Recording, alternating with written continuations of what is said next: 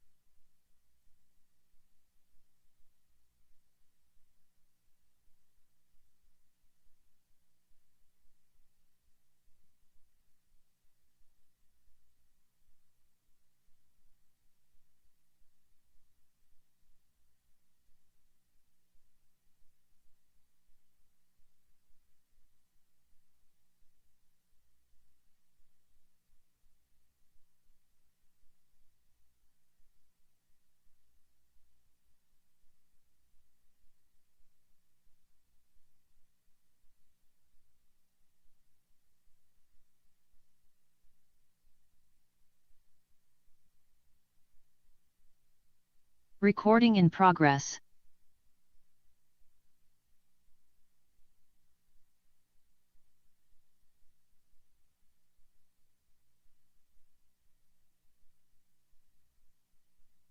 Recording stopped.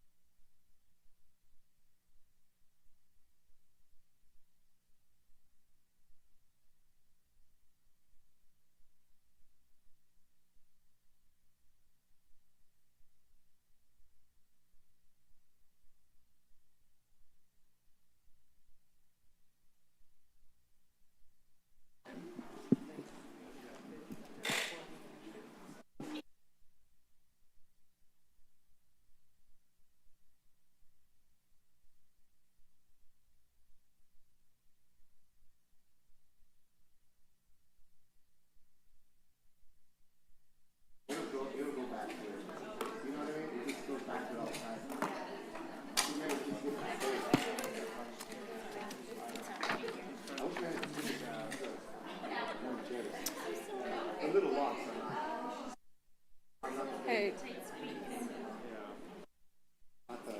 Julia, you can have her start reading the. Is she gonna?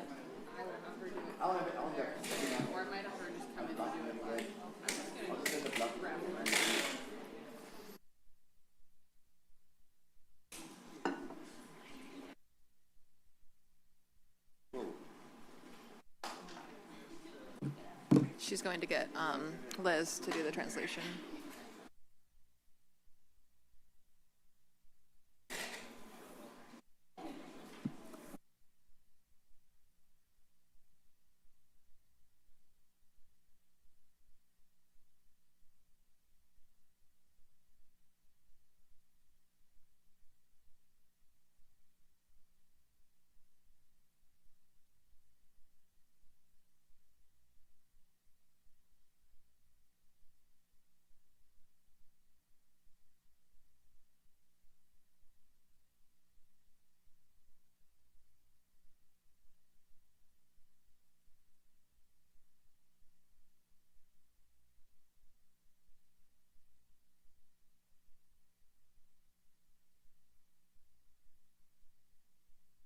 Thank you, everyone, for your patience. We're getting our translator connected.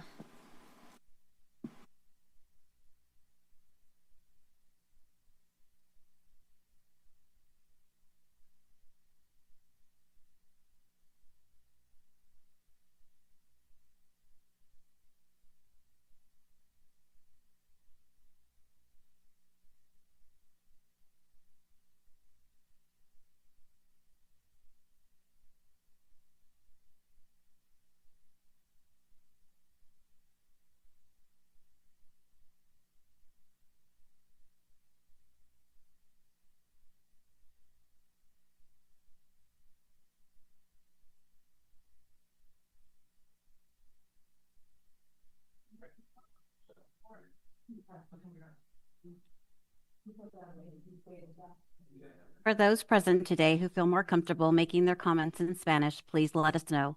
We have someone available who will translate your comment into English. For those who require translation Recording of the whole in progress. meeting, for those present today who feel more comfortable making their comments in Spanish, please let us know. We have someone available who will translate your comment into English. For those who require translation of the whole meeting, please make arrangements in advance with the clerk of the board, either by visiting their office in person or by calling 454-2323. We want to hear from our non-English speaking community, so please do request translation assistance if you feel language is a barrier to your participation. Para los que están presentes hoy, si se sienten más cómodos haciendo sus comentarios en español, por favor, infórmenos. Tenemos alguien disponible que traducirá su comentario al inglés.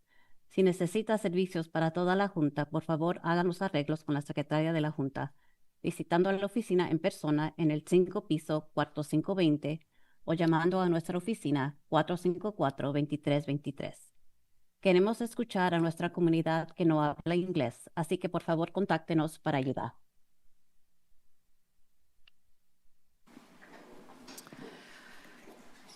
Good morning. I would like to call to order the June 10th, 2026 meeting of the Santa Cruz County Board of Supervisors. Will the clerk please call the roll? Certainly, Chair. Supervisor DeSerpa, Present. Koenig, Here. Hernandez, Here. and Martinez. Here. Next on, we will move on to our moment of silence. Do any of my colleagues have anybody they'd like to recognize this morning? Seeing none, please join me in a moment of silence.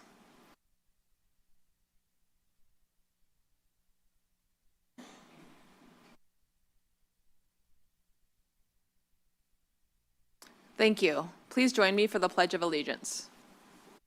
I pledge allegiance to the flag Of the United States of America, and to the republic for which it stands, one nation, under God, indivisible, with liberty and justice for all.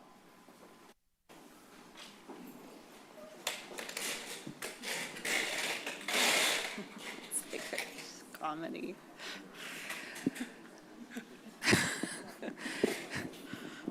CEO Coburn, are there any late additions or deletions to the agenda? Yes, Chair. On the regular agenda for item number 4, we have additional materials. We have added an attachment that will be inserted after page 8. This is containing the 2026-27 proposed budget questions memo.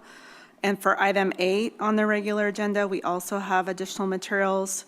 These are corrected attachments that are replacing pages 90 through 91, and the attachment is HSD Cal 2627.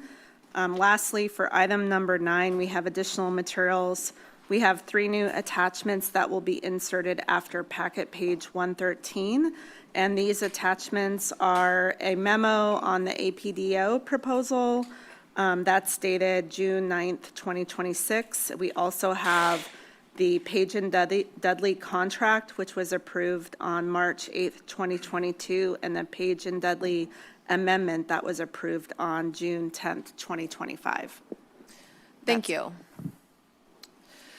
So this morning, we will begin our budget hearings a little differently than we do a regular meeting. We are going to start off by introducing our CEO to give a budget overview with her team, and then we'll be giving our colleagues just an opportunity to make some high-level comments about the budget, if appropriate or if you would like.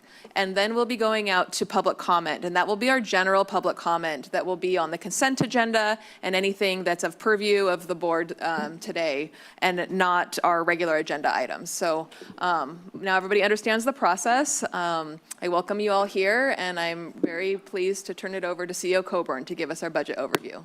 Thank you. Good morning, Chair Martinez and members of the board. So today I am going to be giving a presentation that starts out somewhat similar to what we presented when we kicked off our budget hearings on May 5th, but the budget numbers that we're going to be presenting incorporate our supplemental changes that were recently added for various departments. As I'm joined today across the table, we have here our County Budget Manager, Marcus Pimentel, and Ryan Friedrich, who's a Principal Administrative Analyst in my office, and they're going to be presenting aspects of the slides today. So as a reminder, we have a large audience, so I just want to remind everyone, the county is providing a variety of services, both municipal and state and federal mandated. We are the safety net for the county, providing those services countywide, in addition to more municipal services in our unincorporated area.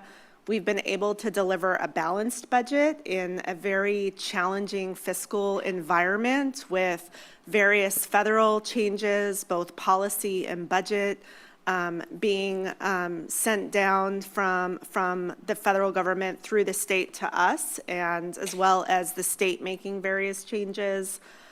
We have in this proposed budget no layoffs at this time, but we are deleting a significant number of vacant positions, which will have various impacts on our services.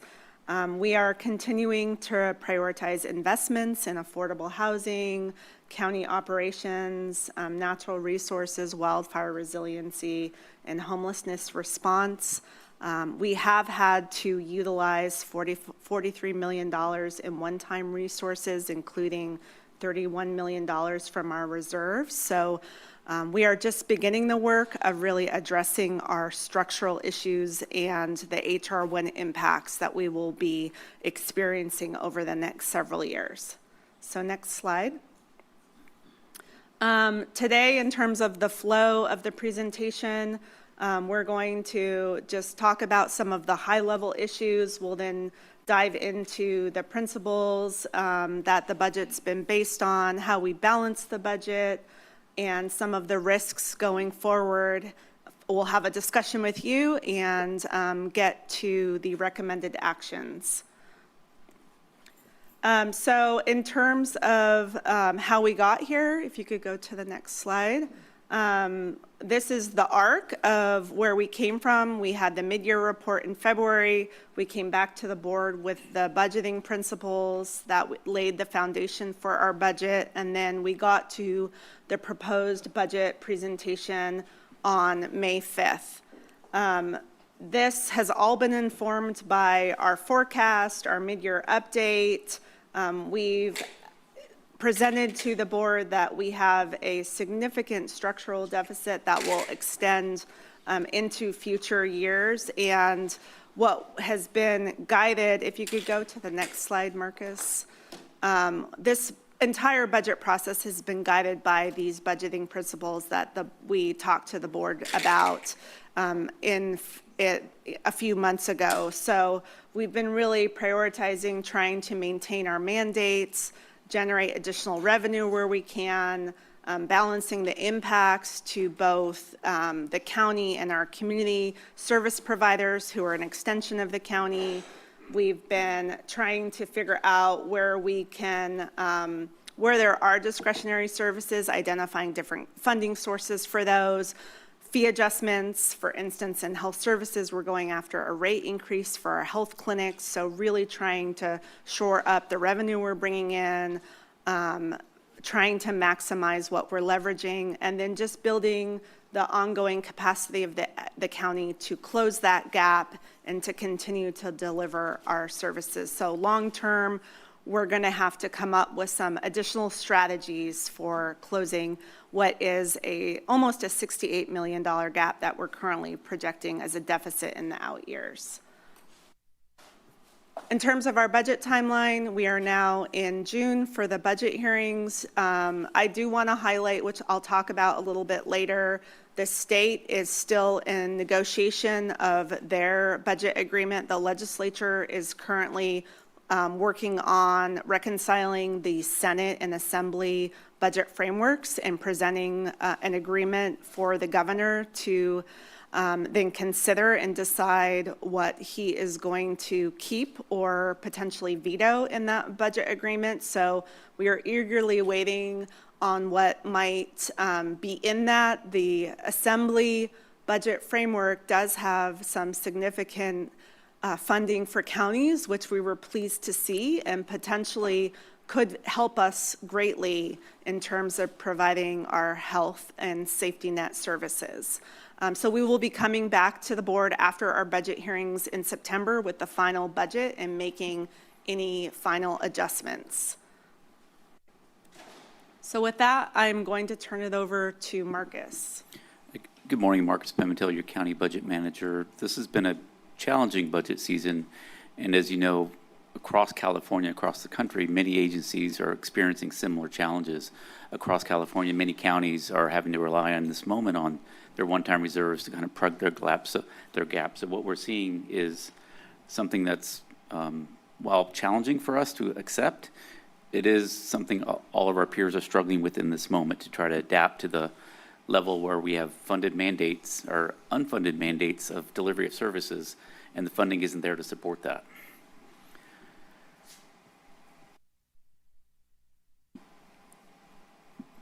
As Nicole mentioned, you've seen this presentation largely on May 5th. We've updated it for the supplemental changes. The supplemental at its highest level added $7.5 million of expenses funded by $7.6 million of revenue. So we had a little bit of a net gain in the supplemental. So it hasn't made us worse. It's effectively we're the same, and that's normal. The supplemental is a place where typically new grant opportunities are recognized and brought in.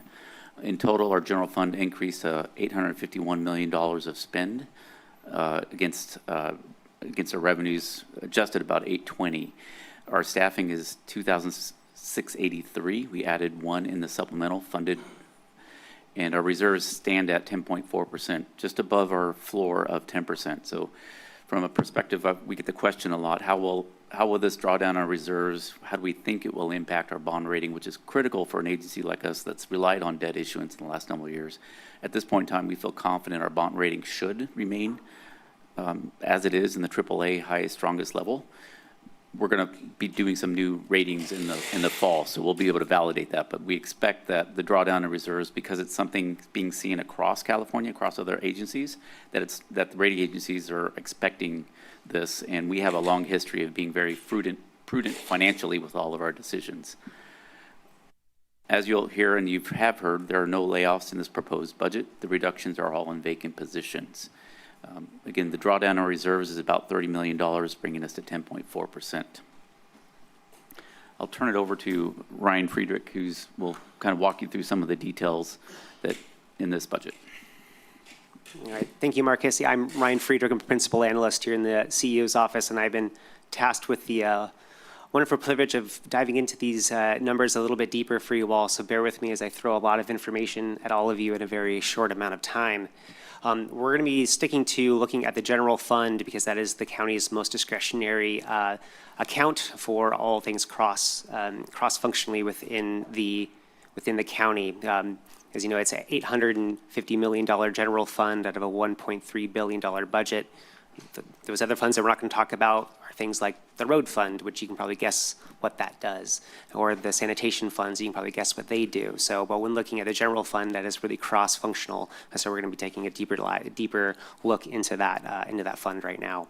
So the general fund is supported by $820 million worth of funding sources, which we can broadly categorize under three main buckets.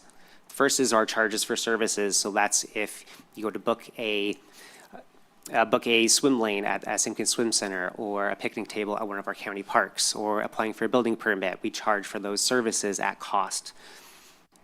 Our tax revenue is our local tax revenue, so that's property taxes that we pay, that's sales tax, that's transit occupancy or hotel tax that we all pay into our county government coffers. And then lastly, our biggest chunk of local revenues is what we get through intergovernmental funds, which is a fancy word for saying funds that we get from the federal government and from the state government as well. And we'll talk about this a little bit more later when we talk about risks in the general fund, but this being our biggest funding source, it's also lately been our most unreliable funding partner. So it's something to really flag as we look at how we're seeing decreases in our intergovernmental funds, that are really offsetting any local tax revenue that we have been able to increase within our budget. And overall, we're just seeing a really flatlined within our county revenues throughout this budget season. Next slide. Want to take a moment to just show our schedule of our use of Measure G and Measure K. These are sales tax measures that have been passed. The first one, I believe, in 2018, the second one in 2024. These have really been a lifeboat for the general fund over these past few years, as we've seen really increased costs really begin to hit our expense ledger. So you'll see our Measure G general fund support of 10.3 million, and then Measure K, which has a few more programmatic uses that we wanted to just highlight in more detail, showing that these are all intact, and we can go into further details if the board requests. This slide is one of our really crux pieces of information when it comes to presenting how our general fund works. You'll see that everything that is in gold and that is in red are one-time sources or are really discretionary local tax revenue that the county can use for pretty much any service that our policymakers really want us to pursue. And so we really wanted to highlight and really zoom in on those gold and red bars to show how exactly our local revenues are allocated across these different functional areas. And we can see that the majority of those funding sources, those local general fund sources, go to public safety and justice, particularly because there really isn't a lot of outside sources, really outside funding for these services. So the state and the feds really say, law enforcement, that's a local issue. Whether that's through the sheriff's office, whether that's through the district attorney, or whether that's through public defense. It's really considered a local issue. Health and Human, while those departments are our biggest departments within the general fund, they tend to be highly leveraged, and we'll talk a little bit more about that in a minute. So that's why, though they are the largest, they don't necessarily receive the most amount of general revenues. And then when you add those two functional areas together, both public safety and health and human, that accounts for 88% of our local discretionary dollars going to those areas, leaving just the remaining 12% to go to our planning department, to go to our act commissioner, to go to county council, to go to our auditor controller for their services. A big theme of our budget season this year is really talking about and really exposing a structural driver that's driving our deficits and our forecasts. And that really has to do with the increased cost of living that's driving up our labor costs. You see an 8% growth in our negotiated salary and benefit increases, just vastly outpacing our local revenue sources to keep up. And so that is something that we are going to be really focused on over these next few years and really trying to right size and really restructure ourselves to where we can absorb those costs. Because we're really seeing a manifest of how local cost of living is really impacting local wages. And we want to be able to be a good employer for our staff and really give them a chance to live and work in the community that they serve. And doing so, though, just simply outpaces the revenue sources that are available to us. As mentioned earlier, Health and Human Services accounts for the vast majority of our general fund. You can see here that 93 cents to the dollar that is spent on the general fund is leveraged through outside funding sources, leaving just a small remainder leaving on our general revenue sources for that. While public safety, on the other hand, is 62 cents to the dollar, needing general fund sources in order to provide those services. Lastly, when we talk about staffing, it was mentioned earlier by CEO Coburn that there are some deletions in this budget related to vacant positions, and you can see the distribution of where those positions are being taken back from. The vast majority of them coming from Health and Human, a lot of which is related to impacts from HR 1. This doesn't also include account that currently right now the county is under a hiring freeze.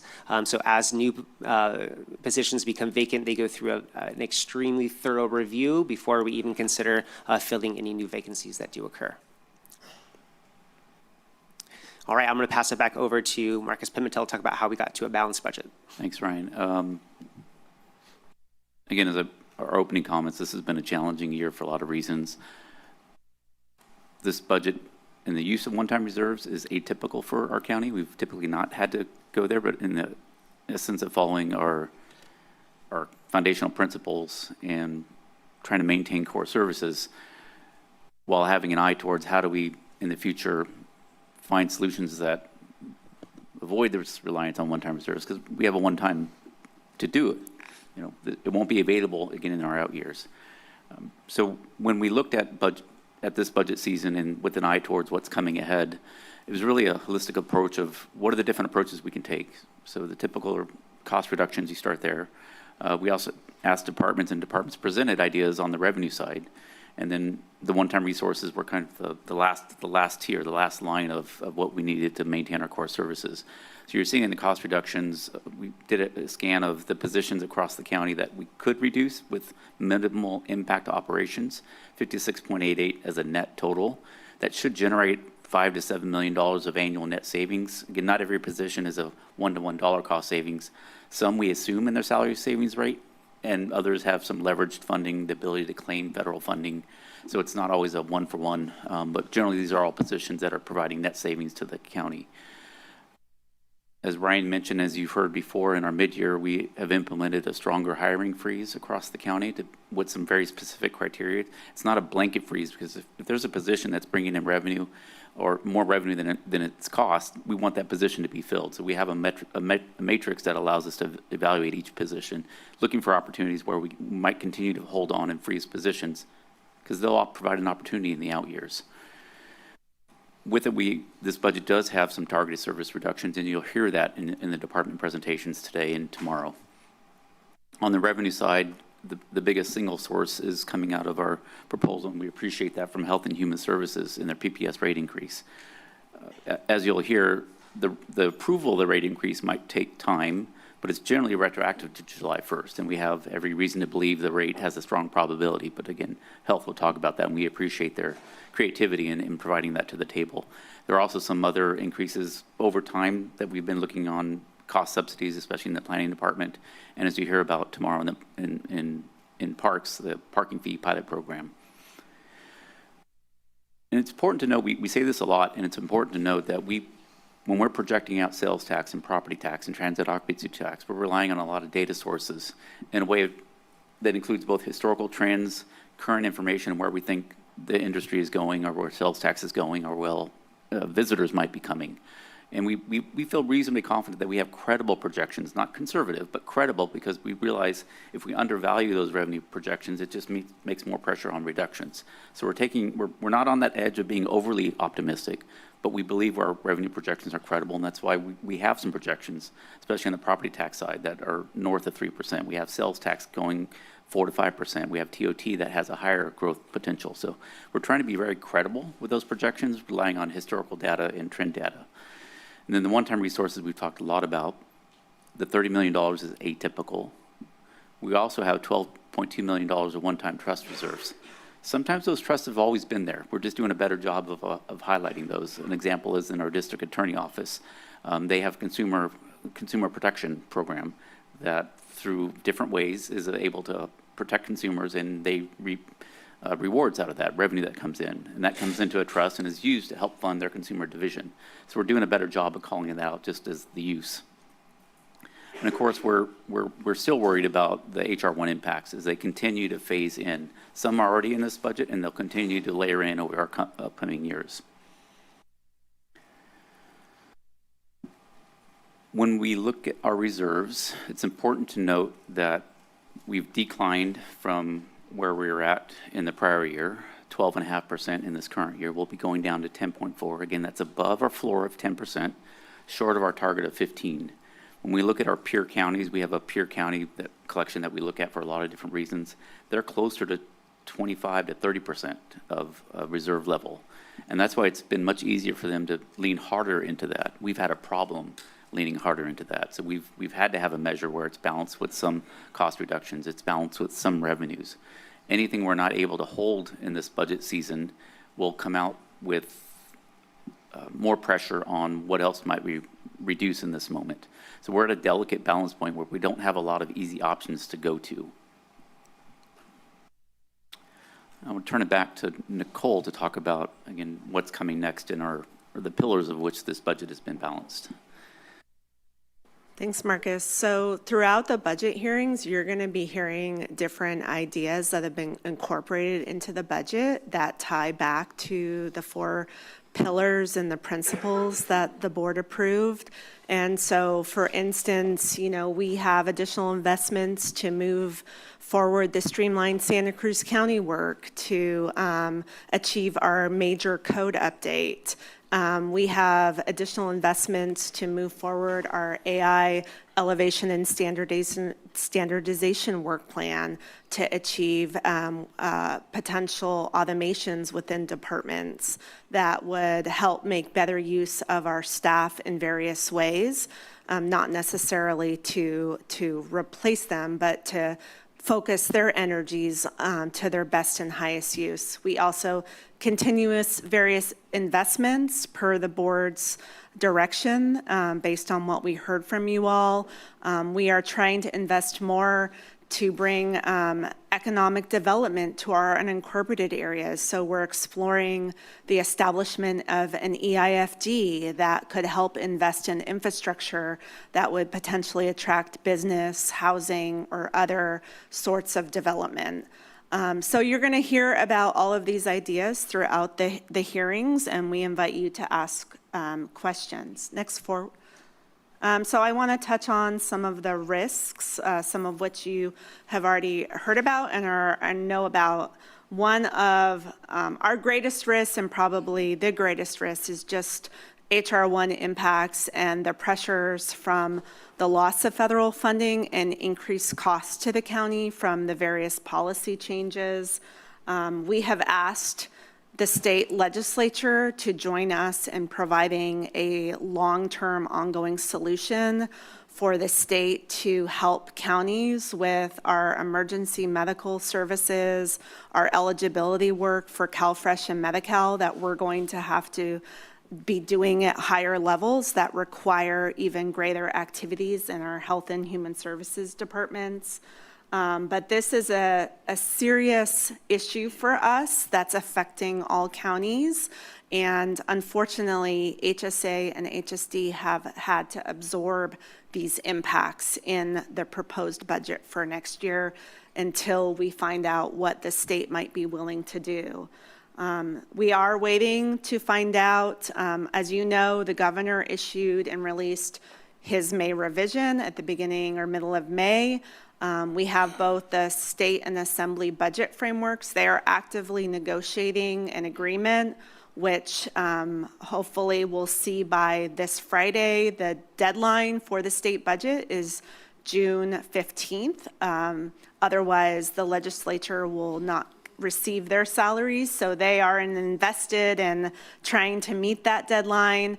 We are hoping to see more funding for counties out of that agreement, hopefully on the emergency medical care services side for medical care for the indigent. There's a state proposal called the PATH proposal that would help us.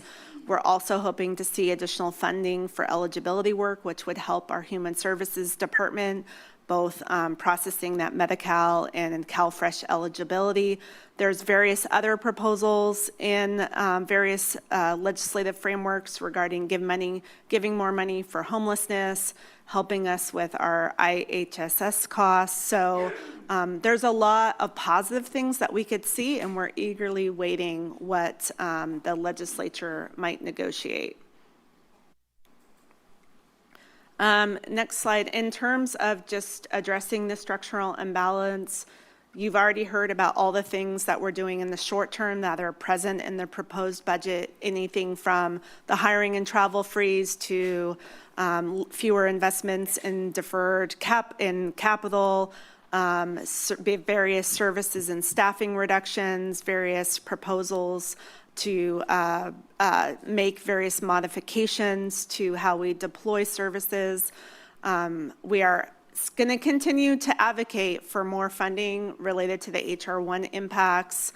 I think that will be an ongoing thing as we get a new governor with potentially different perspectives on this. We are going to have to continue to look at whether it's consolidations or restructurings within the county to reduce our costs. We will also have to look at various revenue enhancements. We are seeing what other counties are doing in terms of bringing in additional sales tax revenue or other sorts of taxes to help both with ongoing costs and the HR1 impacts, and we are no different. We're going to have to be looking at that too. And then there's the sales tax allocation reform issue that we're working on to try to see if anything is feasible there.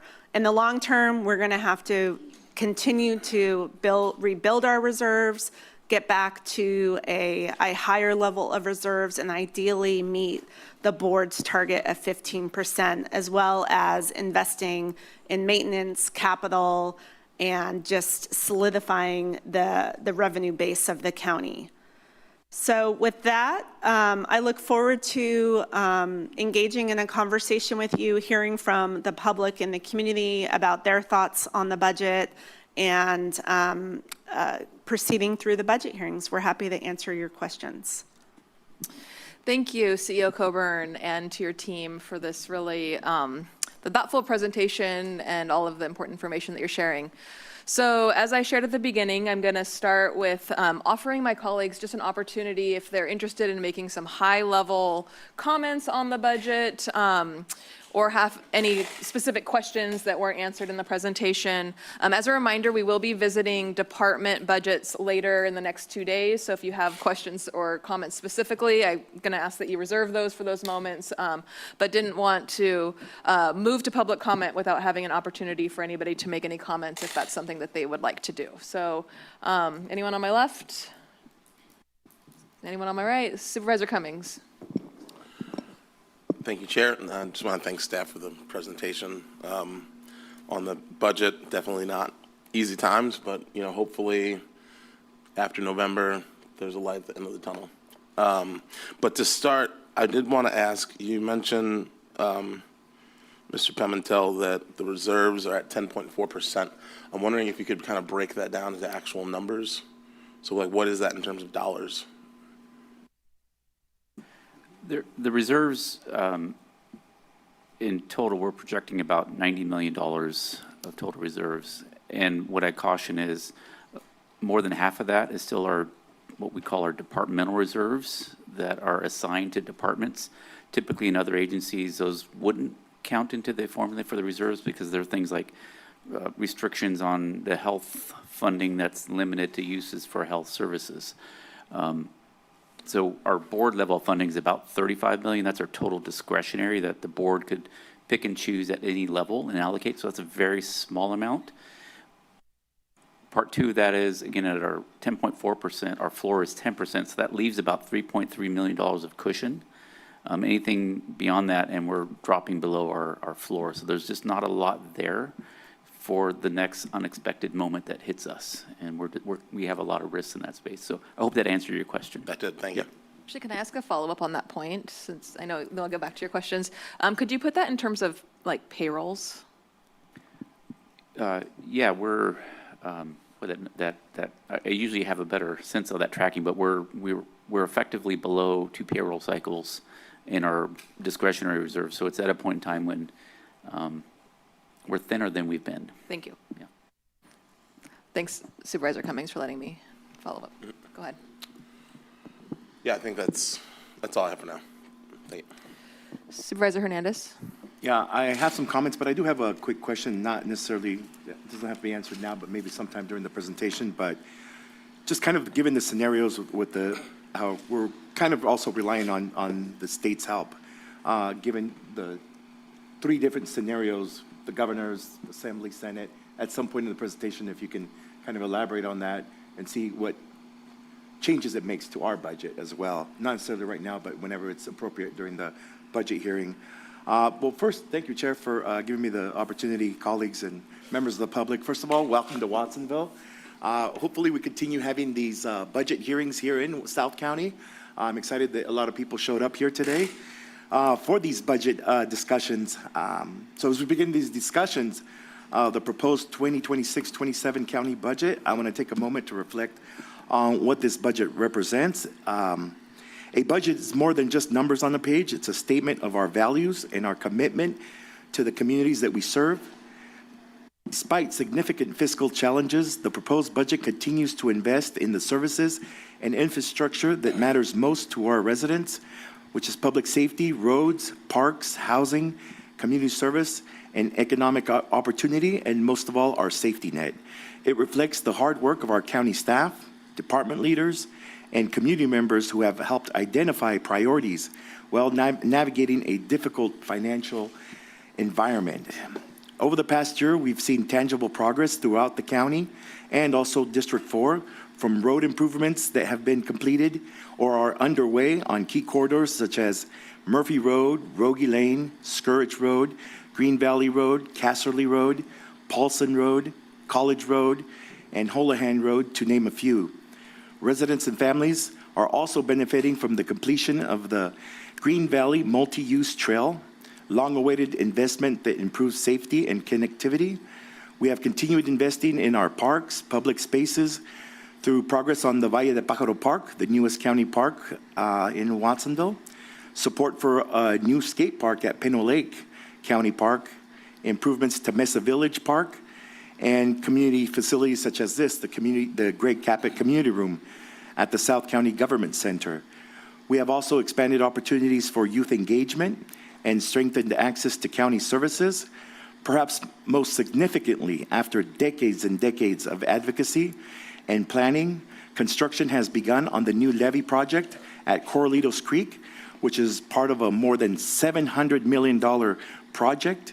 The Pajaro River Flood Management Project is a historic investment that will provide greater flood protection for thousands of residents, businesses, schools, and agricultural workers throughout the Pajaro Valley, and it represents one of the most important infrastructure projects in our region's history. As we review this budget, it's important to recognize that these accomplishments are a result of strong partnerships, community engagement, and strategic investments. I look forward to working with my colleagues to ensure this budget continues to reflect our shared commitment to serving the people of Santa Cruz County responsibly and effectively and under the lens of equity. Thank you. Thank you. Supervisor Koenig. Thank you, Chair, and thank you to our CEO and staff for a great presentation, very thorough, and for all the work that you've done to balance a very difficult situation. I mean, it's clear that just since this picture first emerged in February, there have been a lot of discussions with all the departments about how to preserve service to the public while still dealing with these challenges on all fronts. I will say, I think the guiding light for us should be to preserve service to the public and not necessarily county positions. While absolutely, we value the work that every county employee does, and not everyone directly impacts service to the public in the same way. And the fact of the matter is we're going to have to adapt to this new fiscal reality in the coming years.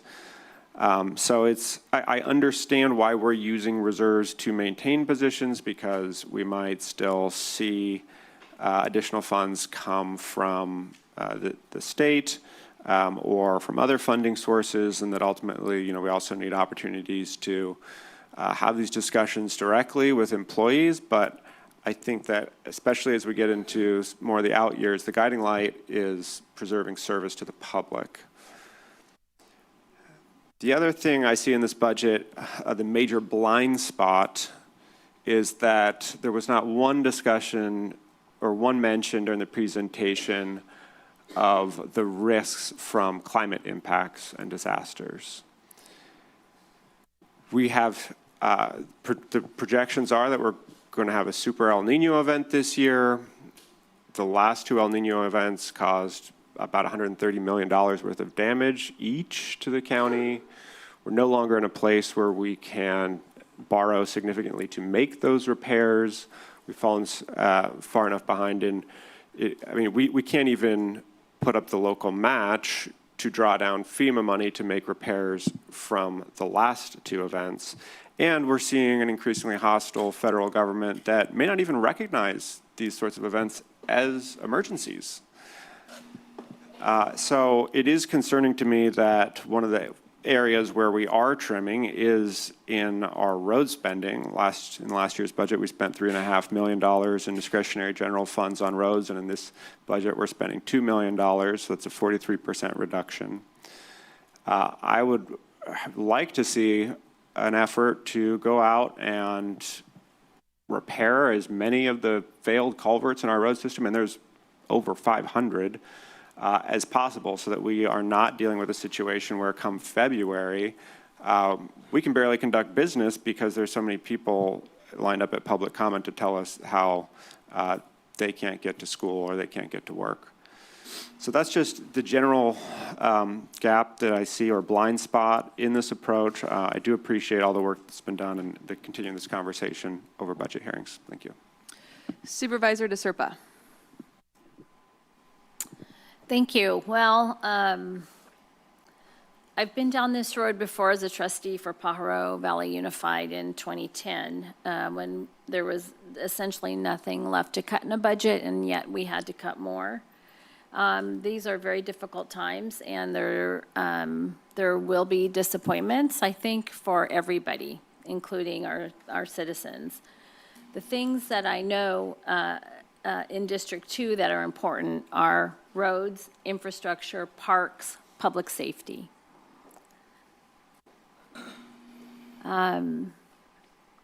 We are facing a crisis in healthcare in our county, of which we've never seen before. We've got Dignity Health, which has lost most of their primary care physicians. We have a hospital here in Watsonville that we need to survive, which is having a very difficult time financially. And in all ways, even in our FQHCs, we're facing deficits. So this is not just about our county. We're feeling these cuts everywhere, particularly because of HR 1, like our CEO said. So I would continue to support keeping our reserves above 10%. I think it's very important to have those reserves in case we have another emergency like Marcus was talking about. We have extreme fire risk related to climate change and torrential rains that potentially we're expecting this winter.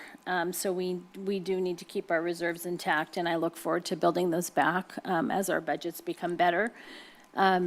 Many of you know that your Board of Supervisors goes to Sacramento often to advocate, or maybe not often, but when it's important, we go to give testimony, to advocate for positions that will help our county. We have one of the lowest revenues in the entire state. Out of 58 counties, we're 5th from the bottom in terms of our general fund revenue. We say that a lot because we need to keep reminding people of that. And we need, as a county, to encourage and support ways to build our revenue, and that is economic development. So to the extent that we can increase our TOT, increase our property taxes, not for those who already have things, but to continue building and infill in neighborhoods where it would be important for not only for affordable housing, but for the county to receive property taxes, we need to do that. So I thank all of our staff for their hard work. I know that balancing this budget this year was not easy. I am concerned about kicking the can down the road because we are looking at huge deficits next year. So I do think anywhere we could continue to shave budget this year will help us in the future. So with that, I'll turn it back over to Supervisor Martinez. Thank you, Supervisor DeSerpa. I also want to extend my welcome to everybody who's joining us in the room today and on our virtual session. We have a packed house this morning, and we intentionally scheduled this meeting in Watsonville, and this is what we were hoping for. So I'm very pleased to see so many people engaging in the budget hearing this morning. Thank you so much for being here and for tuning in. I agree with Supervisor Hernandez in saying that our budget is a reflection of our values.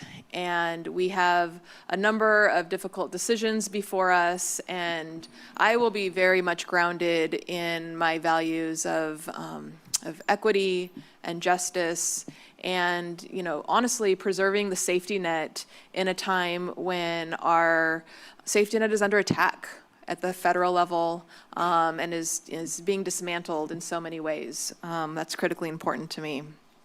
And I also want to just recognize that we have a workforce that is working incredibly hard, and in many ways is bearing the brunt of a lot of these decisions. When we say that we are eliminating vacant positions, that's not nothing. That is jobs that were there for a reason, that aren't getting done, and there's a workforce that needs to step in to fill that gap. And when we have a hiring freeze as well, it means that each one of our staff members have to step up, and I want to extend my gratitude to that, because, you know, I agree that public service is what we're here for, but it's very hard to do public service without county employees. So I'm going to be working very hard to preserve our workforce while we work to come up with a long-term plan to fill our budget gaps. I agree that we need to be doing some right sizing and some planning around our long-term revenues. You know, as Supervisor DeSerpa said, have been to Sacramento a couple of times. We'll be back because we are incredibly dependent on the decisions that happen at the in our state legislature this next couple of weeks and throughout the next couple of months. And additionally, we're going to be looking at other ways of filling our revenue gaps. And so we're doing that with our mandates in mind, so we can continue to deliver public service, with our safety net in mind, as well as our infrastructure, you know, the infrastructure that each one of us needs to live the quality of life in Santa Cruz County that we hope for.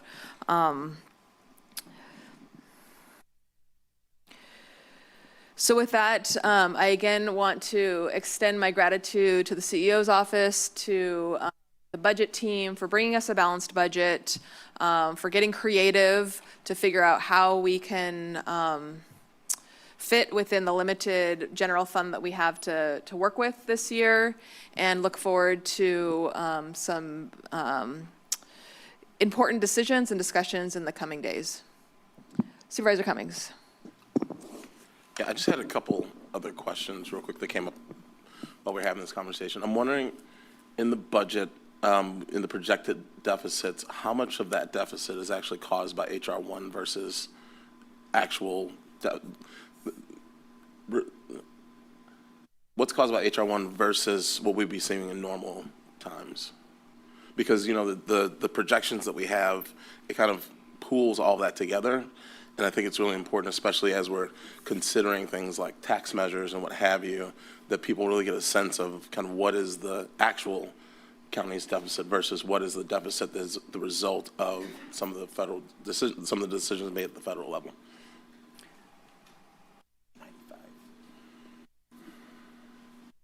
Everything's complicated, but I would say the forecast is minimally impacted by HR 1. We feel in this budget, you've seen the reductions are largely in health and human. That's largely a direct correlation to their current value of HR 1 and other impacts that they're having. So right now we've taken that into consideration. So it's not the key driver in our forecast. It's a minimal impact, and we can probably discuss that at further length for sure. Our risk of federal funding is probably an equal value in our forecast, meaning what is our credibility for being able to recover from future FEMA recoveries. So in the forecast, we value certain risks in different ways. So I'd say collectively, the federal government poses both an HR 1 risk, but also other funding risks. But unfortunately, HR 1 is not the key driver in our forecast. So I guess what is the driver then? It's just cost of living? Yeah, it's largely the county's current size of our operations. And somewhat, I mean, we're seeing erosion. We've talked about the erosion of, there's two things right on the revenue side. There's we are systematically underfunded when it comes to things like our property tax, and we're receiving pennies on the dollars compared to our peers. A couple years ago, we just did analysis of what if hypothetically we had Monterey County's allocation, no change in how much taxpayers are paying, but just the allocation of Monterey County's property tax rate. For us, that's valued at $35 million annually of revenue that would be in our general fund. So if we just had the same allocation as Monterey, we would be in a much stronger position. We've also seen erosions in revenue streams because of changes in consumers, right? So sales tax is an example, and not the only one, where consumers are making a choice to buy more online, which can often result in three things. One, there's a sales tax that's being now attributed to an online sale in another county, and that's staying there. Or a warehouse where it's being delivered from, and so that sales tax isn't coming to us, it's staying in where that warehouse lives. Or it's staying in the county, but we're not getting it because of some old antiquated methodology in how sales tax is allocated within county. So there's erosion in the tax base, there's erosion in how we funded the renovation of the board chambers with PEG fees that are largely old legacy cable franchise fees. Who has a cable anymore? Who has a phone in their house anymore? So a lot of those revenue streams are being diluted. So that's part of our challenge. Okay. No, it's helpful because I think what it really highlights is that we really need to be working closely with the state to figure out how we can shift revenue streams. I mean, we know that retail's going down. We no longer have cable. We no longer have landlines, and that's kind of what we were dependent on historically. And so I think it really is important that, after these budget hearings, we really, and maybe this is something that we can put on the board's agenda for us to form a subcommittee or have some kind of conversation around what are these new, what types of creative opportunities are there for us to create new streams of revenue and taking that to the state. Because with streaming services, now it's shopping online, we need to figure out how we can get, and with cell phones, we need to figure out how we can get more revenue back in the community. And given that some of these deficits are not being caused by HR 1 largely, it's really it really emphasizes that we need to start being creative, like yesterday. Yeah. So, and I'll just say that what I'm hoping through this budget is that, there's an opportunity for us to take some risks. And because, I feel in the coming years, hopefully in the coming months, we'll see a sea of change at the federal level. And when we have to make hard decisions, if we can put those off and get creative in the short term, then maybe we can save ourselves in the long term. So appreciate the presentation and look forward to trying to work creatively with you all to figure out how we're going to keep ourselves funded moving forward. And Chair, if you don't mind, I know Supervisor Hernandez asked about the impacts of the state budget and the Assembly bills and the Senate bills that are all kind of competing right now. Again, I think we've seen the value that the Assembly and Senate bills have more opportunity for counties, but we don't know the details of that, what that means for Santa Cruz County, and we may not know for a couple months. The governor, the state is held to adopt their budget on Monday, June 15th. But the realities of that budget won't tell us anything yet. It's the trailer bills in July and August that will inform us in the budget junior bills. So we have a process where we collect and capture that information in August from departments, and I would expect this is a year where we're doing a specific presentation about that, either before the September 29th action or on the September 29th action. So I wish we can give you better details about the specifics of the measures and how that relates to us at the County of Santa Cruz, but the departments might be able to give you some estimates, but right now we're really limited in that. But it's a great question. Thank you. So at this point, we're going to transition to public comment, and our public comment is going to be on anything that's on the consent agenda, which is items 10 through 38, as well as anything else that is of purview of the board that isn't on today's agenda. If you're here to speak on a health agenda or health budget, human services budget, or the public defender budget, all three of those will be held independently today, and there will be the appropriate time to speak on those three budgets later today. If you are here to speak during public comment, can you please raise your hand so I get a sense of how many people are here? And how many people are on the phone? Currently, we have 66 attendees, but only 2 people with their hands raised right now.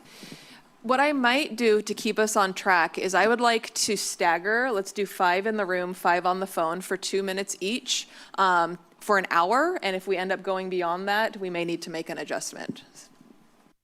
So if you're on the phone, please raise your hand so we know to call on you. And if you are in the room to speak, please join a line 5 at a time.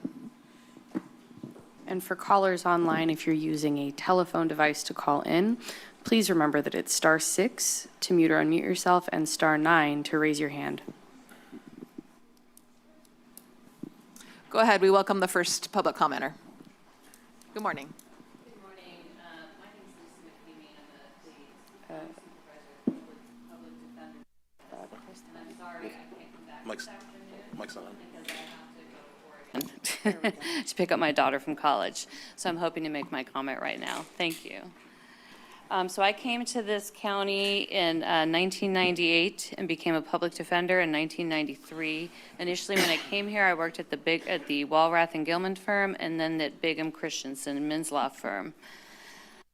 And I've been in this county ever since. In 1997, the Bronx Defenders created the nation's first holistic office. Their model addressed the full range of challenges facing clients, addressing the root causes of recidivism. When Santa Cruz County created its new public defender's office in 2020, Heather Rogers brought that model here. Heather's goal was simple: represent the whole person, not just the crime. Today, Holistic Defense is not a separate program in Santa Cruz. It's the foundation of our office.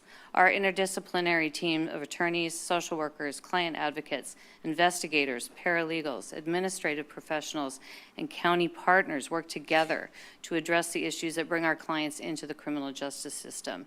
It has made a world of difference, and I'll give you an example. I represented a client who entered prison at 19 years old, right after the 3 strikes law was enacted. He spent the next 27 years cycling in and out of prisons and jails due to serious mental health and substance use issues. But we were able to break that cycle. Our social workers connected him with a long-term dual diagnosis treatment program. He successfully completed that program and became a certified drug and alcohol counselor. That is what holistic defense looks like. It saves lives, it strengthens public safety, it stabilizes families, and it reduces the costly cycle of incarceration.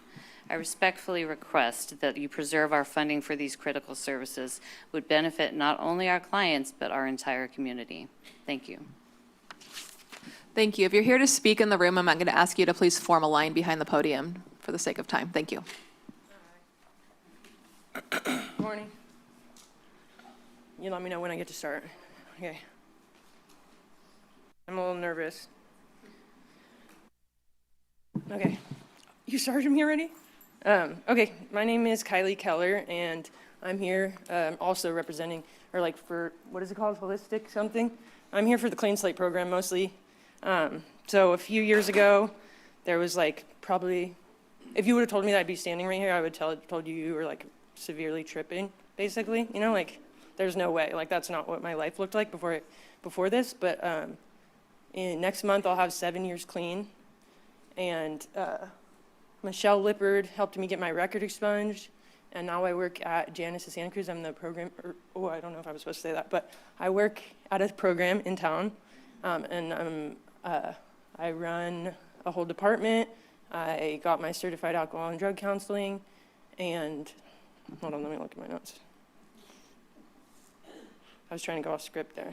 So basically, yes, I struggled with addiction. Obviously, I had a criminal record, an extensive one. I hurt the people I loved. I disappointed myself. And I carried like a lot of shame about it, basically. And like, this, I don't know if everybody like realizes how important this program is, but like, when people, let's see, like when you get sober, like you need that hope. You need something to work towards. Otherwise, you're gonna be like, I'm not gonna keep. I feel like I'm owed 9 seconds here. Hold on. Basically, it's going to come up every housing application, every job application, whatever you need to do. Like, that's going to be a barrier. And if you don't have that motivation, there's no reason to go back for it. There's no reason to, like, go for a new life. You can go back to your old life.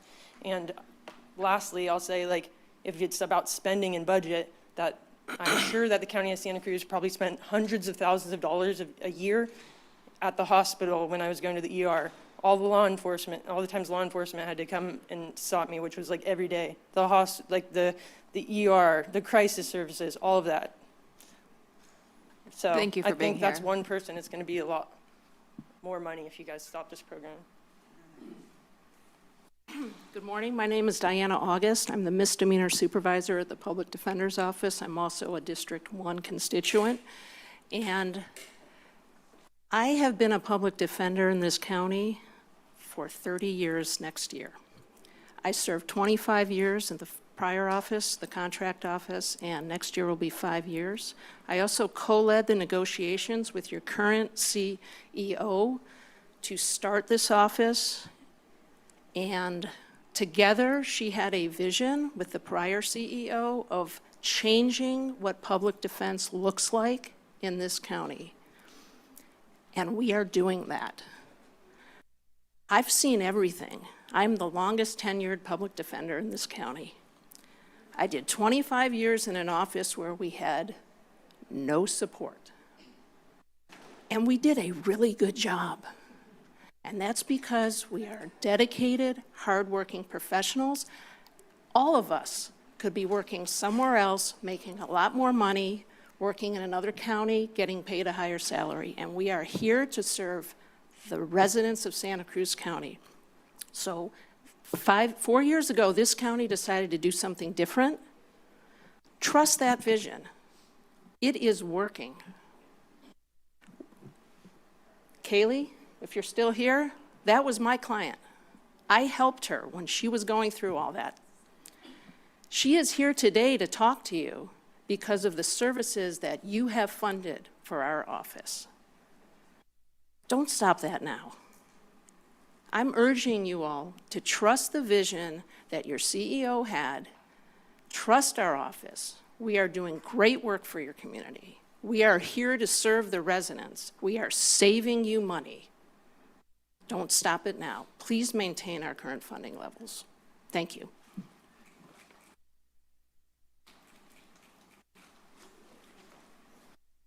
Good morning, everyone. My name is Mike Kittredge. I'm the Homelessness Prevention and Intervention Services Director at the Community Action Board.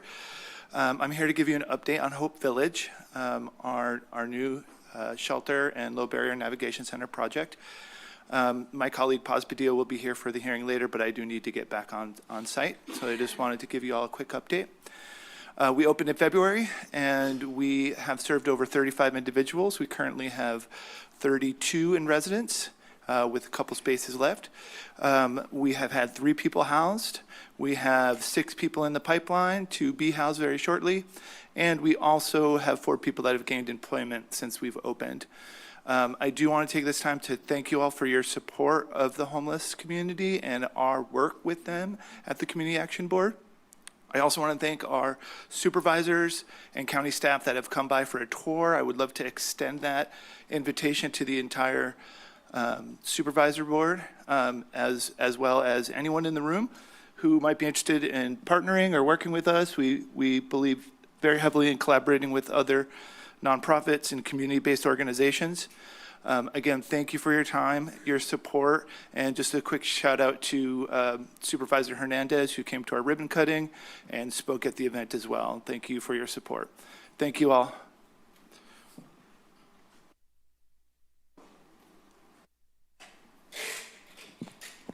Good morning, Chair and members of the Board of Supervisors. I will be commenting now as I will be leaving to do some community service outreach. My name is Nora and I am from the CalFresh, I am a CalFresh specialist for the Second Harvest Food Bank. Every day I work with families, seniors, students, immigrants, and individuals experiencing homelessness to help them access food assistance and other essential resources. Through outreach, application assistance, and case management, I help connect community members to benefits that reduce hunger and create stability during some of the most difficult times in their lives. I'd like to share one story that illustrates why this work matters. During a food distribution at E.A. Hall Middle School, I met a woman who seemed hesitant to speak with me in front of others. I offered to call her privately later, and she agreed. When I spoke with her, she shared that 7 years with the same employer, she experienced workplace harassment and led to a mental health crisis. She was forced to take unpaid medical leave and suddenly found herself without income. She had never imagined she would need assistance and assumed she would not qualify for CalFresh. After completing a pre-screening, I determined she was likely eligible and helped her submit an application. She was approved for $465 for the application month and $785 in ongoing monthly benefits. When I called to tell her the news and explain how to obtain the EBT card, she became emotional. She told me she had come to the food distribution because she had no food left in her home and did not know how she was going to feed her children. For the first time in her life, she was experiencing food insecurity. Her story is not unique. Across Santa Cruz County, more families are finding themselves one unexpected crisis away from needing help. These programs do more than provide food. They provide dignity, stability, and hope. Every dollar investment helps ensure that eligible residents receive the benefits they have earned, reduce hunger in our community, and strengthen the health and well-being of families throughout our community. When CalFresh Outreach is funded, families don't have to choose between paying rent and buying groceries. Parents don't have to wonder where their next meal for the children will come from, and people facing life's hardest moments can focus on recovering instead of hunger. Thank you for the time, your leadership, and your commitment to supporting the residents of Santa Cruz County. Thank you. So in order to be in compliance with SB 707, which ensures that people can attend public meetings both in person and virtually, we are going to transition to take 5 remote callers and then come back to the line and take 5 of you here, and we'll continue to do that throughout the rest of the hour that we set.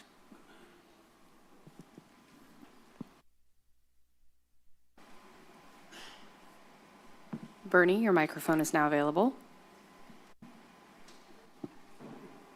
Good morning, Chair, Board of Supervisors, staff.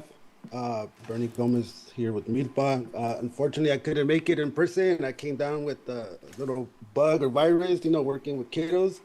You know how that goes. And I wanted to mention, I appreciated the point that was made earlier about being values driven, right? So I hope that throughout these discussions, you really look deep into like your moral compass and just your analysis, right? Do some critical thinking and and just ask questions and get information, right? And listen to the public as well. But I also want to highlight the consent agenda item number 36, I believe it is, which has to do with looking at it with the district attorney's office. And I just wanted to highlight that it is a $28 million budget and it's on consent, and there is $1.6 million of one-time revenues being allocated to the department. And I would want to just know kind of like where is that going, and what is the current status of the district attorney's office, just because it's part of the public safety department and you have every other public safety department doing its presentation. So, but I'll leave it at that. Thank you, and looking forward to having a robust discussion.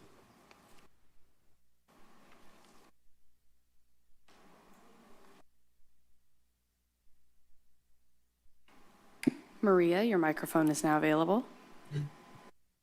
Good morning, board. Thank you for coming to Watsonville. My name is Maria Perez. I live in District 4 and work for Regeneración Pájaro Valley Climate Action.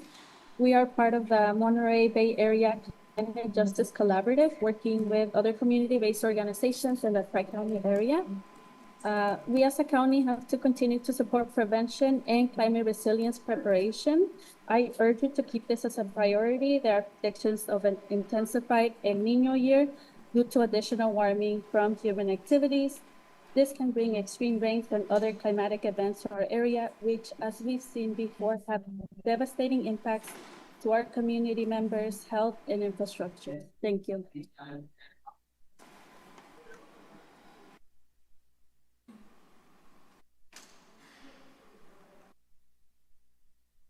Stephanie, your microphone is now available.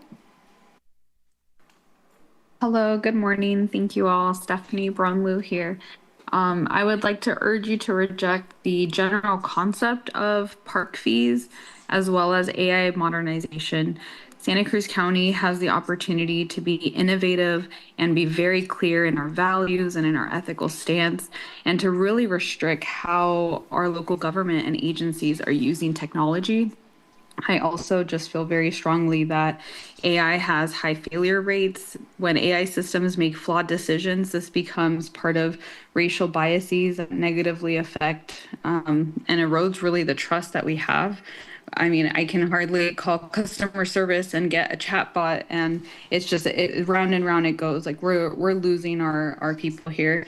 Revenue projections and historical trend data that you were mentioning, I mean, it really hurts my heart to think that the hard work and heart work that our county park and county park friends has done to bring dollars into our region and dollars into our local parks to make it a case for it being something accessible of, by, and for the people that we're serving, and to now suddenly have to have that be a judgment call of $5 for gas, $5 for milk, or $5 to take my child to a state park.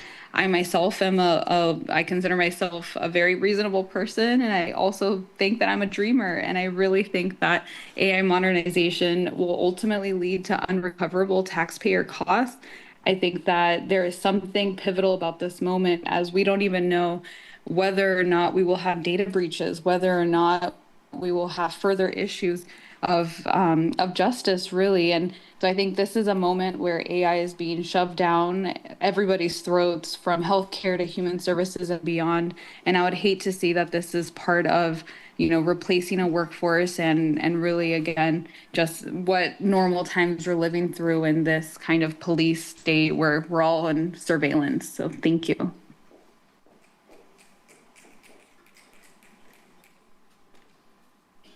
Austin, your microphone is now available.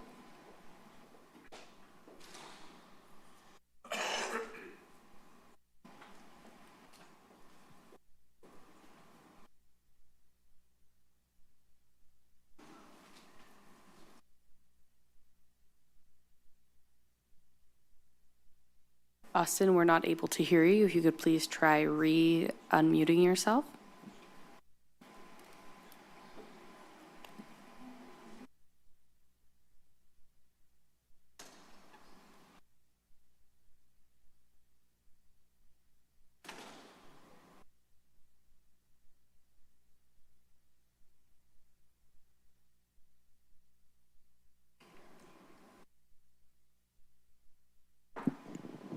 Austin, we're still unable to hear you. You might need to adjust the volume on your device.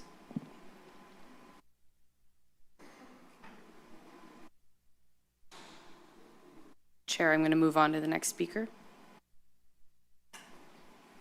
Patty, your microphone is now available. Good morning. Can you hear me? Yes, we can. Good morning, members of the board. My name is Patty Quillen, and I'm a resident of Santa Cruz County. I serve on the advisory board of Smart Justice California, an organization that educates and empowers policymakers to champion meaningful criminal justice reforms and promote safety, human dignity, and healthy communities. I'm here today to urge you, as other speakers have, to keep our public defenders Office Holistic Defense Program intact as you make your budgetary decisions for the coming fiscal year. As others have said, this is a model for what public defense can and should look like. The positive outcomes from wraparound services don't just change clients' lives, the outcomes ripple outward and strengthen our entire community. I understand the fiscal pressures you're facing are serious, and I've read that a few different proposals were considered, and I believe the current proposal for an alternate public defender's office is the best choice. This would critically preserve the holistic services that address the root causes of crime rather than simply punishing people after the fact. The county has built something worth protecting, and I hope you don't let the budget pressures undo 4 years of progress. Thank you.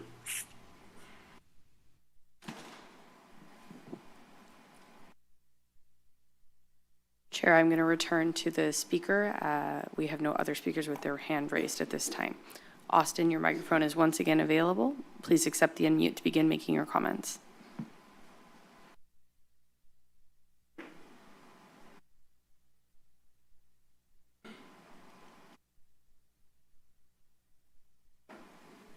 It appears the speaker is unable to connect. Thank you. And will you confirm that that's the final online caller? Yes, we have no additional speakers online with their hand raised at this time. Thank you. I welcome you to proceed. 2 minutes. Good morning, community board members. My name is Claudia Melendez, and I am a case specialist at Second Harvest Food Bank, Santa Cruz County. I work directly with community members to help them access safety net programs such as CallFresh, CallWorks, and Medi-Cal. In a county where the cost of living continues to rise, these safety net programs are essential in helping individuals and families meet their basic needs. Today, I would like to share the story of an elderly couple I met while conducting outreach here in Watsonville. This couple were living on a fixed income, struggling to afford food while also keeping up with their mortgage, utilities, and other expenses. Like many seniors in our community, they found themselves having to make difficult decisions between paying bills and buying groceries. At first, they were hesitant to apply for CallFresh due to many inaccurate information that they had heard over the years. After meeting with them, I helped them apply for CallFresh benefits and connected them to additional resources available through our community partners. The support they received helped release some of the financial pressure they were facing and allowed them to access nutritious food without sacrificing other essential needs. This couple's story reflects the reality of many residents here in Santa Cruz County.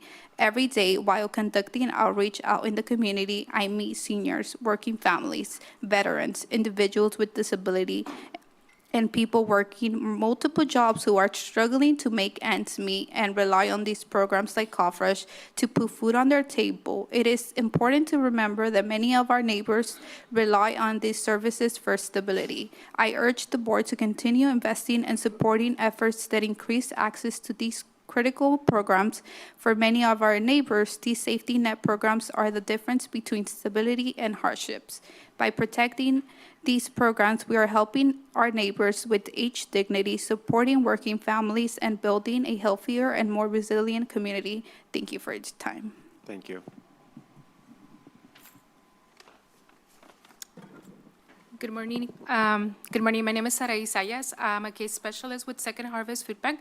I'm here today along with staff for Second Harvest Food Bank just to ask you guys about making sure. I know budgets are tough right now, right? And everything is suffering, but let's remember about our community members, the people that we work daily. I have personally taken the time to visit each of your district and assess community members up there, and the need is immense. And as cuts, I know, it's budgets are tough, but we need to remember who we serve, and we serve community members. So I'm here today to share the importance of my work and my team's work in the community. As case specialists, we're considered to be the first responders when it comes to community needs and questions related to CalFresh, CalWorks, and Medi-Cal.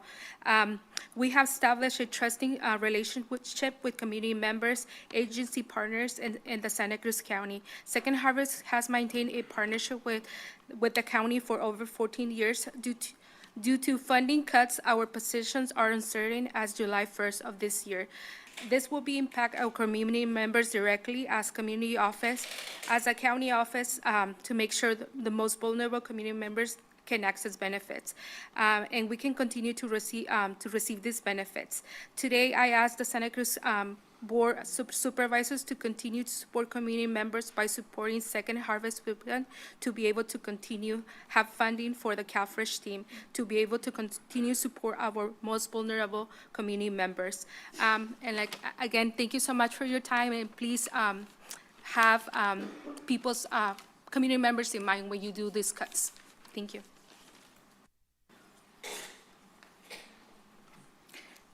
Good morning.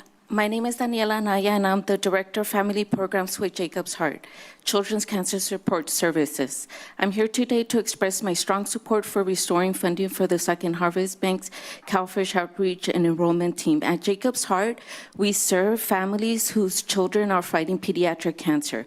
Every week, we deliver groceries and diapers directly to approximately 110 families throughout our communities. As many of you know, the cost of groceries and diapers has increased significantly, creating even greater financial strain for families already facing medical, emotional, and economic hardships. Our partnership with Second Harvest Food Bank is crucial to our ability to provide this support. Through their food distribution programs and the work of the CalFresh Outreach Team, families receive access to nutritious food and critical resources. I cannot tell you how many times parents have shared with me how meaningful these deliveries are. After spending long days at the hospital attending treatment, meeting with doctors, and caring for a child with cancer, the last thing many families have the energy and resources to do is go grocery shopping. Knowing that food and diapers will arrive at their doorstep provides relief, dignity, and one less burden for the families to carry. The CalFresh Outreach Team does more than connect people to benefits, they connect families to stability. I respectfully ask that the Board of Supervisors restore funding for the Second Harvest CalFresh Outreach and Enrollment Services through the general fund. Second Harvest has consistently shown up for our community, and today I ask that we show up for them. Thank you for your time and consideration.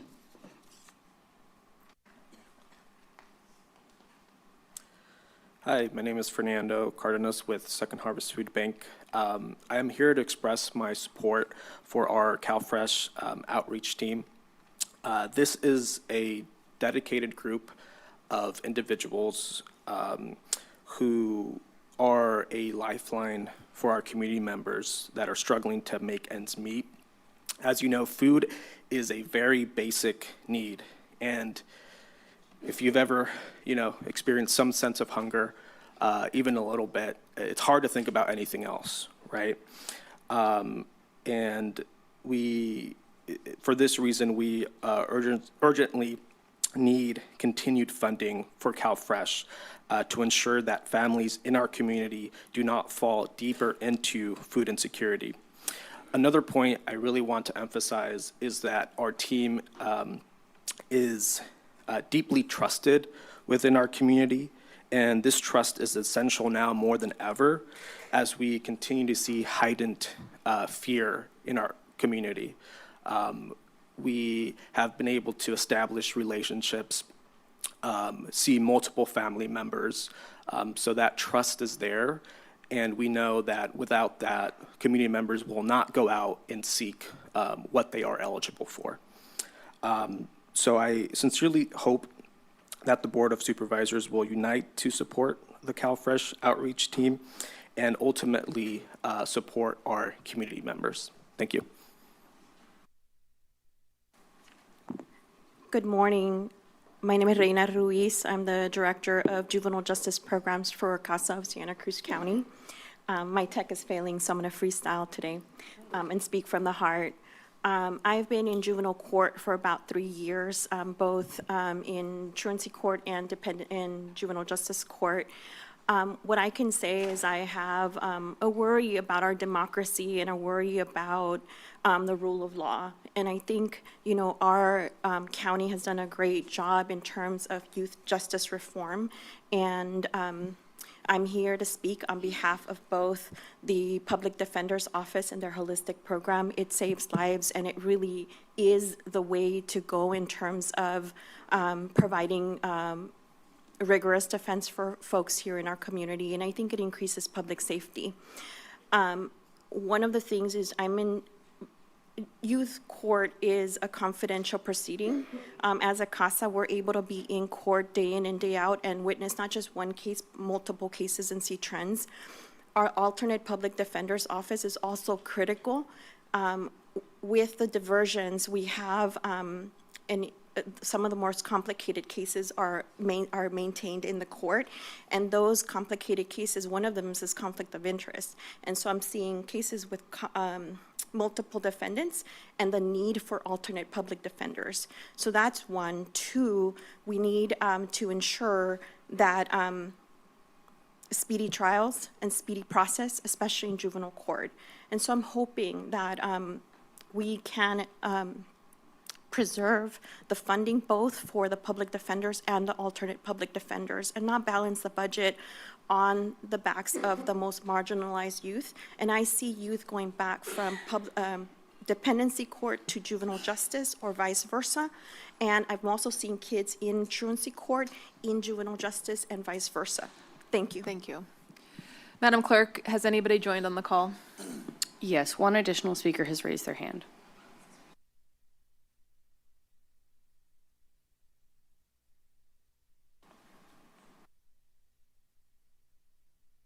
Miriam, your microphone is now available. Hi there, thank you. My name is Miriam Stombler, and I'm here in strong support of the Public Defender's Office and their visionary leader, Heather Rogers. I'm a Santa Cruz resident, a retired assistant county counsel, a founding member of both the Santa Cruz Welcoming Network and the Child Care Safety Plan Coalition.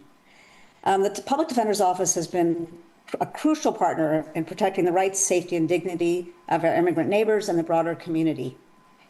They've been instrumental in partnering on a series of pro bono asylum clinics and have provided guidance in other matters relating to immigrant family rights and safety. And I can testify from my own experience in working with them that the Public Defender is doing critically important work that supports vulnerable people and strengthens our community. And we are all safer as a result. So I believe it would be catastrophic to abandon the holistic defense model that Heather Rogers has created and with the social workers and client advocates who make that possible. So in the face of the difficult decisions that you must make, I urge you to support Ms. Rogers' proposal and her judgment as to how best to navigate this difficult budget year with the least damage to what she is building in her office. To dismantle her great work would be pennies wise and pounds foolish. Thank you.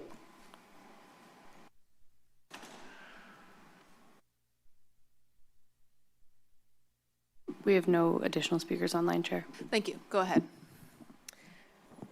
Good morning. I'm here today to ask that you maintain funding for Second Harvest CalFresh Outreach Team. Each year, our staff are responsible for enrolling new CalFresh recipients, as well as helping those already enrolled maintain their benefits through a complicated and confusing renewal process. I've been at the food bank for more than 10 years. I've seen the impact. One example that always stays with me, we got a call from an elderly woman who didn't have access to the internet at her house, and everything for enrollment is based online. Our staff went to her home, they sat in her living room and helped her complete her paperwork.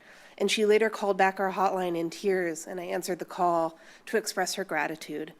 She was isolated and needed support, and our staff were there for her. The human impact of the work that the CalFresh team does is huge, and the fiscal impact is real too. Those federal funds that people receive through CalFresh are spent in our local grocery stores.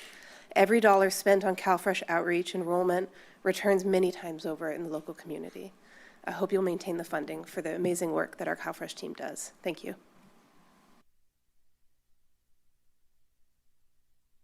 Good morning. My name is Diego Rubio, and I'm here to support the Public Defender's Office.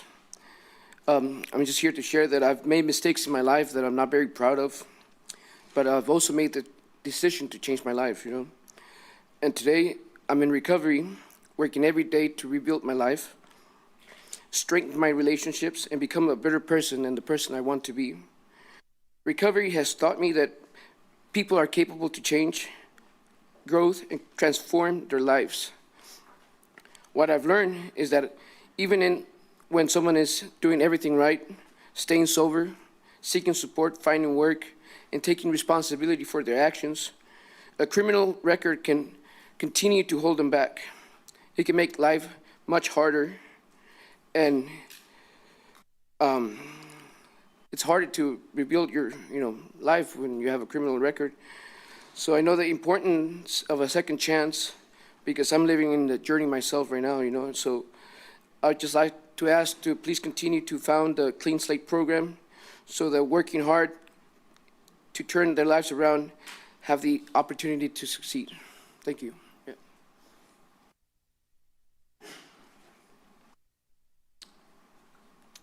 My name is Presley Clark, and I am here to ask that we keep the Clean Slate program. This program allows for people to get their charges expunged. I think it's like a few years after it happens, and I believe some people deserve a second chance. And later, when they try to get a job or rent an apartment or anything like that, it makes people turn them away, and there's a lot of things that they miss out on in life. And I think that I do not want to be looked at as a criminal in the future, and I just ask that you guys please keep the program because it will help me and other people. I went to a rehab program called Janice, and it helped me out a lot, and there's a lot of people in there that turn their lives around, and it really helps them. And so I just ask that we keep that program going.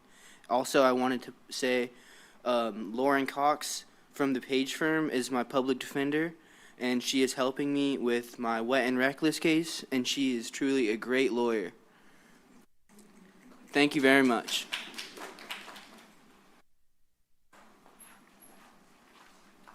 Good morning.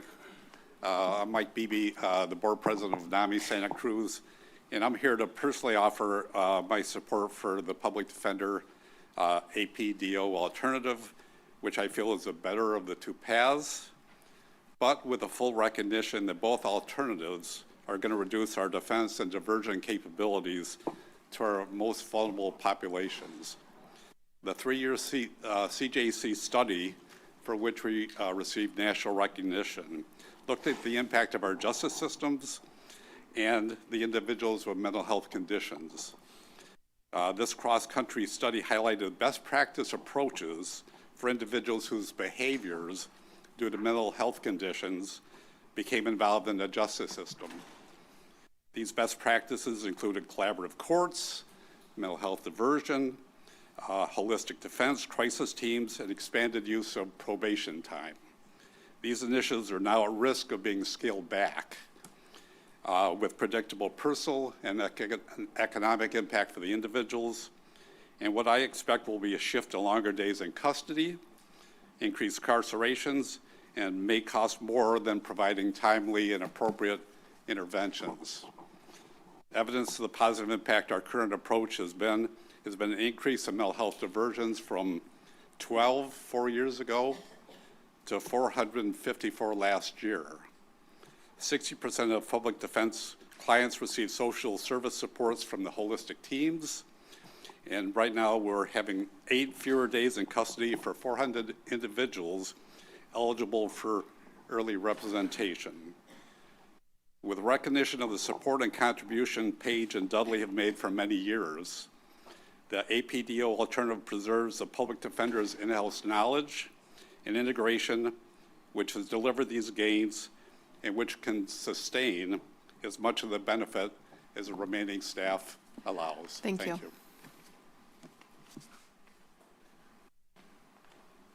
Good morning. Welcome to Watsonville. Happy you're here. I'm here to support Second Harvest Food Bank and their CalFresh outreach team. Their compassion for their neighbors and their knowledge on the system is very impressive. Each year, this group is responsible for enrolling new CalFresh recipients and keeping them enrolled. That means federal money coming into our county and circulating amongst our local grocery stores, family farms, and roadside stands. And any CalFresh benefits people can spend in these places means more money for other expenses too, which further supports the local economy.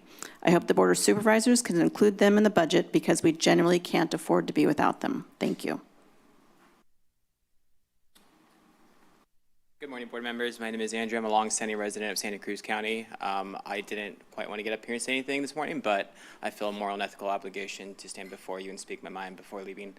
I didn't want to leave this room and feel despair that I didn't stand up here and speak my mind. So as a long-standing member of the society, I went through college. I made some bad decisions in my life with drinking, and it led me down a path that I wasn't quite proud of. Over the past 6 years, I've been in recovery. I've been changing my life around, and this has been an everyday battle that I have to deal with, and it's something that at this point I own and I'm okay with because it's it made me the man that I am today. I wouldn't be who I am without the struggles that I've been through.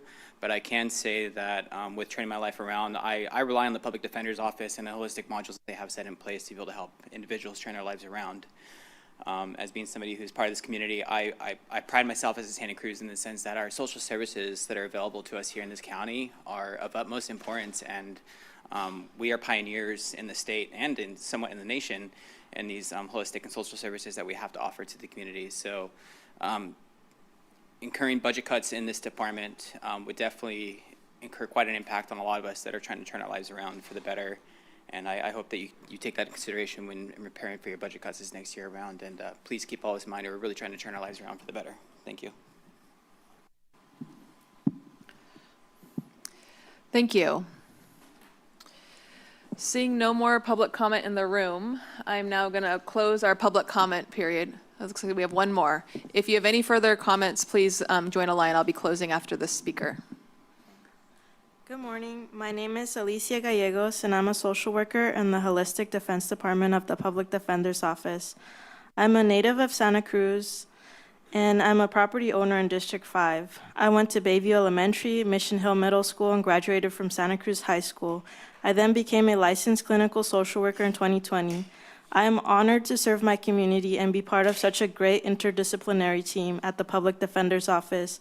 My days start in the courtrooms where I meet clients on one of the worst days of their lives. I work in the domestic violence department where I often meet people whom I grew up with or went to school with. Many families in our communities are touched by the justice system, whether they have a friend or a loved one struggling with legal issues. I am there as a defense social worker, and my role is to find out what happened to them and how did they end up where they are. I assess what substance use or mental health issues or social issues such as housing and employment, among other issues they are struggling with. I connect them to agencies and programs in the communities that can help connect them with safety nets and attempt to remove any barriers they might be experiencing in accessing these services. As many of you know, navigating systems can be challenging, especially if you have any disabilities you are struggling with. One example that comes to mind is I recently worked with a client that had picked up 5 criminal cases in less than 6 months for mostly nonviolent theft, burglary charges. She is unhoused and a mother of 5 children. Her kids are cared for by her parents. She went to high school with my older siblings, and we had grown up in the same apartment complex. She was struggling with substance use issues and had not been in treatment for the past 5 years. While in custody, I filled out a CAFES application with her, which is a funding stream with Prop 47 AB 109 from probation. The case manager she met helped complete an ASAM substance use assessment and referred her to residential programs. This time around, when she was released, it was not onto the streets, but into a residential program.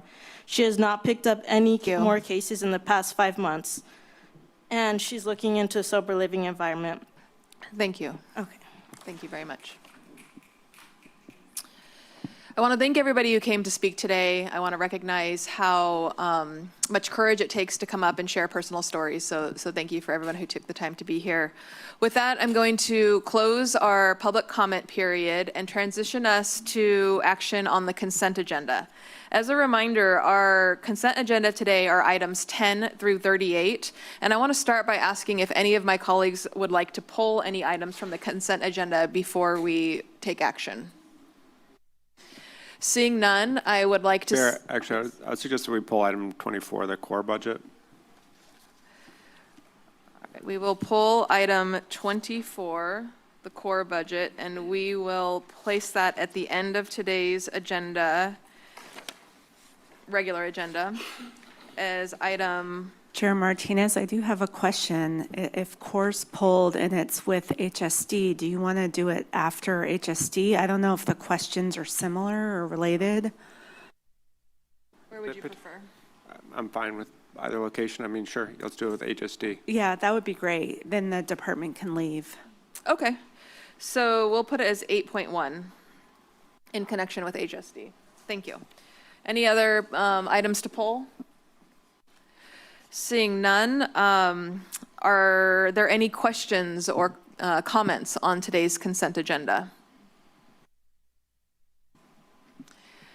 Seeing none, I do have a couple of questions for a number of budgets, so I'll just kind of give some heads up. I think there are some department heads next door that I have a couple questions for ISD, GSD, and possibly HR. So just giving you a heads up.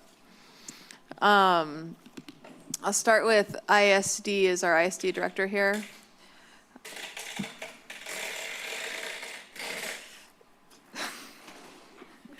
I welcome people to mute their chairs. So Tammy, welcome. Welcome, Tammy Weigel. I am the ISD director for the County of Santa Cruz. Thank you. I appreciate you taking a moment just to answer this question, because as I was reviewing many department budgets, what I saw was that there were many departments that had ISD-related increases in costs and services. And I was just hoping you could help us understand, was that kind of a general cost recovery effort, or why are we seeing that increase? So it's not a cost recovery. Basically, what we did is we created a new fund, which was an enterprise application services fee. And this centralizes the funding, governance, maintenance, and support of county enterprise solutions, such as Workday, such as OpenGov. And it also consolidates money for services such as keeping our web page up and running and modern, for things like our mobile app, for innovative technology, so that we can spread this cost. Instead of having individual departments having to put this in their budget and carry it, we spread it across the county because we see that these services are valuable to every single department. The other thing that I do want to mention with that is that we did see some negotiated reductions in the technology service fee, which is charged for every single department who has a Microsoft Office license. So we've done some heavy negotiations, which actually offset some of those costs as well. Thanks. So what it sounds like is that funds that were otherwise covered in other budget lines for departments is getting consolidated under Correct. an ISD. And it creates more transparency because then we can see how these are being allocated, who's using these products, and be able to, again, negotiate lower prices. Mm-hmm. Thank you. Okay. And are there any costs related to the Ring project? So none to little. So the payments for the lease financing don't start until 2029. As lease payments and operations come online in 29-30, the current $1.7 million radio shop will have to be absorbed into the Ring program. And then it's going to obviously raise the cost for radio services, but those, again, will be spread through all the partners, which right now is just the county alone. Great. Okay. Thank you very much for that information. A quick question about a position change in GSD. Do we have our GSD director here?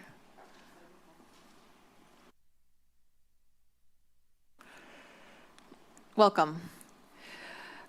It has to do with our a position change that we noticed related to proposing to eliminate the Director of Capital Projects position while holding vacant 2 other positions designed to manage the program. Can you just help us understand what's going on there? Yeah, hi, Kimberly Finley, Director of General Services, and I have today Ted Morton, who's our Deputy Director overseeing our Finance Division. So the decision to delete and get rid of the Director of Capital Projects position was part of a planned reorganization that has been ongoing for about 1.5 years. When the capital projects and real property divisions came over to General Services, we recognized a need for a more comprehensive executive oversight of those divisions. So we created a deputy director position, which would oversee capital projects, real properties, and facilities. We have also identified that there is a ground level management gap that was left by having that direct oversight from the Director of Capital Projects. We're currently working on creating a new position. It will act as a senior project manager. The title of the position will be a capital improvement manager. We're working with HR and our CEO analyst, and we intend to bring a last day item to do an add delete, to do a 1-for-1 to delete that capital projects position and add that capital improvement manager position. Thank you. So would that new hiring be subject to the hiring freeze that we have across our organization? Well, it would be reviewed by my department, and so, but positions that have funding in the budget and for which we think it's going to remain there, we are approving some, but we critically look at every single hire that's requested. Got it. Okay. Thank you. That's very helpful. Thank you. Thank you. And the next question's for HR. Hi, welcome. Come on up.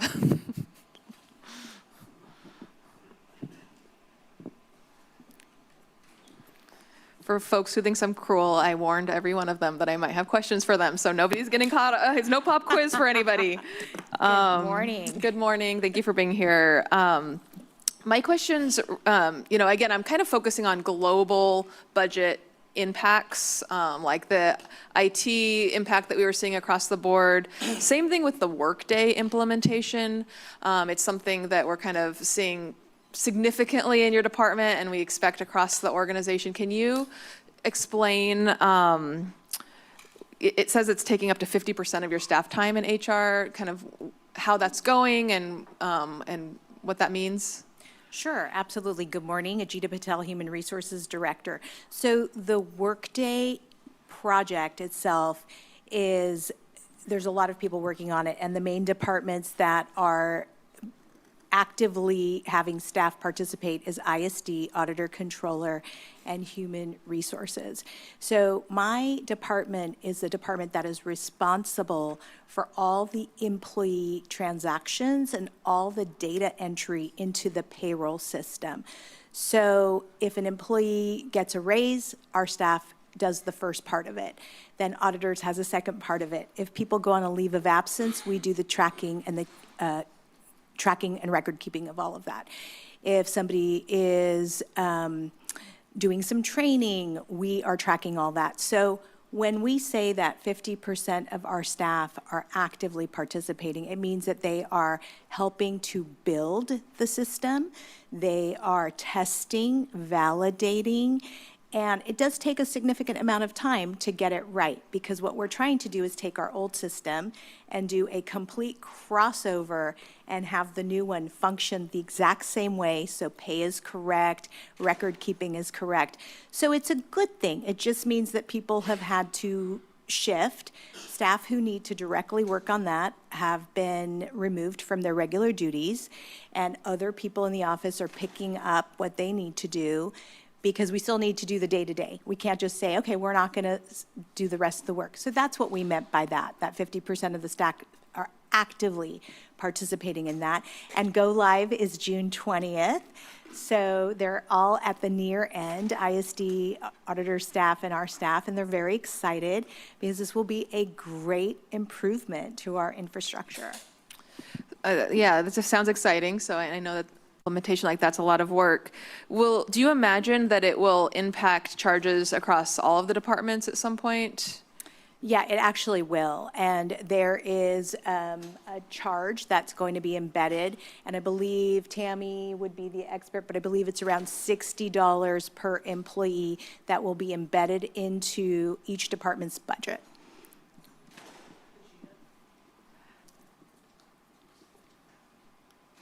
So that is basically going to be around $69 per position in each budget. Per year? Yeah.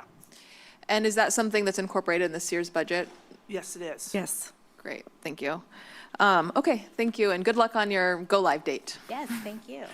And then my last, these are just comments. I was on the fence of pulling one budget, which is our OR3 budget, mostly because this is a department that has a significant impact on our county and in my district. So I actually, rather than pulling the item, I just want to make a few comments. I'm going to start by just really thanking you for all of your good work. I know that our office is constantly asking of your time, and we have found that everyone at OR3 is really worth their weight in gold. you're incredibly knowledgeable and incredibly responsive, including on Christmas Day when over half my district was without power, as well as not that long ago at 1:30 a.m. when I was texting you because we had a 4.9 earthquake in the center of San Lorenzo Valley. Seems like there's always somebody on the other end of my phone when there's a disaster in the San Lorenzo Valley, and we need to think about our response. Just for future conversations, my only concern is that we rely on 6 full-time staffers. One of them is almost 100% contributed to Measure Q implementation. So that's only 5 people who are ensuring that 270,000 residents in our county are prepared for life-threatening disasters. And we're also asking these folks to coordinate with our federal, state agencies, every, infrastructure agency, PG&E, Caltrans, all of the various districts that interact with our county. And not only that, but prepare for climate change, which is, no little feat. So it's hard to imagine that only, truly like 5 people are doing all of that. So kind of going back to the earlier comments about disaster response and preparedness, I just want to really underscore my appreciation and my value of this department, and my hope that as we, get out of our sort of triage, safety net protection moment, we could get back to our priorities of resiliency and preparedness for this community and continue to invest in this critical department that, I don't know what we would be doing in District 5 if we didn't have that. So I just want to appreciate that.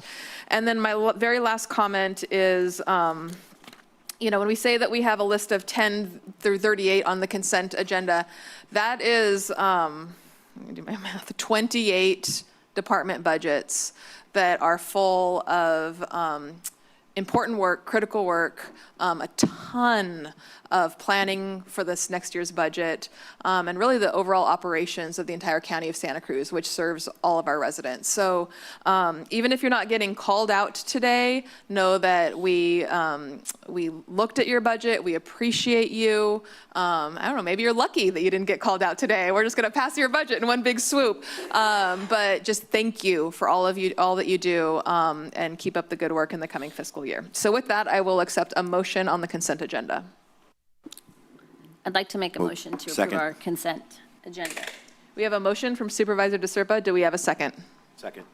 We have a second from Supervisor Hernandez. Any further comments? And just to be clear, this includes all items with the exception of the core item. Madam Clerk, will you please call the roll? Yes. Supervisor Cummings? Aye. Hernandez? Aye. Koenig? Aye. DeSerpa? Aye. And Martinez? Aye. Motion passes 5-0. Congratulations, everybody. All right, it is 11 o'clock, and we will now move on to our regular agenda, which begins with item number 7 of our Health and Human Services budgets. Item number 7 is to consider approval of the proposed 2026-27 budget for the Health Services Agency, including any supplemental materials and take related actions as outlined in the referenced budget documents and as recommended by the County Executive Officer. So I'm going to ask that each speaker today and tomorrow introduce themselves with their name and their title before you begin, and I'd like to welcome you today. Good morning. Connie Moreno Peraza. I'm the Director of Health Services Agency. It's an honor to be here. I am joined by my great team here today. Good morning, everybody. I'm Jessica, Director of Administrative Services. And we will also have Dr. Marnie Sandoval and Ms. Amy Peeler join us in our team presentation. First, I just want to take a moment to just thank our amazing senior leadership team for working on this budget. We use what is called collaborative budgeting, which is a best practice, where we came together to look at all the needs we had, the funding sources that we had, and how we could plan the budget in a more integrated way as part of our vision to become one HSA. So I do want to publicly thank them because it was very tough, and they came together, supported each other. One of our divisions even said, I'll give some of my general fund to X division, and it was very nice to see how, as your new director, just here a few months, close to a year, I'm very honored to have worked with them. Collaborative budgeting helped us to really stay tied to our mission and our values, and it really helped us to achieve the two main goals, which was no staff layoffs and no disruption in our services. So I'm very honored and thankful to our team, also to our leadership team, which is our middle management, which also included SEMA and SEIU members. So I want to thank our union, our labor union also members too who helped. So with that, we will begin a team presentation. So we're going to try to maneuver this here. So, okay. So first, just a high-level overview. We're going to give you a high-level presentation. I know we a lot of information, so we want to keep it very, very high level. We want to give you a little bit on our mission, our department overview. We'll do our budget summary for our proposed budget for 26-27. Some division detail and accomplishments, the major budget changes, some state and federal risk and emerging issues, and then our budget request. So as it was mentioned earlier by CEO Coburn, we are the safety net. So our health services agency not only has a mandate of Welfare Institutions Code 17,000 to serve our indigent, we also focus on providing a lot of services for our communities in need. We provide education, outreach, and a comprehensive array of services that we can provide in a timely manner. On the right side, very high level, we are putting in our budget 638.75 FTEs. We're part of comprehensive health and safety. Our key services in public health, behavioral health, our health centers, our environmental health division as well, and then definitely our backbone, which is our administrative services division. When we planned our budget, we stayed focused on key priorities and definitely staying focused on customer service and our clients having a positive client experience. We focus on access, quality, cost, equity, and workforce as we go towards becoming one HSA as part of our vision to be more integrated, well-coordinated, focusing on efficiencies, our operations, and that can help us result in providing the services needed in the community. So when we did collaborative budgeting, the important part of that was that we included our staff to give us ideas, some of the things that we could implement. We received I think it was 42 ideas from our folk, and again, we had SEIU in those meetings, and we had our stewards there. So they gave us some great ideas for us to look at in our agency. Some of them, as you can see here, reduce phone charges. I mean, there's very simple in very creative ways for us to maybe expand our medical administrative activities, reduce our after hours energy use. So they give us some we're very grateful for the great ideas they give us. So you can see some of the division priorities in behavioral health. We want to reduce our IMD costs. As you know, that is a daily focus. I want to thank our division director for always focusing on that. We want to look at our CALIM justice involved. We want to organize that, schedule optimization for psychiatric and behavioral health FU staff in our public health. We want to increase our MAW participation, obtain more information regarding the budget ideas to access feasibility. Environmental health, return one or more programs back to the state, as most counties are doing in California. And then our health centers, you've heard about our PPS rate and wanting it to increase it so that we can generate revenue as well. And all our divisions, we are focused on increasing our MAW participation. So you can see that our behavioral health department provides, and I think Dr. Sandoval mentioned, I think we have either 40 or 70 ongoing priorities, which keep us very, very busy. We want to focus a lot on our children, youth, our older adults, services to our Medi-Cal beneficiaries, to the uninsured, and the underserved populations. Our health centers, of course, providing primary care, dental, behavioral health, specialty care, and pharmacy services for our Medi-Cal and Medicare beneficiaries, uninsured, and underserved. So all our programs, our divisions, we do focus on our underserved and our uninsured population. Our environmental health, protecting our community through inspection, surveillance, investigation, enforcement, very critical division for us. And then public health, again, promoting and protecting community health through disease and surveillance and prevention, communicable disease response, emergency response and preparedness, maternal and child health programs, health education, and epidemiology. Very critical functions of our divisions. And definitely, as I mentioned earlier, administration is our backbone. We receive many requirements from the state. Most, if not all, counties will continue to get delegated responsibilities with no funding, as you heard. Unfunded mandates continue to be, so our different components in administrative services, like fiscal, operations, technology, facilities, and all of the backbone is critical for us to sustain and to be able to leverage and draw down funding as well. And then a smaller division we have is our health benefits division, support access to healthcare coverage, service through medical eligibility. We work very closely with our partner, HSD, and others to keep folks under Medi-Cal, healthcare navigation programs serving vulnerable and underserved populations.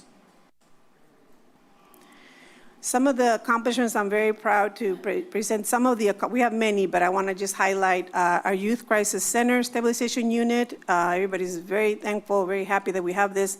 We have some very important information that was shared by Dr. Sandoval about the kids that are being diverted from being placed at a county, which is a very high cost, and keeping them locally, keeping them home with their families is very important to us.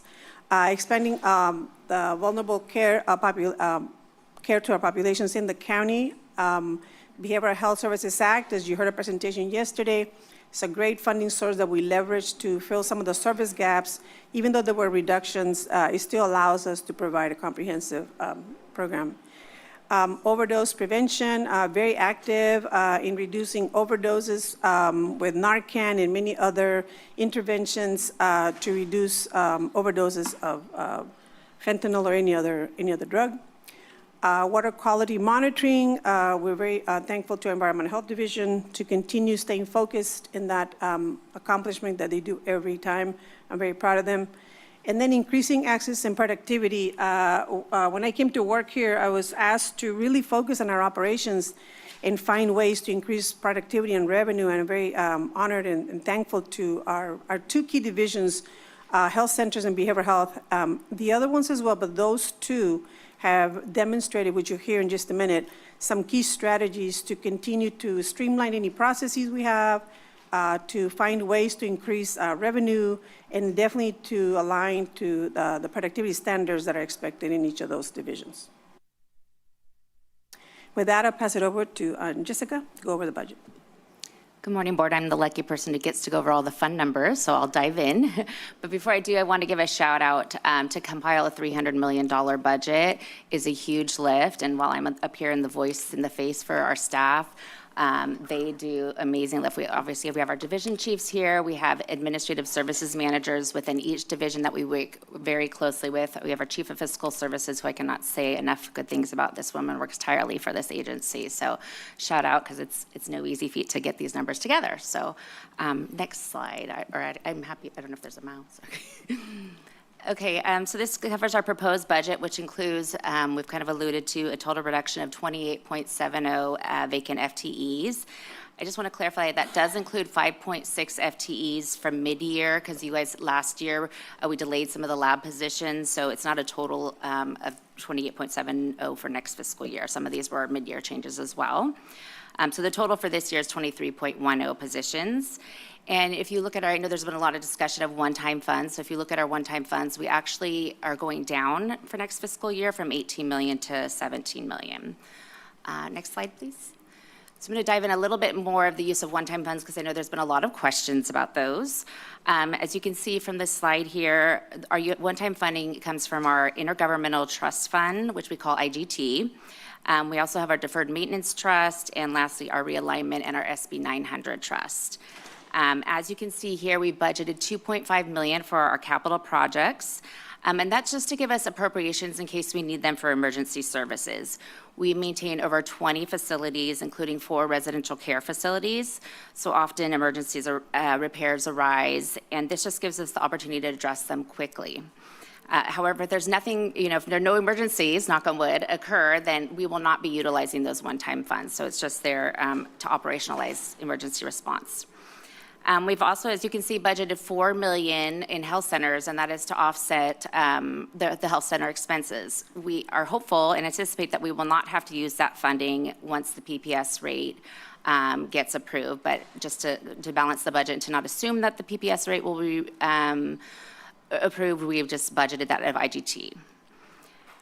We did offset GSD building costs and our insurance increase cost of $2.9 million to the divisions utilizing IGT.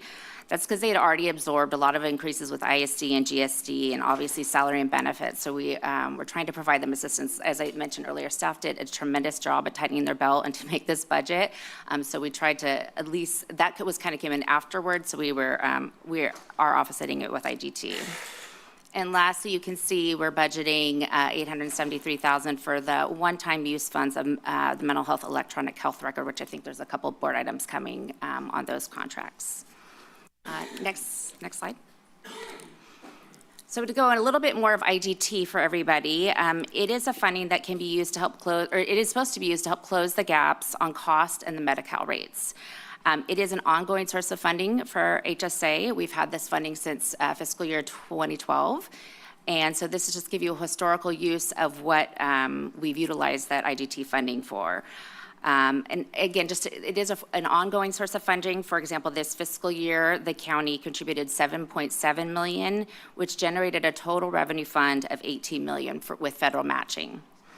Let's see, 81%, as you can see, 81% of the IGT funding has supported operations and capital projects historically. And I also want to highlight that Watsonville Community Hospital is now going to be receiving IGT funds. So as the funding shifts directly to supporting the hospital, that will reduce some of our IGT funding. Next slide, please. Okay, this slide shows where HSA's resources are invested across our divisions.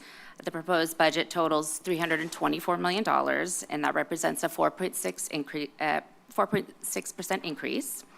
Behavioral health continues to represent our largest share of the HSA expenditures at over $188 million, which is about 58% of our agency's total budget. And this just reflects the depth or the breadth of mental health, substance use disorder, housing, and community support services provided throughout the county. The health centers is our second largest division at over $63 million. And the largest 15% increase noted on the health centers is due to Diante's new location coming online at Penny Lane. Next slide. Is it the primary? Okay, yes. The primary cost drivers in the proposed budget, as we've kind of discussed earlier, are the salary and benefit cost increases. That is up almost 9%. The increases in costs for services and supplies, such as the malpractice insurance, property and liability insurance, GSD and ISD charges, are up 15.3% for our department budget. So just those two line items alone are 24% year over year, just to cover the necessary maintenance of service delivery. So that shows you how much work the divisions have done to really trim their belts and to lean into operational efficiencies. Next, perfect. HSA services are primarily funded through state and federal revenue, supplemented by patient service revenue and a relatively small general fund contribution. The proposed budget includes $301 million in total revenues, which is an increase of 4.7% year over year. And we remain highly dependent on intergovernmental revenues, which over $216 million and represent about 72% of all HSA revenues. Charges for service represent the second largest revenue source at over $75 million, reflecting reimbursements from patient care service, program fees, and other related revenues. So together, intergovernmental revenues and charges for service account for nearly 97% of all our agency revenues. One of the key challenges for HSA is that many of our largest funding sources are restricted and tied to specific programs and services. So while revenues are increasing overall, much of the growth is associated with designated state and federal funding and cannot always be used to offset the rising operating costs in other areas. Okay, next slide. Now we're going to switch to our division detail, Dr. Sandoval and Amy Peeler.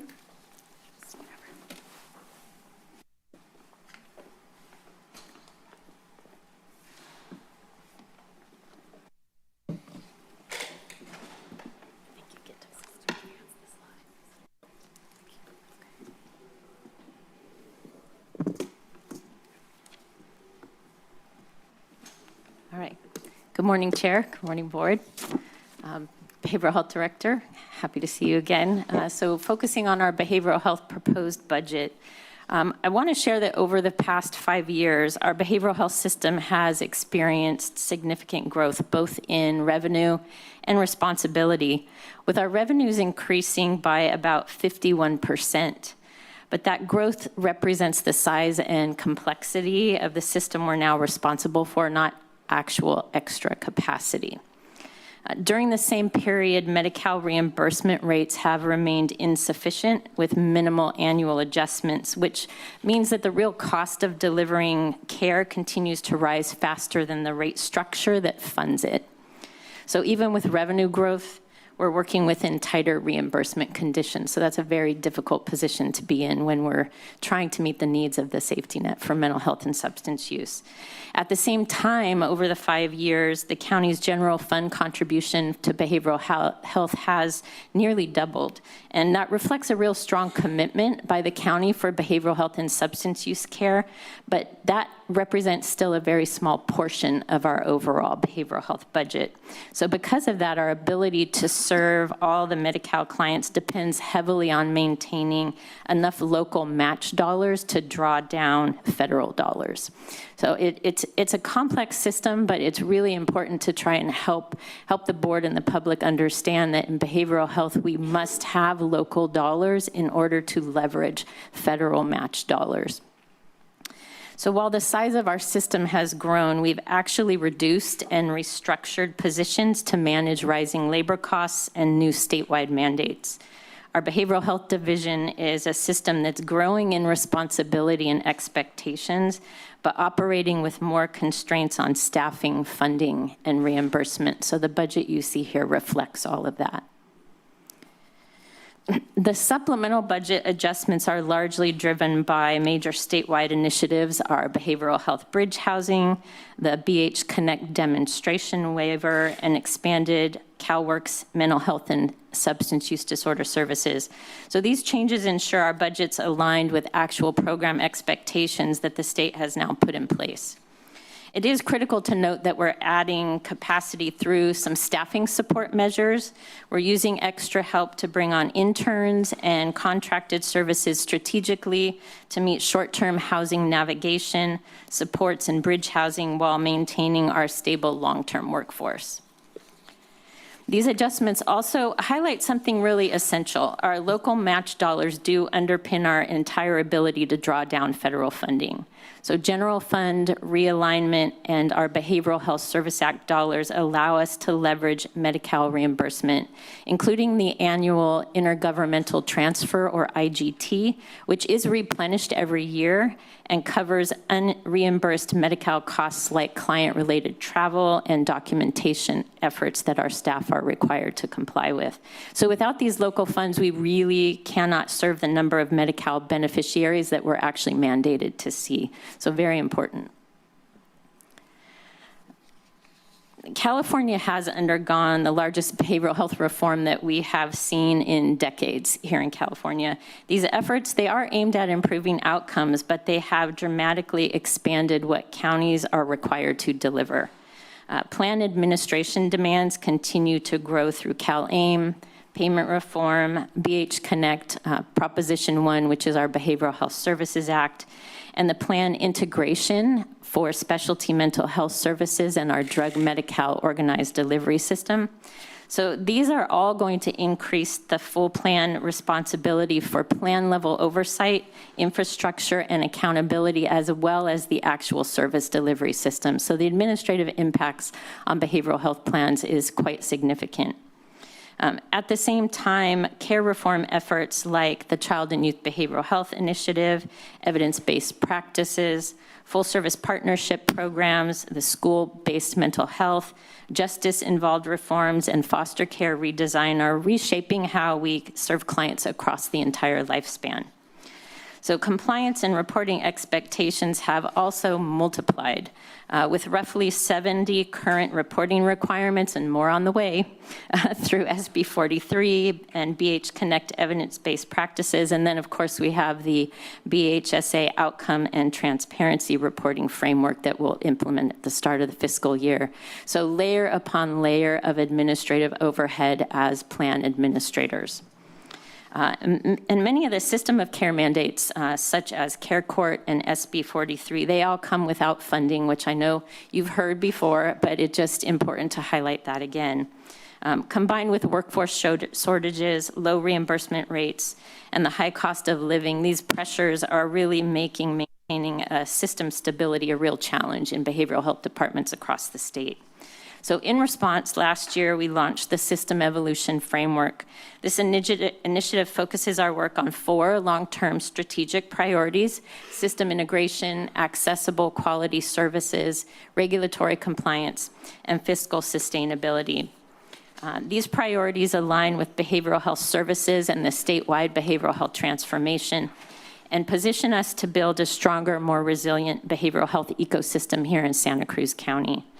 So in this brief period of time, to ensure that my colleague has adequate time as well, I have attempted to highlight for you that the behavioral health system is growing, the mandates are growing, the expectations are growing, and we're responding with discipline, planning, and a clear strategic direction. That behavioral health proposed budget in front of you reflects careful alignment with state reform, protection of essential services, and a focus on long-term sustainability.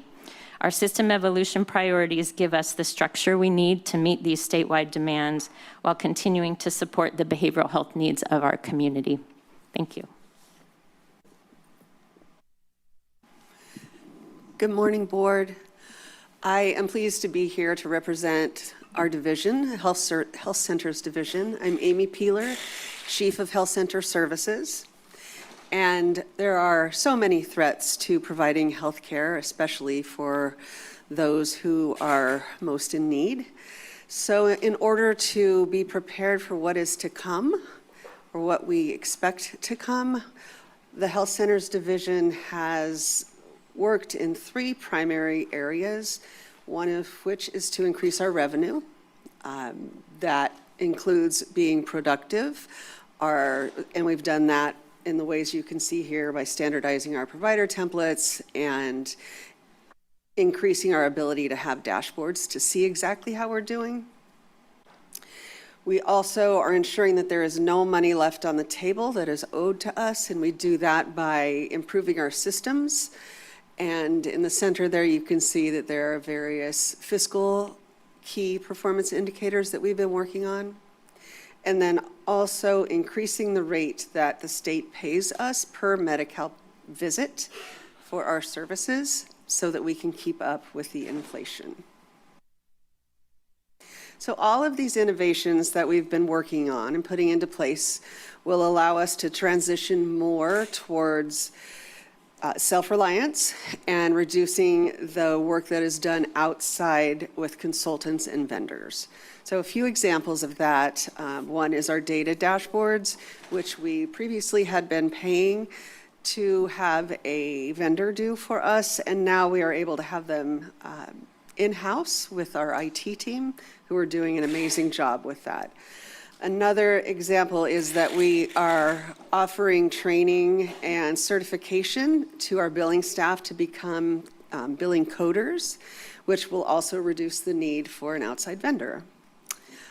AI has quickly become integrated into our electronic health record, which does relieve some of the clinicians' burnout and also increases our efficiency. And then additionally, there are some details here on our strategy for this year's budget, which is similar to the last slide in that we are really digging into IT ways to advance our analytics and audits and increasing the efficiency of all of our systems. So we've been talking, various people have been talking about our rate study, and what that is.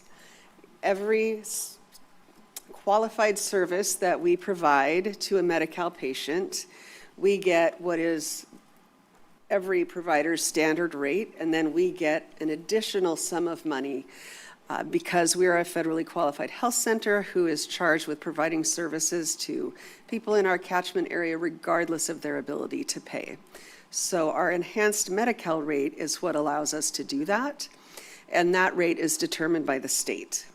So after decades of not requesting a rate study, though our charges and expenses have continued to rise, we have triggered the event, which is to provide services with a marriage and family therapist.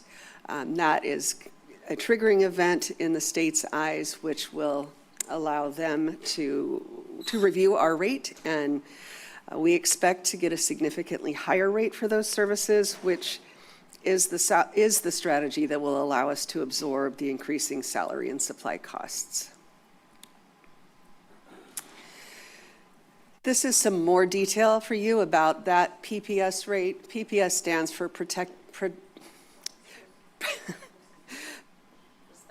Prospective Payment System. So when you hear rate, it's a PPS rate. And our current rate is $438 per visit. We are conservatively expecting our new rate to be around $535 per qualifying visit. And it's important to also understand that while this will have a significant increase on revenue for the health centers, it also provides an increase in revenue for our behavioral health team, who also provides some federally qualified health services in that division. So it is a win-win in that way. So as you can see, we've done a lot of work on increasing our revenue from last fiscal year to this fiscal year. Really significantly increase in revenue, and also a significant increase in our expenses, which is the salaries of our staff, which is why we're going for the PPS rate optimization. You'll see that we are coming in with fewer FTEs this year, while we are still seeing more patients and increasing our revenue. And always I call a fun fact in our division is that we also provide medical care to the juvenile hall population. So I just want to thank you very much for supporting our outstanding staff as they continue to provide these essential services for our community, and I appreciate your support. And we'll turn it back to Jessica and Director Connie.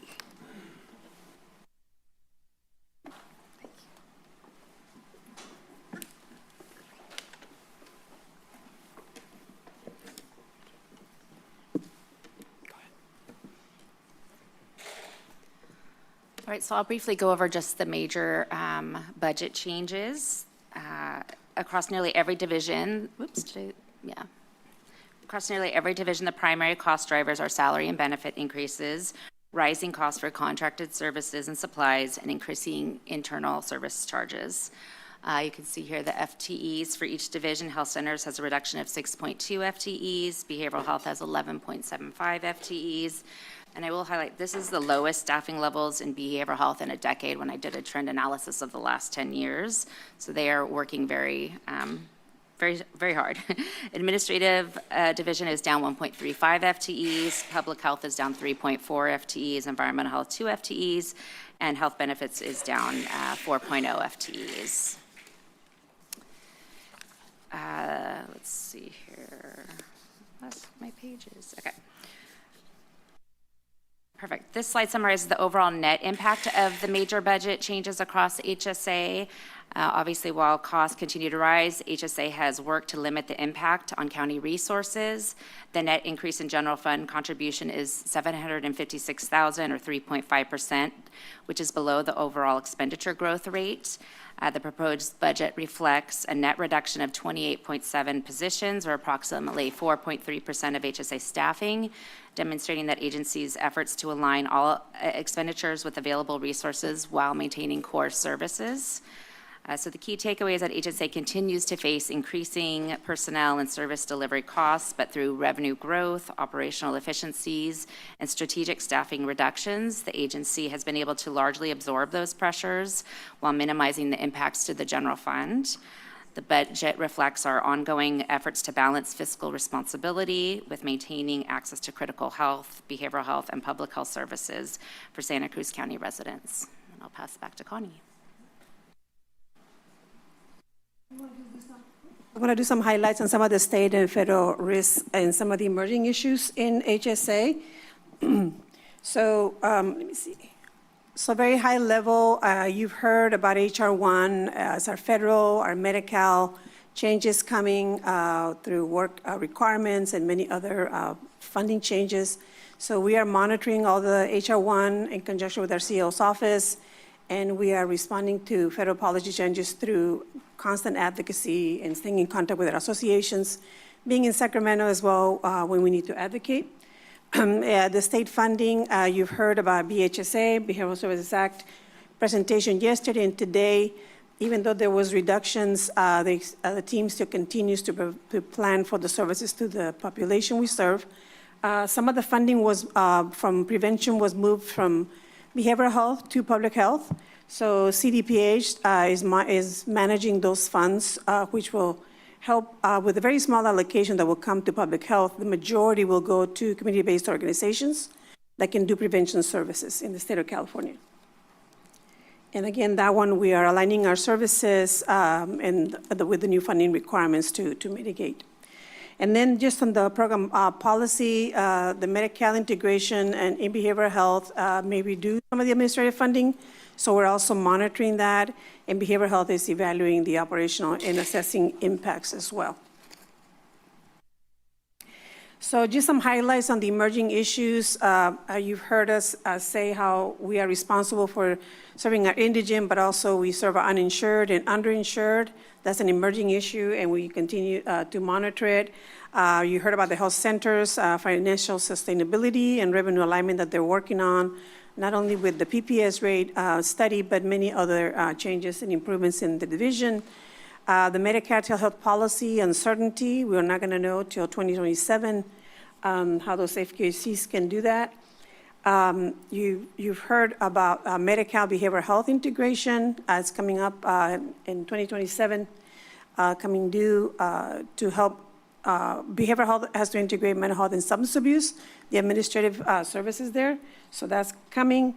And then, of course, public health capacity and the emerging threats. Our public health division consistently monitors. I think they're monitoring Ebola.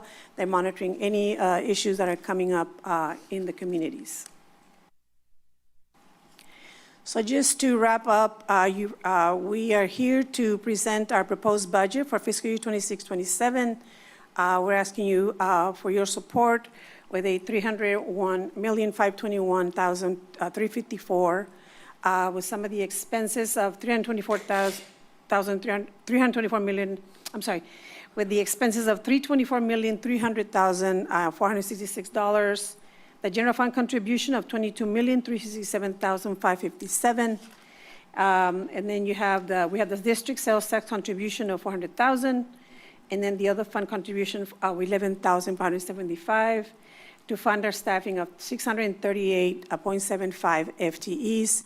Again, HSA being the health, we are the safety net.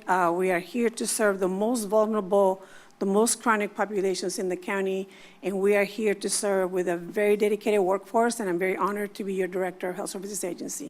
Thank you. Thank you for the budget presentation.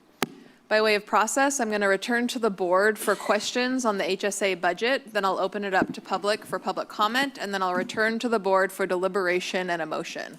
So to begin with, would any of my colleagues like to ask questions on the HSA budget? Supervisor Hernandez.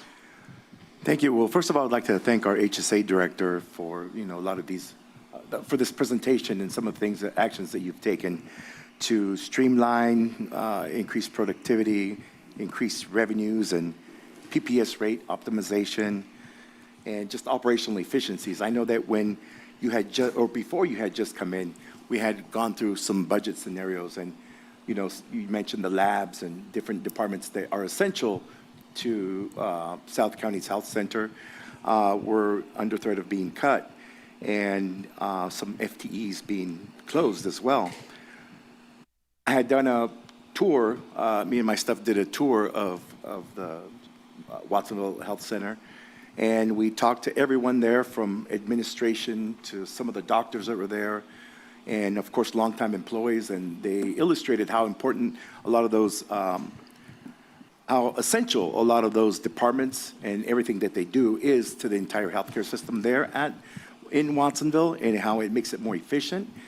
And a lot of them described some of the things about billing, questions about billing, how they can maximize that.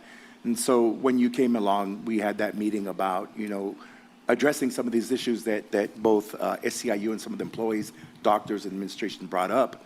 And I'm glad to see here today that you're able to resolve all those issues and actually streamline the center and make it more productive and, you know, optimize the payment reimbursements as well, and operational efficiencies. You know, and I was wondering too, have we looked at Emmeline as well? Because whatever we did at Watsonville Health Center, it'd be good to see if we can see revenue growth everywhere. And of course, can we replicate that at Emmeline? And one of the things that I had a question about is, one of the things that they had talked about, few of them talked about, not all of them, is giving the opportunity for walk-ins to come in, and that's a reimbursement that we could do. Are we doing the walk-ins now? That's one question. And the other one is, we talked about AI efficiencies. Recently, I read a short article about AI in healthcare and how they're doing a lot more than just, I guess, data efficiencies, but they're doing a lot of, I guess, program efficiencies and how departments can be more efficient with AI.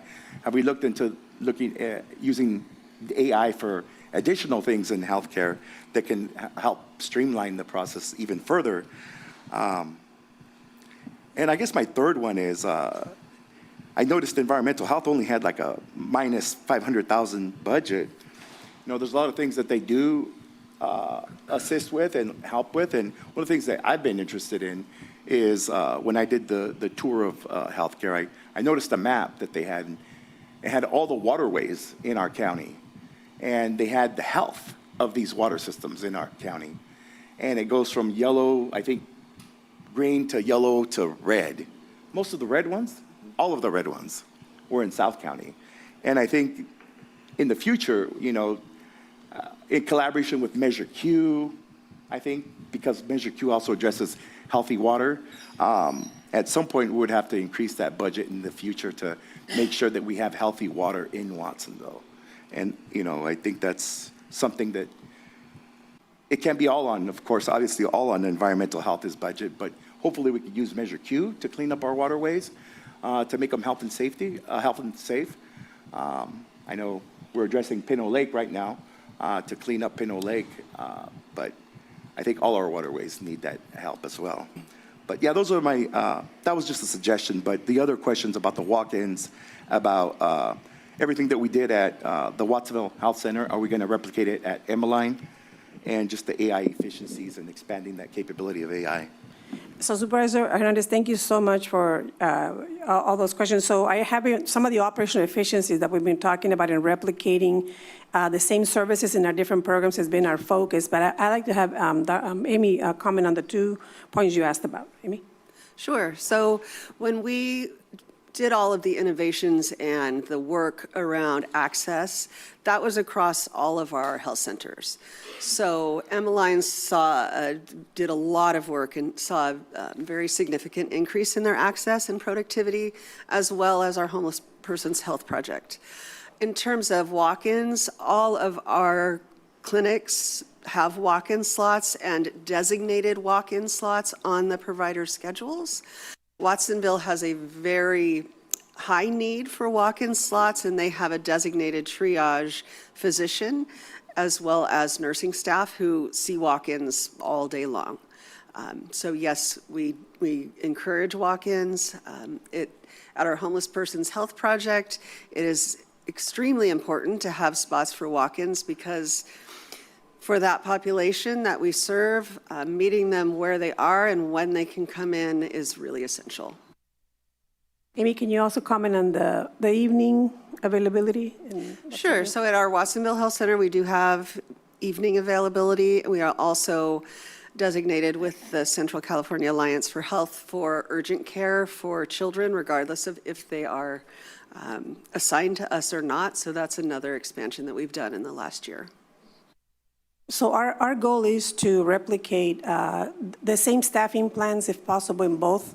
Because Emeline is a campus with many services, so we are looking at the feasibility of, as you and I have talked about, the need for us to replicate and to ensure that Emeline is as productive and, if not acting similarly as in Watsonville. So, and then with AI, your question about the use on healthcare, we are, I know behavioral health and all our divisions, we are looking at AI. There's a lot of dilemmas out there about some ethics in relation to AI and then how it crosses over to healthcare. So we want to be very thoughtful in alignment with the county policy. I think Amy, she did mention some of the AI efforts. Did you want to highlight those in the health centers? Sure. So the AI efforts that we are using have come from the operator of our electronic health system. So really helping our clinicians with, you might have experienced in your own doctor appointments, a scribe who is in the office typing what the patient says and what the provider says or the clinician says. And so AI has been able to enhance that. And also some improvements with our billing team as well.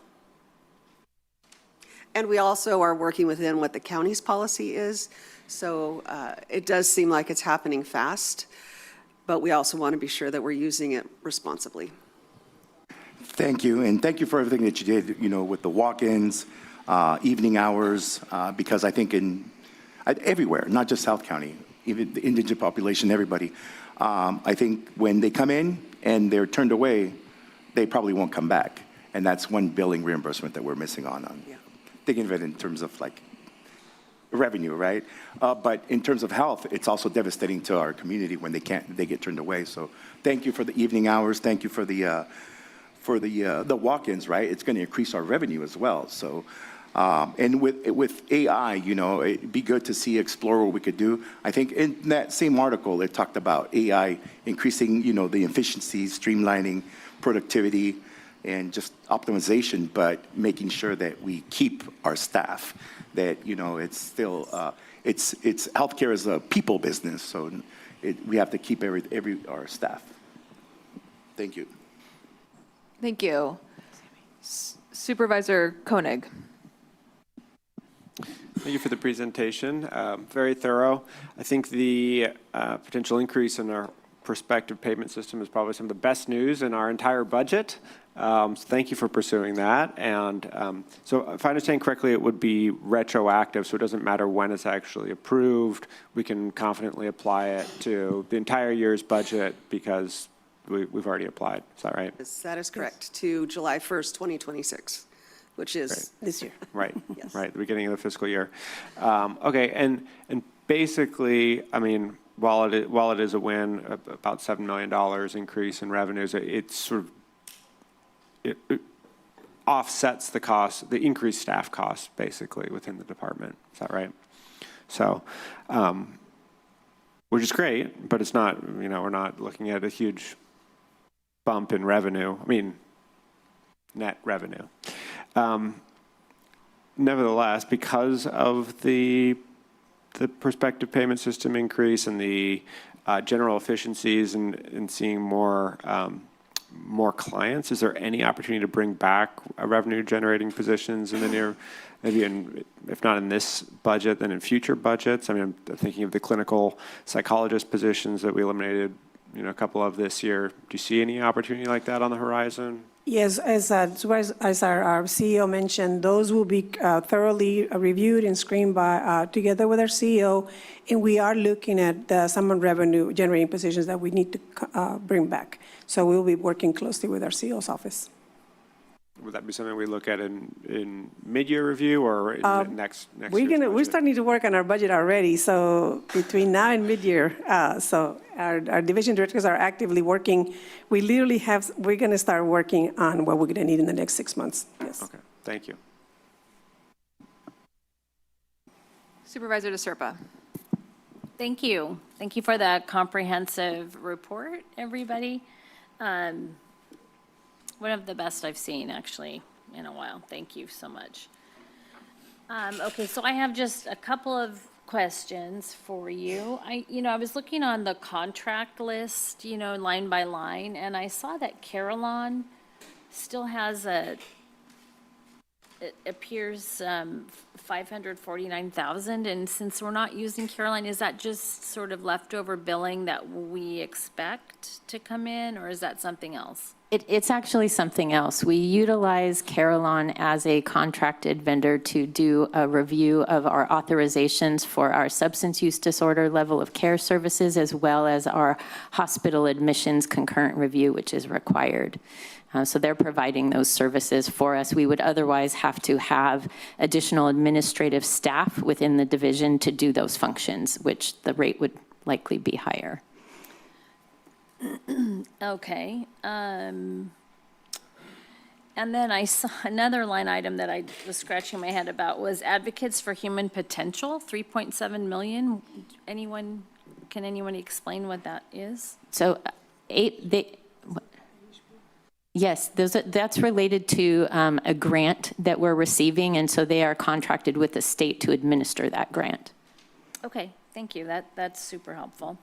So my understanding of the PPS increase is that it's not guaranteed, and in fact, there are problems with that now, and I thought that potentially moving forward with that was on the ropes.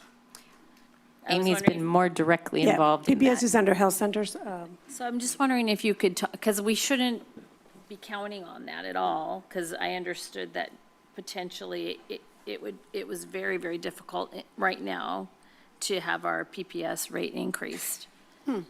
I am not sure exactly what that information is. We've been working very closely with a consultant firm called Whipfly that works with other county federally qualified health centers as well as private sector federally qualified health centers to ensure that, and thank you to Christine's team who have worked tirelessly with being very clear about what our expenses are.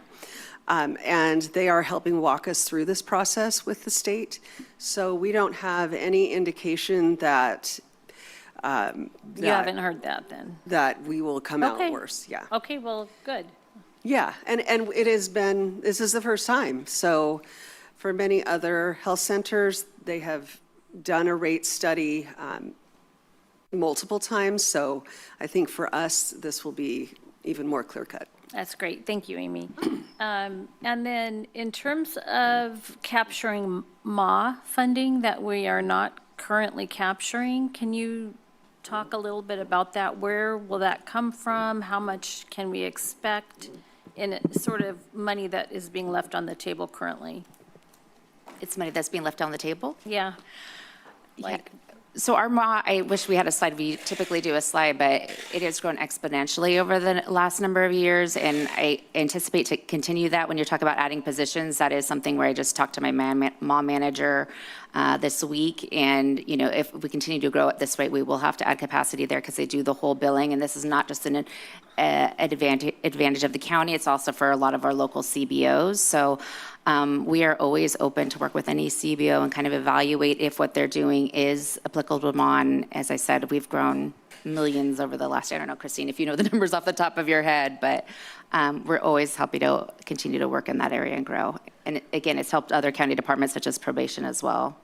And Supervisor, anytime a person who gets hired that also has the particular license, we also, as soon as they get licensed, the rate that we can claim for increases. So we're looking at those as well. Our Pajaro Valley Collaborative team members express interest in billing MA, so we'll be working closely with our MA coordinator to include them. That's great. And so are we utilizing an intern program in behavioral health and in the clinics? Yeah.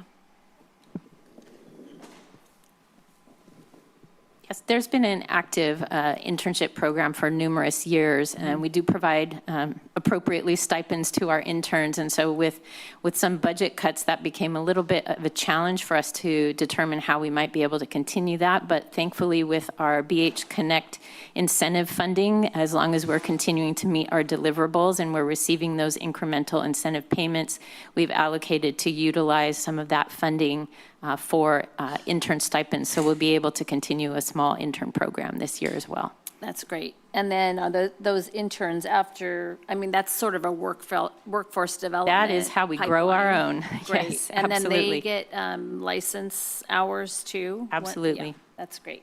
So then they can bill more. Yeah, and Supervisor, we also, UC Santa Cruz has approached us to also have medical students placed, so we'll be discussing later this fall to set the rotations. Infrastructure, yeah, for I love it. our That's folks in great. public health too. So in other communities, they use a contract agency. I'm sure there's many. One of them that I know about is called Healthcare in Action, and I actually was talking to Dr. Ratner about this idea. It's essentially street medicine, right? So you're going out to places where people typically won't come in for care, but you're able to bill, for episodes, right? You can bill for a visit or wound care or treatment or a lot of other things. So I'm wondering, have we thought about that? I don't think we're utilizing it to the extent that we could, but I was wondering if we could talk about that a minute. Sure. So we actually are doing it. We have a mobile van, which is really a mobile clinic. And we have, even before we had that van, we had been doing it, street medicine for quite some time with our Homeless Persons Health Project. So they go out weekly to the levee in Watsonville, to areas in Watsonville where people are. We also have what sometimes we call backpack medicine, where our teams of nurses, sometimes medical assistants, sometimes medication-assisted treatment staff, and a clinician puts on their backpack, goes into encampments. During times of public health crises like COVID and Hep A, our staff have gone into encampments where there are tents and are giving people vaccinations in the tents, et cetera. And yes, you're absolutely correct. We can bill for those. And do you feel like we're utilizing those services to the extent that we could be capturing? I am certain that we could, that there's more need out there. And not just to bring money in, but to actually, Yes, I am certain primarily to there's help more need. people, right? Yes, there is more need than we have capacity to serve. That's one of the strategies to increase access to new clients. Yeah, I mean, what has happened in Watsonville, having an urgent care there and drop-ins, I would love to see that replicated up here. Or not up here, in the Santa Cruz area too, at Emmeline. I think that would be great. And then in terms of coding, I come from a healthcare background, and, we have at Salinas Valley in particular, and, well, in all the healthcare systems I've worked at, our coding department is really important.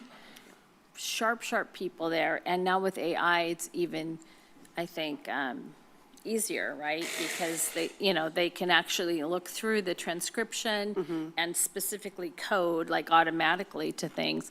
But we often would even have that looked over, and if the coders felt like there was something there that could actually get a higher billing code or whatever, they would ask the doctor to actually change the language, right? To be able to bill at a higher rate for the services that were rendered. So do we have something like that here? I mean, I heard you say you're getting people certified for coding, but I mean, that's one of the reasons that big healthcare systems are so successful, is because they understand it's a game, really. Absolutely. It is a game that I would venture to guess most of our clinicians wish they didn't have to play. They'd Yes. like to provide care for the people in front of them and not have to worry about this incredibly complex coding system that results in whether or not we get paid. So that is why we wanted to certify, because you do need to be certified to make some changes in an electronic health record. And so we wanted to offer that opportunity to our staff, and it has been well received and will certainly help us keep stable revenue. Okay. And that also applies for the behavioral health also, Dr. Sandoval, if you want to comment on.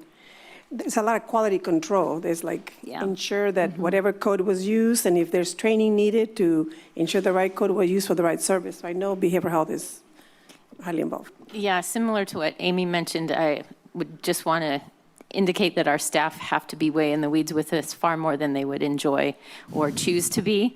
But we have an incredible administrative team that is behind the scenes every day, reviewing every single claim that comes through to ensure that it is coded to an allowable and proper code for the service that was provided. And that's essential not just for the actual ability to successfully adjudicate claims, but because we are subject to regular audits from the Department of Healthcare Services. And if there are problems with the way that we are coding and claiming, then we are at risk of having to pay back substantial amounts of money to the state. So there's a twofold reason why this is incredibly important and why our administrative staff are so key behind the scenes. As we move into implementation of our new electronic health record system in the fall, there'll be significant enhancements in this area of the back end billing and claiming as well. So we're looking forward to that benefit.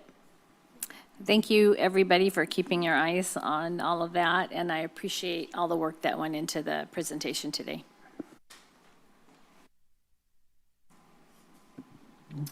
Any further questions from the board? Then I'll ask just really briefly. You actually answered a lot of the questions I had, so thank you so much for being so thorough. One, just sort of a little more globally, you had mentioned that some of the IGT funds are going to Watsonville Community Hospital. Did I hear that correctly? Correct. Yes. So one, could you elaborate a little bit on that kind of, that sort of how much in the coming years and how that might impact the department budget?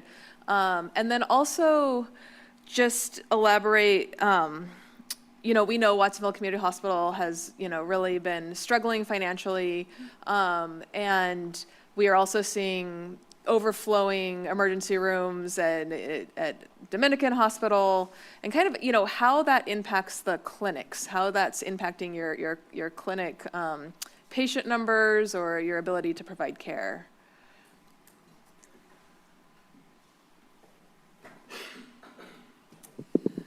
I think we're just beginning to see the impact, and we have started to experience seeing fewer people who are uninsured come to our clinics because of their fear. And then what happens down the way is that people don't care for their chronic issues or even a non-chronic issue, and then they get sicker and sicker and end up in the hospital. So that is in some ways what we do all the time, is trying to keep people out of the hospital. And it is a real concern that will not improve if we get more and more restricted in terms of who we are allowed to see. And was that part of what was behind opening the urgent care at the clinic in Watsonville? I didn't know you had opened that. It is, and as we were pushing productivity and our schedules became more and more tightened up, and there were more kids who needed urgent care in the community in Watsonville. The majority of the kids that we do see in our health centers are in Watsonville. So our health center director there took his own initiative to really work with Alliance to make that happen. Great, thank you. And then just one more, can you talk a little bit about the IGT first? Sure, just to clarify, it's not Watsonville Community Hospital. I should have said Pajaro Valley Healthcare District, because they are another public entity, and so that's what qualifies them to now receive that. And so when we've met with the Alliance, I think the estimate, they're kind of ramping up. So as we mentioned, you have to do a match, and we've actually been helping Pajaro Valley because we want them to be successful, helping them with that match in this fiscal year. But long-term, I think it was going to be around $4 million that would be going potentially towards the hospital versus to the county funds. But again, if you looked at our historical trends of our IGT, we, I think, pulled $5 million in the past to support the hospital. So obviously, we're being good partners with them and want them to be successful. So long-term, I think when we ran the numbers, it was about $4 million, but it was a couple years out to get there. Okay, thank you. And then last question, just you had mentioned that making an MFT's time billable was the trigger. So that'll be potentially good news for your workflow or workforce, right? If you can maybe recruit more clinicians that are MFTs. In the meantime, are there any other kind of licenses or professionals that you can add to make, billable while you're opening up the PPS rate for reevaluation? If we were to add any others, at which we might want to down the line, and we're looking at what those lines of services could be if we want to reevaluate our rate again next year, for example. So yes, it, in my opinion, is the state finally catching up to itself in terms of allowing MFTs to get paid for Medi-Cal patients. That is new, and in the future won't need to be a triggering event, but that is the one that we use this time. And it is great for our workforce and our ability to recruit. Great, okay, thank you. Well, that concludes my questions. I will now open it up to public comment. Is there anyone here who would like to speak on the HSA budget? Welcome. Please form a line behind her, and if you're on the phone, please raise your hand. Good morning, or what's left of it. My name is Emily Fontana. I'm an organizer with SEIU, and I really want to commend HSA on this budget. We have been working really hard with them over the last year and the CEO's office. And I want to give a special thank you to Connie for even mentioning how much the work with our stewards has been working to help bring a more global look and solving the crisis we have for HSA in the clinics. We look forward to seeing more revenue generate and be able to hopefully bring some of those revenue generating positions back next year as we keep moving forward in my optimistic worldview. Thank you. Thank you. Anybody else in the room? Seeing none, is there anyone on the phone? Yes, there is.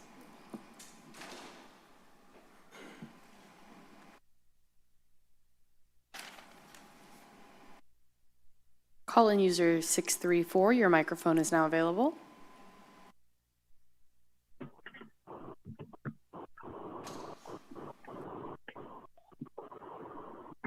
Hello? Yes, we can hear you. Please begin your comment. I'm Jeffrey Arlt, the Secretary of the Santa Cruz County Behavioral Health Advisory Board. Thank you all for your service to our community. I ask that the county continue its work to scale behavioral health services to meet the needs of our community. Behavioral health related conditions are the leading cause of preventable deaths in our county. That's at a scale of 5 times the deaths that are caused by traffic accidents. Again, I thank you for your dedication and service.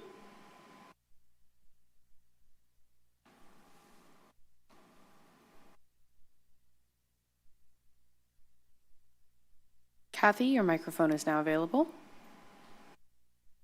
Hello, my name's Kathy Lass. I live in Aptos, and I also want to basically do a Me Too comment of really supporting the Health Services Department and their budget and the work that they've done. And I too want to continue the county to continue to scale to help meet the needs of our county in the Health Services Department. So I just want to really urge that health services and mental health and behavioral health are important, and they are what keep us safe. Thank you.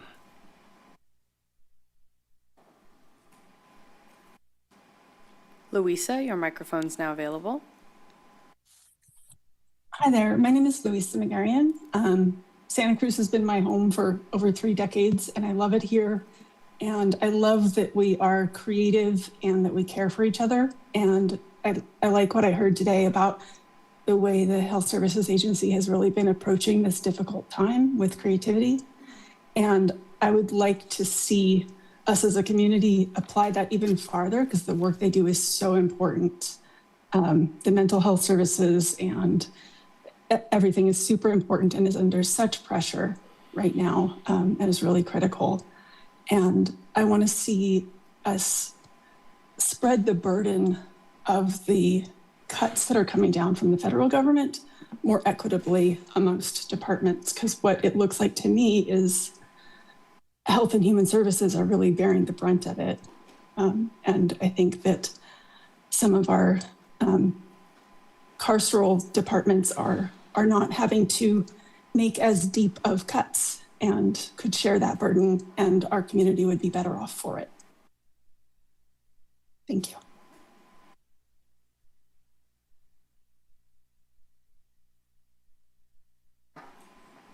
KH, your microphone is now available. Good afternoon. My name is Catherine Hedges. I live in Live Oak. And I'd like to agree with what the previous speakers have been saying, because a thriving community is a safer community. So many people are involved in the carceral system as a result of untreated behavioral health issues. And if we can strengthen our behavioral health system, that will help relieve the burden on the carceral system. And it's also troubling how many people who are incarcerated are being treated for mental health issues. That's just not a good system.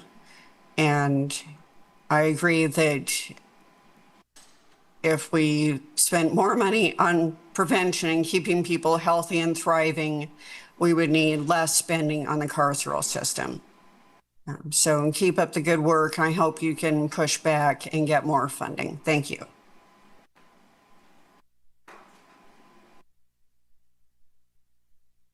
Bernie, your microphone is now available. Yeah, good afternoon, Chair and Board. I just wanted to kind of just say that I'm really appreciative of such a detailed and robust presentation by the HSA. It's kind of empowering, and kind of like I was able to kind of follow along and understand some of these things and really recognize how complex this system is, and just wanted to prop up the staff, right, for doing such an amazing job. And I encourage this county to continue to do what it can to support its health staff. Thank you.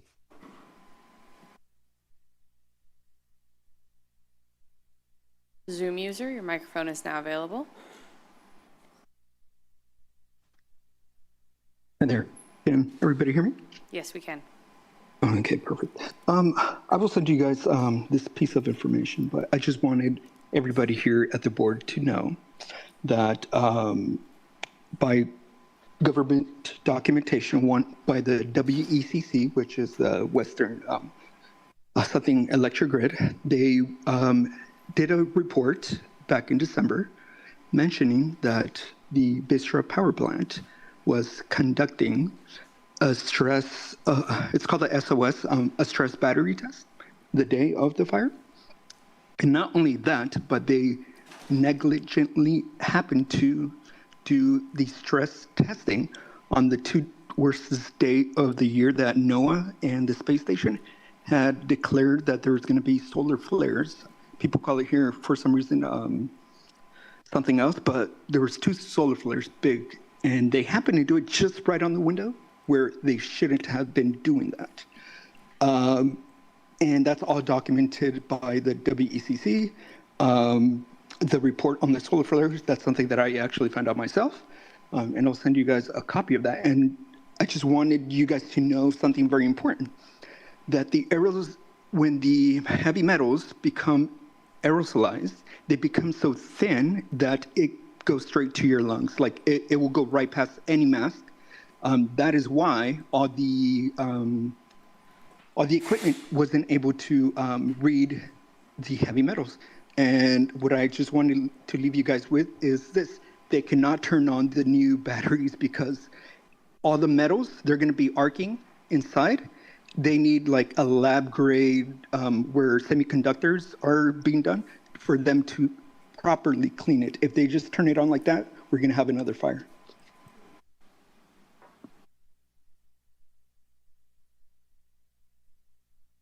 see no further speakers online, Chair.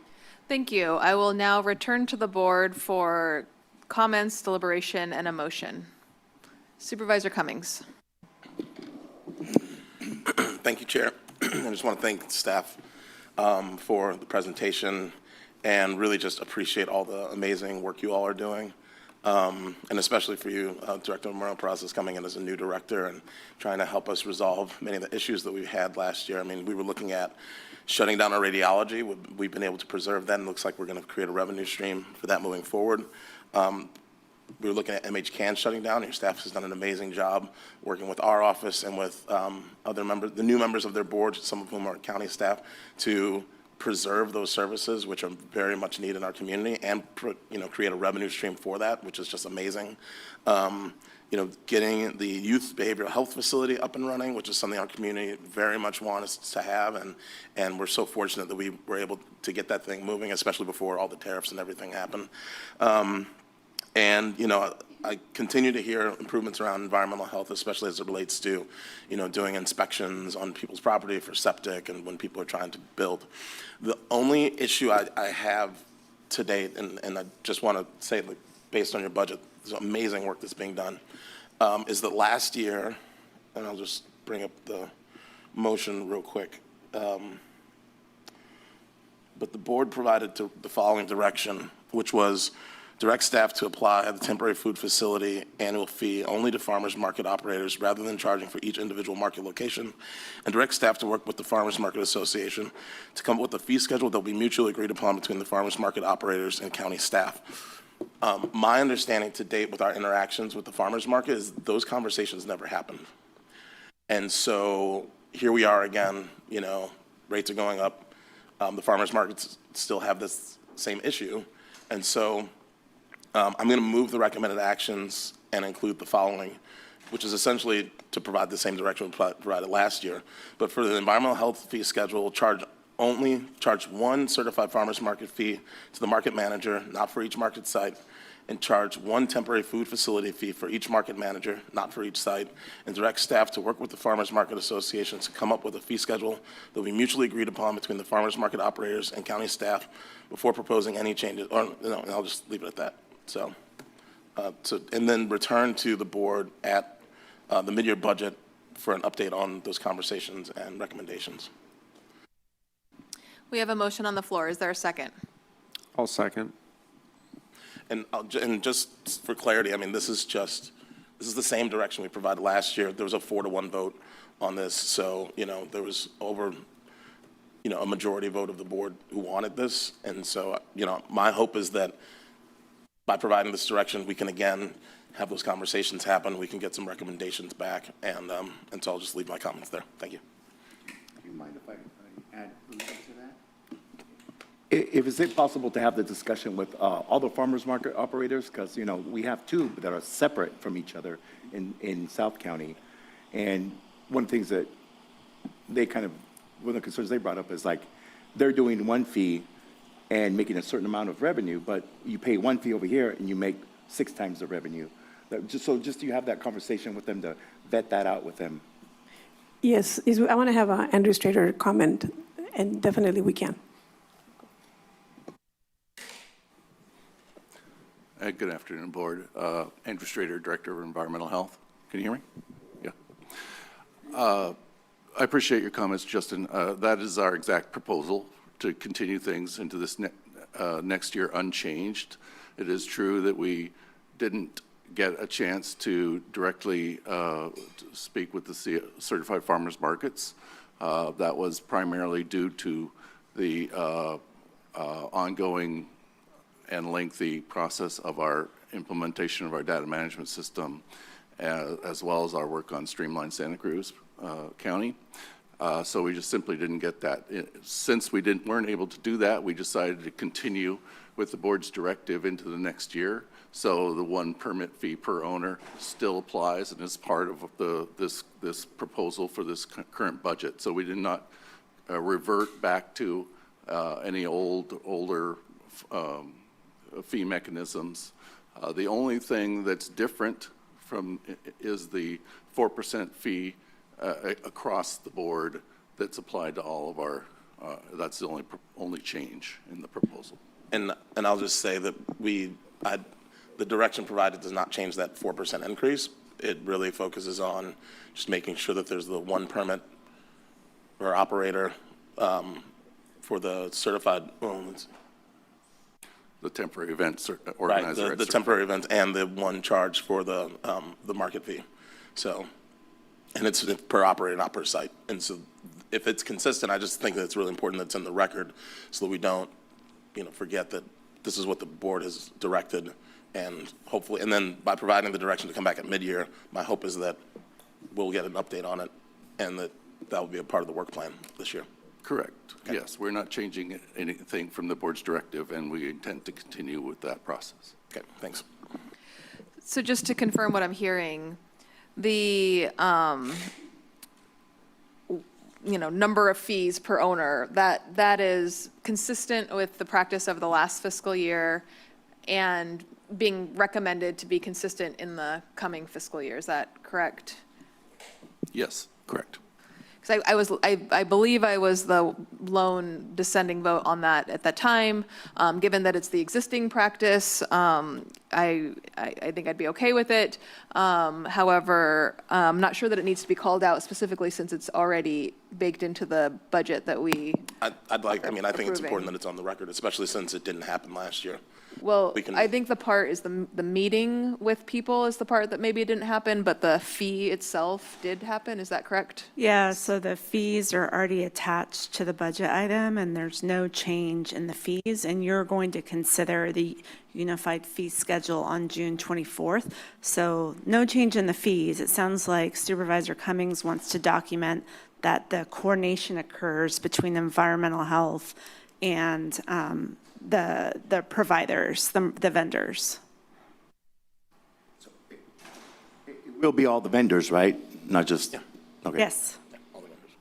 Because maybe we can encourage the South County ones to merge together and pay one fee instead of both of them paying a fee separately. So we have a motion on the floor in a second. Would you like to clarify something, or do you have any further comments? Just to clarify that absolutely we would be including all the CFM owners in that negotiation. So to get clarity on the motion, do you want to repeat your motion, or do you want to make any edits based on the clarification from CEO Coburn? No, I'll just keep it the same. So it's move the recommended actions and also include for environmental health fee schedule, charge one certified farmer's market fee to the market manager, not for each market site. Charge one temporary food facility fee for each market manager, not for each site, and direct staff to work with all the farmers market associations for the county to come up with a fee schedule that will be mutually agreed upon between the farmers market operators and county staff, and return at the mid-year budget for an update. That's fine. Okay. Further discussion from the board? I'll just make a couple comments then. I appreciate all the callers who and public comment today who really spoke to the value of behavioral health services, of prevention services, and really, just doing the work that it takes to keep people healthy and keep them out of our emergency systems or our criminal justice system. A lot of incredible work happens at the Health Services Agency, so thank you for that.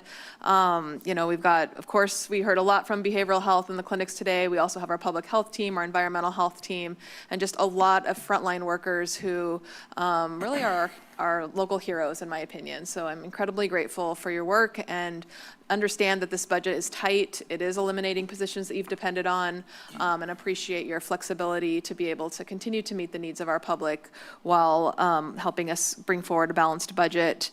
And I want to commend the CEO's office for working with HSA and our new leadership to get us to a really different conversation than we were having last year. And I know that there's some one-time funds in there that plugs the holes, and we may be having more difficult conversations in the coming mid-year or next year. But in this moment, I'm really pleased to support the budget that you presented. Thank you.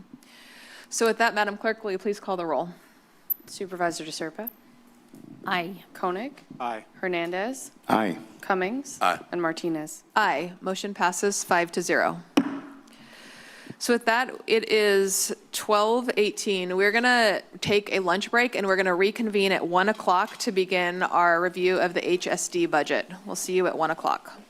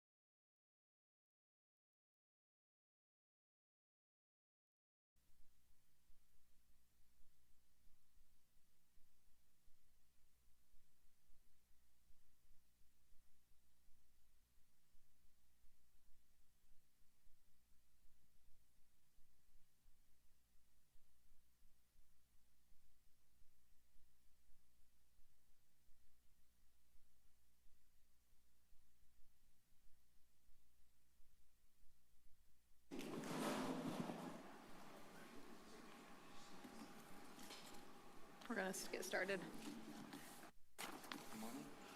No. Recording in progress. Welcome back. We will now return to our budget hearings, and we're continuing with regular agenda item number 8, to consider approval of the proposed 26-27 budget for the Human Services Department, including any supplemental materials, and take related actions as outlined in the referenced budget documents and as recommended by the County Executive Officer. So welcome back. As always, please introduce yourself and your department before you get started, and look forward to your presentation. Okay, good afternoon. I am Randy Morris, and I'm the Director of the Human Services Department. I am joined by Deputy Director Kimberly Peterson to my far left, and Trish Daniels, who's the Director of our Administrative Services Office and oversees our budget. That's why she's here with us. And I just want to say good afternoon, Chair Martinez, board members, CEO Coburn. I also, before I formally start and go through the slides, this is my 6th year here in Santa Cruz County, 6th time I've presented a budget, and every year I realize how much work that the county Human Services Fiscal Office, Contracts Office, and our partners in the CEO office work and do countless hours of work that public never understands. And I just want to pause and say I get to be the face as the director, but thank you to everybody who did the work to get this budget built up and balanced. I also want to recognize that in the room is all the division leads in my department, and in case you have some questions or public comment that generate some questions, we have all of our leads here to be able to be responsive. I saw a lot of great questions this morning, and hope you'll indulge us with any questions you have as well. Before I go through the formal slides, I want to take a minute just reflecting upon something I've heard our CEO office say over and over. We're in an inflection point as a public system in our country, and in health and human services, our partners in health just went earlier, sort of an unprecedented moment, and there's many things that are new that I have not seen before, so I just want to kind of create a framework. There's sort of a through line through the formal budget presentation. I just want to take a moment to mention them. First, human services in California is almost 90% funded by federal and state funding streams, and we're regulated by those federal and state funding streams. And of the about 10% of general fund that we're asking your board to approve each year, almost all of it is mandated match to draw that federal and state funding stream. So it's a little bit of an interesting paradox to be here asking your board to approve something that really is mandated by the federal and state government that we must do. So there's actually not a lot of discretion. Most years in my career, but for the Great Recession and my first year here when the pandemic hit, we have cost increases which are predictable, staffing costs, other costs, and we have revenue increases at the local level, the state level, and the federal level. And in average years, those revenue increases are in line with the cost increases, and we're sort of status quo. But in many years, in the past couple of decades, we actually get significant enhancements of federal state money. So we come to you each year and say, please approve this budget and these enhancements. And that is the best part of what we do, and that's why we're in this work to try to help expand the safety net and better serve our community. This year is a tipping point. Our costs continue to go up. And not only are most of our revenues flat, but many of them, as referenced in the CEO's overview this morning, are being reduced. So we're at a tipping point where we have to figure out how to propose a balanced budget, which we're required to do when we have cost increases, but we have reduced revenues. So that's the moment we're in. And what do? I want to share with you 3 big takeaways from my experience in the field over 30 years that I hope are helpful frameworks for you as a board and the community listening. The first, I'm not sure everyone is aware that those federal and state funding streams and regulations that bring that 90% dollar to us mandate that almost everything we do is provided by county workforce. There are state regulations codified in welfare institution codes that are built upon federal mandates that the social work that we do and the eligibility work we do cannot be contracted out to nonprofit organizations. In those good years, we extend the funding we have to provide them to nonprofit organizations because they often do excellent work, and sometimes better work than we can do as a public system because of the trust community members have with us. But at this tipping point we're at, a lot of what is driving our proposed budget is having to sort of retrench back to the mandates we have, which is the funding we have, which is to invest in our workforce, because those are the regulations and the funding streams that we have. The second that I have never seen in my career in human services is we now have a confluence of one state and one federal financial penalty that is now imposed upon county human services if we do not produce. That has never been something I've seen in my career, and I want to name this to you because a lot of the budget that we are presenting to you is to try to prepare for avoiding next year coming to you and saying, I need to build an X amount of new general fund to pay for penalties that we've never had to do before. Our programs are heavily regulated, they're heavily audited. We have over 30 audits a year we deal with to show we're in compliance. They have never involved financial penalties. Those two financial penalties, the state penalty is in the in-home supportive services program. I'm not going to get into details unless you have questions you want to ask me, but about a little less than half of our caseload gets enhanced federal funding. And if we do not comply with the yearly renewal for those cases, the state for a decade has been absorbing that financial penalty from the federal government. And current fiscal year, last year's state budget, they passed on 50% of that penalty to counties. And next fiscal year, pending the resolution of the current state budget, 100% of that penalty, it lands on county human services. Some of my colleagues in the state are paying hundreds of thousands of dollars of general fund a month for being out of compliance with the requirements of the IHSS program. I want to do all I can to not be in front of you in a year asking you to give me general fund to pay for penalties. How do we do that? We are mandated to deliver that service for our county employees. We need more county staff. We don't have money. That's challenge number one. The second is HR 1. It is not in front of you today, but I want to highlight under the CalFresh SNAP at the federal level changes under HR 1, effective October 2027, unless things change, and they could, we have to pay fiscal penalties for errors in our work in CalFresh. If we overpay or underpay our clients, we have an error. Though there are many variables still in play, the financial exposure for Santa Cruz County is next year, I might have to be asking you to give me up to $11 million to absorb those financial penalties unless there's a change. It takes us a year to get an eligibility workforce established. We have a training class, thanks to the CEOs in the hiring freeze permission to hire a new training class because of the need to have a workforce. It takes 6 months of training, 3 months of on-the-job training, so it's not until 9 months that they're actually doing enough work to get ahead of this. So I would be remiss if I didn't say one of the primary drivers of our concern is to build up our eligibility workforce, back to my introductory comments, because only a county eligibility worker can determine eligibility for Medi-Cal and CalFresh and CalWorks. This gets to my third point. It was mentioned in the CEO's budget presentation. This is the most extreme I have seen in my career in the state budget between the governor's May revision to his January proposed budget and what the state assembly and Senate have proposed. This is the point I want to make because this also feeds through our presentation today. If, by chance, the governor's proposed May revision, which will be overridden by the State Assembly and Senate on their June 15th proposal, they will recommend rejecting cuts. They will recommend giving more money to human services eligibility workforce, but the governor has the authority to veto that. Until we know how the state budget settles, if the May revise is what lands, I have to come back to you in the fall and ask you to cut more money from my budget. I hope that doesn't happen. The state legislature has made public comments they do not want to do that, but we do not know.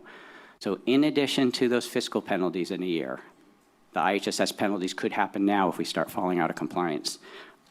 I also have to contend with and need to share with you, we could have to make more cuts than what's already in front of you if the state budget settles in the way that's not to our advantage.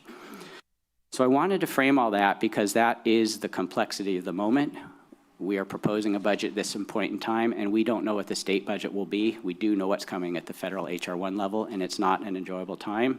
This is the first time I have been at a point where I have to say we have to cut and reduce our ability to serve community. This is not why I signed up for this line of work, but this is what we're responsible to share with you based on these changes at the federal and state level.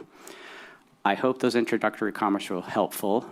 I hope you can sort of carry those through as the through line, which will now go through the formal presentation and walk through why, given everything I just said, the budget is as proposed in front of you today for consideration.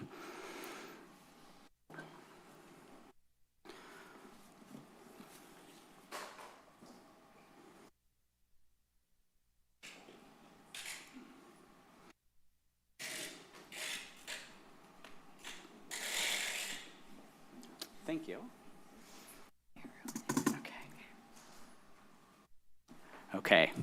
I'm not going to read through all these one by one, but essentially I'm going to walk through the mission and overview of the department. I'm then going to turn it to Kimberly Peterson, our Deputy Director, who's going to do some accomplishments. We are very proud of what we have done. We do make a difference in this community. We might have to make less of a difference going forward because of reduced resources, but we want to make sure to celebrate the good things we have been doing.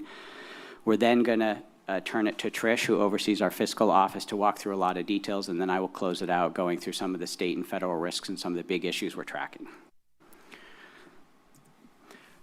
This is our mission. I'm not going to read it. What I want to really highlight is if you look to the right, we have been up in the 580 plus employees. As will be discussed in the rest of the proposal, we have painfully been on a soft hiring freeze that grew into a hard hiring freeze, knowing we were going to be in this budget times, and we had to propose a deletion of all vacant positions. Every one of those positions, the division directors in this room fought hard to fill and had good reason to fill, and in different budget times we would have filled.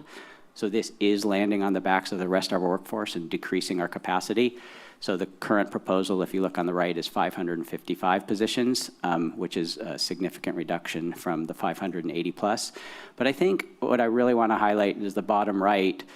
We touch 1 in 3 people in this community.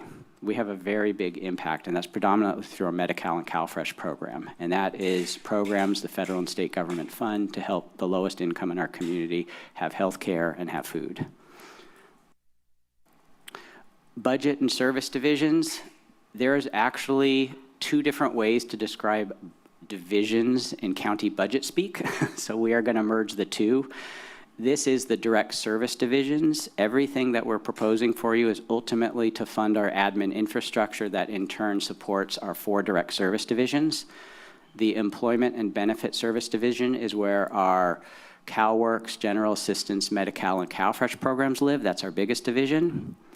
Adult and long-term care is where our IHSS, APS, Public Guardian, and Veteran Service offices are housed. Our Family and Children Services Division is the Public Child Welfare Division.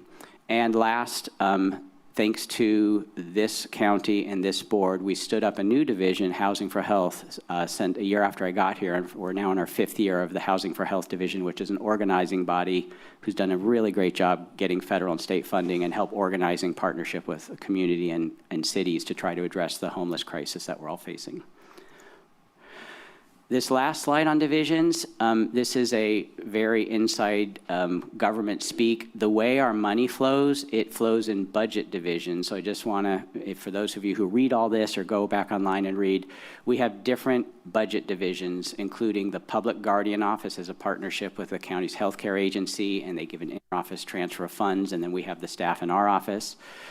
The Workforce Innovation Opportunities or Workforce Development Board, that is a separate standalone funding stream in its own budget division. The Veteran Service Office is its own standalone budget division, state funded only. And then this last one is called entitlements, if anybody reads the budget, and that is where all the different cash payments that pay IHSS providers, foster parents, adoptive parents is kind of all organized under something called entitlements. And that's just to orient people if you're reading our online budget. I am now going to pause to just take a quick moment before I turn this to Kimberly Peterson. Some people in this room, probably elected officials know, some community members know, but I want to take a moment to congratulate Kimberly, who was promoted by my boss, the CEO, to be a new deputy CEO effective end of this month. So this is her last public presentation as a human services director. former mayor of this great city of Watsonville. And we, to be quite frank, thought it would be appropriate to allow Kimberly, as she steps away to help our executive office, to be the one to share some of the great work that the department has been doing under her leadership well before I got here. So Kimberly, congratulations, and passing the baton. Thanks, Randy. And thank you for allowing us to take a moment to acknowledge what the department has accomplished this past year and some prior years. Randy mentioned briefly that our department motto is dedicated to making a difference. And just at a glance here, you can see that we do make a difference in the community. I'm going to take a couple minutes just to highlight a handful of the many accomplishments that we have made from across the department. So if you're looking at the upper left corner, that represents our Employment and Benefit Services Division. You can see that we serve over 90,000 people a year in that division. In fact, by the end of this fiscal year, we expect that we'll have served over 98,000 people this fiscal year. This division administers Medi-Cal, CalFresh, Cash Aid, and employment services. And these benefits in many ways are gateways to other services, including childcare, employment training, housing, and in-home support services, many of which contribute millions of dollars into the local economy. Each month, over 6,000 people visit our lobbies, and we get over 10,000 phone calls a month to our call center. And this past year, as we've been preparing for HR1 and state policy changes, the division has provided over 20 presentations to community groups and directly to clients to communicate about the changes. And if you look at the middle top image, this represents our Adult and Long-Term Care Services Division. And there has been a lot of caseload growth in this division. As you know, older adults are the fastest growing population. And within the APS, Adult Protective Services caseload, we've seen a 14% per year growth over the last 4 years. For our in-home support services caseload, we've seen an average of 7% per year growth in the last 4 years. By the end of this fiscal year, our average monthly caseload for IHSS is looking at about 3,800 cases. Within Veteran Services, which is also in this division, the total number of vets assisted each year has also increased 6% each year over the last few years. And then lastly, I want to acknowledge the collective partnership between Human Services, Adult Services, the county, and other local jurisdictions and community partners in their Age Well Santa Cruz efforts to develop a master plan for aging so that people of all ages and abilities can thrive. Last August, the Community Needs Assessment related to the Master Plan for Aging was published. So then going to the next image, representing our Housing for Health division, even with inconsistent funding streams and changing policies, there are measurable improvements from our Housing for Health work. Last year, of the individuals working with Housing for Health or partners, those people who exited homelessness to housing, 51% exited to permanent housing. This Housing for Health division has also worked with other organizations to support over 10 housing projects in the last 5 years, including the Hope Village project, which recently opened in Watsonville, and the Live Oak Landing and Behavioral Health Bridge housing projects, which will be opening soon. And then finally, between 2024 and 2026, the point-in-time count has reduced 11%. And just a couple more for WIOA, our Workforce Investment Opportunity Act. Last year, they served 321 participants, and 178 people exited the program. Of those that exited, 70 to 80% were still employed 1 year after exit. And as an example of the potential wage impacts, we had participants graduating from Cabrillo College with wages over $75 an hour. And then for Family and Children's Services, it's that, and on the bottom row, middle picture. In alignment with a statewide effort that began in 2025, Family and Children's Services is collaborating with the Child, Youth, and Family Wellbeing Partnership Initiative, which includes also a number of community partners and educators, to shift from a historic mandated reporting model focused on investigations first to a community supporting model approach, which is really focused on prevention and supporting families. And then finally, and on that note, there's also some videos that have been posted online as part of the campaign to communicate about this new approach. And then finally, we also have a data dashboard on our website that provides information regarding who we're serving throughout the county, what programs are impacting community members, and there's an interactive tool where people can filter by supervisorial district, school district, and program. And we are also working with Santa Cruz Data Share to provide information regarding HR1 impacts. So with that, thank you all. Thank you, Randy, and I'll turn it back to you. We are going to miss you, Kimberly. Great choice, Nicole. So I'm going to walk through this slide, which is our best effort in one picture to explain to you the budget in front of you, and then I'm going to turn it over to Trish, who is going to walk through some of the budget details. I said in my introductory comments that we always face cost increases, and we often have revenue increases that align with those cost increases, and sometimes in the best years, even more revenues than cost increases so we can expand. This is why we hit our inflection point.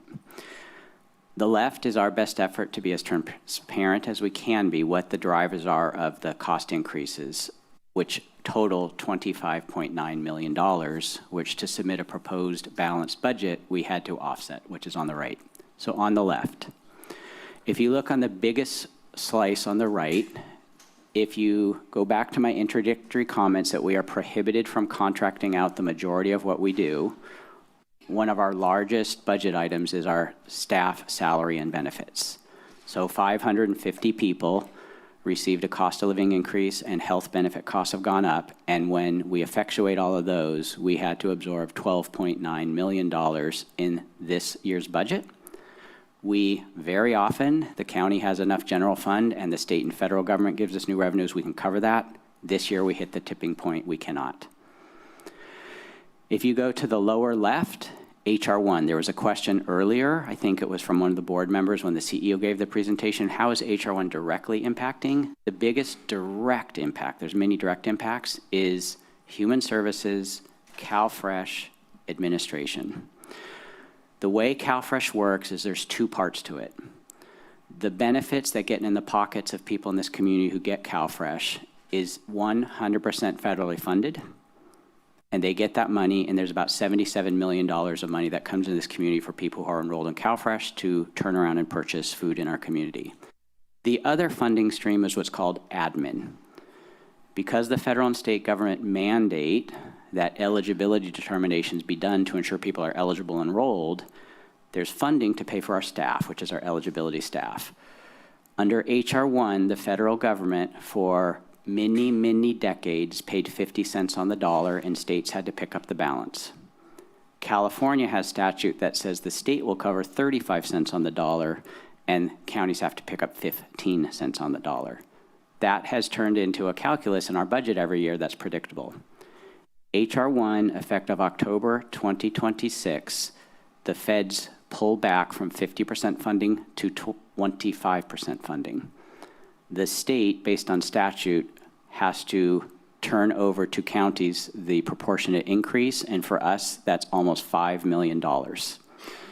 I want to be clear, back to the times we are in, this is for a county fiscal year when this $5 million is effectuated by the federal fiscal year effective October 2026. So when we're in front of you next year, this grows at least 25% more that we have to absorb into our budget to pay for a full county fiscal year, and it's going to grow significantly.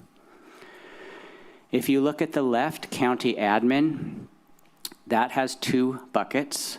One is the costs for other county services that we pay for, general services, IT, county council, Jason's team that we pay for to represent us in court and provide legal advice. All of their costs have gone up, so that shows up in our budget because we have to pay for those increased costs, but the other is the building we're sitting in, 500 Westridge. This is a wonderful service to South County. The costs, the construction costs, how it landed, we are the primary tenant, Human Services Department in this building. Our cost to pay our share of being here has gone up, and we had to absorb that in our budget. And the last, for anybody who follows county board items, in closed session, you will often see legal settlement, and there's a name of something, and it's a confidential discussion with the board. In California, there was a change in law that a statute of limitations was eliminated a few years ago, that children who were in the foster care system in California, after a certain number of years, could not file a claim against the county if they believed they were mistreated. That statute of limitations was eliminated, and across the state of California, former foster youth, sometimes 30 years later, have filed claims, and many counties have to settle immediately because we have no records, we have no employees around, and their claims are very righteous and disturbing, and good for them to get their moment and their payment. But we have to absorb this by adding money to the risk pool because we have not historically been sued very much for many things, but now we have to prepare. LA County has had to pay out over $1 billion in claims. So we have to budget for the prospect of future claims filed against us, which now is law that people can. So that's the $25.9 million problem we had to solve, and on the right is how we propose to solve it. If you see the largest slice, $7.4 million, is reducing our workforce, reducing our overtime, reducing our extra help hires, which are often retirees that deepen our bench, and an adjustment in our salary savings formula, which is a little bit budget math, which is $7.4 million by deleting all of those positions. If you go to the upper right orange, we had to propose initially to also lay off 26 full-time equivalent employees because we could not balance the budget without also adding layoffs. Our CEO has proposed to your board for your consideration to pull from the reserves. I do want to share with you this reserve is a sub-account of the county reserves. I think Marcus Pimentel mentioned this earlier today. For over a decade, when the County Human Services Department has underspent its county general fund, that money's returned to the CEO and it goes in an HSD reserve sub-account. So it's from that sub-account. Previous board appropriated money to human services that didn't get spent. That is ultimately your board and the CEO's money, but it came from our sub-account, not from like a disaster fund. And if that is effectuated, we can save 26 positions, and that leads to the question, how are you going to solve for that in the future? This is one time, and it's basically, we hope the state budget settles, and we're going to have to continue a hard freeze if the state budget doesn't get better. Allocation increases, I mentioned we often get large allocation increases. We got a few, which added up to $4.5 million, which help us balance the budget. If you see the next one, if you go around 1.7 in net contract reductions, we actually had about an even exchange of direct service contracts. We had to eliminate about $2 million of direct service contracts only due to budget pressures, but we had about $4 million in contract increases because mostly housing for health programs. And so the net balance was a reduction of 1.7. And then under other projects, this is predominantly items we had for facility projects that have zeroed out this year. We completed them, and so there's no loss, and a couple we had to delay. And the last one is client payments. Kimberly said in her accomplishment slide, she talked about the demographic shift of aging population growing. The children's population is decreasing. Our foster care caseloads are decreasing. The amount of payments we make to foster parents and caregivers is decreasing. So that is how we propose to balance the budget, and hopefully that's a helpful framework. And now all the details that follow from Trish, whose team does all the work, kind of build up into this one picture. So this is for Trish. Thank you, Randy. I'll start with the overall proposed budget for the department. At a high level, this is pretty close to a status quo budget, and it was balanced with the reasons that Randy stated on the previous slide. Revenues are essentially flat, and our expenses only increase by less than 1%. The general fund contribution does increase by approximately $4.6 million, and that does include the $4.2 million in use of one-time reserve funds. And then overall, our staffing is also reduced by the 24.5 that Randy referenced, bringing HSD to 555.5 funded FTE. And just as a note, on a like-for-like basis, excluding Housing for Health and Public Guardian, that reduces it to around 531 positions, and that is our lowest level in social services since before the pandemic. Next slide. Next, this slide shows how costs are spread across our major service areas. The majority of our expenses are in social services at approximately $128 million, or 63% of the budget. That reflects the scale of benefits, child welfare, adult services, and related operations, and the cost to provide those services. Housing for Health totals about $20 million. Entitlements, which is primarily the cash aid payments to eligible clients, that's about $47.8 million.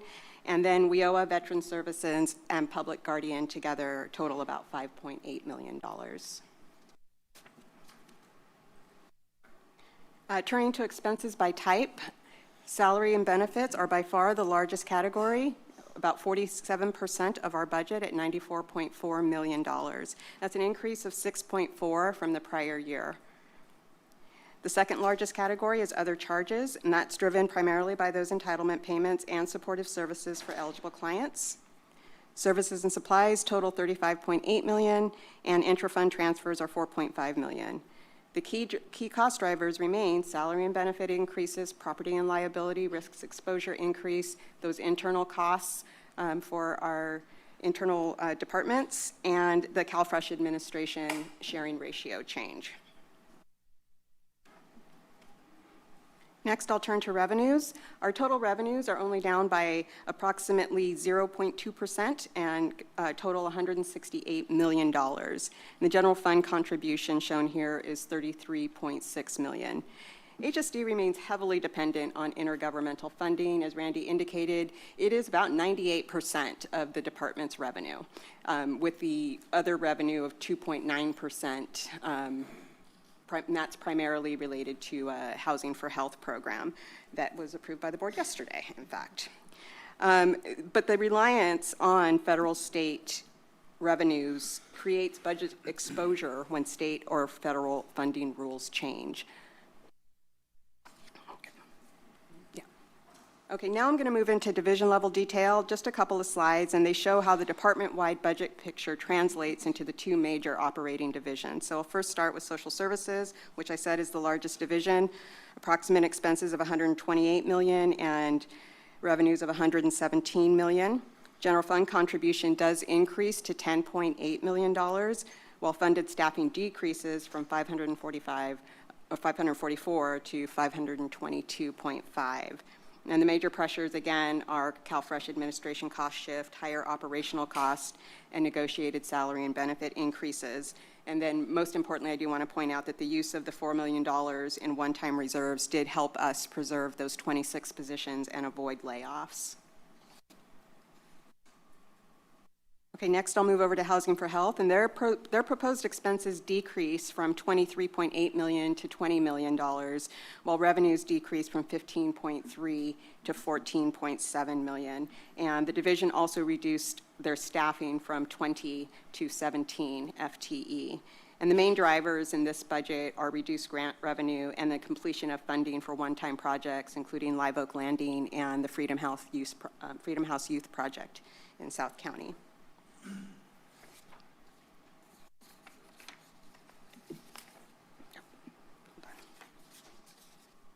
do I do with my stuff? Oh. Okay, so major budget changes. Sorry, lost my place there.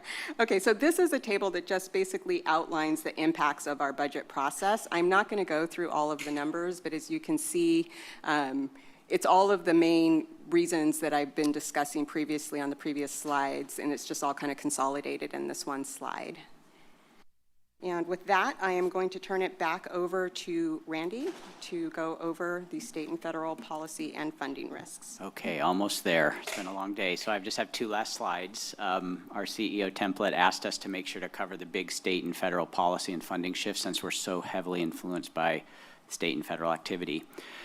On the left, I talked about this earlier, CalFresh and then below that is Medi-Cal, that's HR1. But the cascading effect of the impact of these cost shifts has caused the state to have to make changes. For example, in the Medi-Cal space, California was able to fully fund on its dime Medi-Cal services for undocumented immigrants, and they had to stop that, part in response to the cascading effect of HR1 causing the state to have to absorb more costs. But to start with CalFresh, you may be aware, and this is the goal of the current federal administration, to make it harder for people to get on and retain their CalFresh and Medi-Cal benefits. This is the absolute goal. They're defunding us administratively, they're making it harder to do, and they know this will cause a lot of chaos, and it'll cause these budget pressures we're dealing with today. But this is a summary of what's happening. 26% of our caseload, which is over 30,000 people, are going to be subject to new work requirements. And that's a whole conversation unless they meet something called exemptions. They have a condition where they are exempt from work rules. So that's a big workload that we're dealing with that just went into effect this month. I talked about the administrative cost share, which is going to grow significantly next year, but we already have to absorb this year. And then I told you earlier, we have an error rate penalty that unless there's a change at the federal level, we have to forever forward be dealing with. And I'm happy to answer questions about what that means. But in essence, a program this big and this complicated is always going to have errors. There is no state that's not without errors, and California's error rate is already about 5% above the high threshold where we'd have to pay the maximum error. So there's a lot of work being done in the state around that. I do want to say one more thing about CalFresh. CalFresh has always had a federal funding stream that is called an entitlement, and that means for as much work as a state does in CalFresh for staffing, the federal government pays 50 cents on the dollar, now to be 25 cents on the dollar. And just a couple months ago, for the first time ever, the federal government imposed a cap on that entitlement. So we are being pinched from every level. We have an error rate penalty, they're reducing their administrative cost contribution, and they have created a cap, which California is considering legal action against the feds. In the Medi-Cal space, this current federal administration is very committed to undoing Obama's Affordable Care Act, which expanded eligibility for Medicaid by almost 50%. So about that percentage of the Medi-Cal caseload is going to be subject to similar work requirements unless they meet exemptions. And they have doubled the eligibility determination. Every year, somebody on publicly funded Medicaid, California Medi-Cal, has to go through a redetermination. The federal government now mandates that you have to do it twice a year. Double the workload, less money. That falls on the back of our eligibility staff to do. Again, the goal is the chaos, the underfunding, and to not have taxpayers' money paying for these services. That is their goal. It's landing.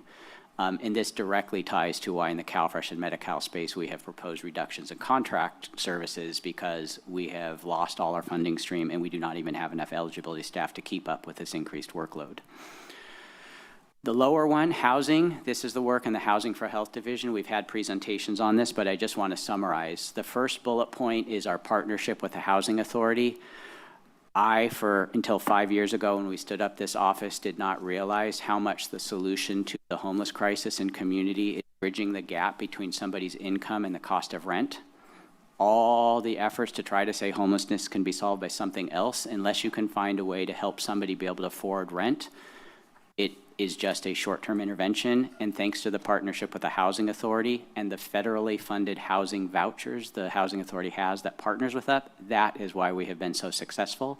The federal government has reduced the number of housing vouchers we have, and we're starting to see the impact because people on wait lists are going to wait longer. At the federal level, money that comes straight to us, the continuum of care, referred to as the COC, we're the administrator of that in the Housing for Health Division.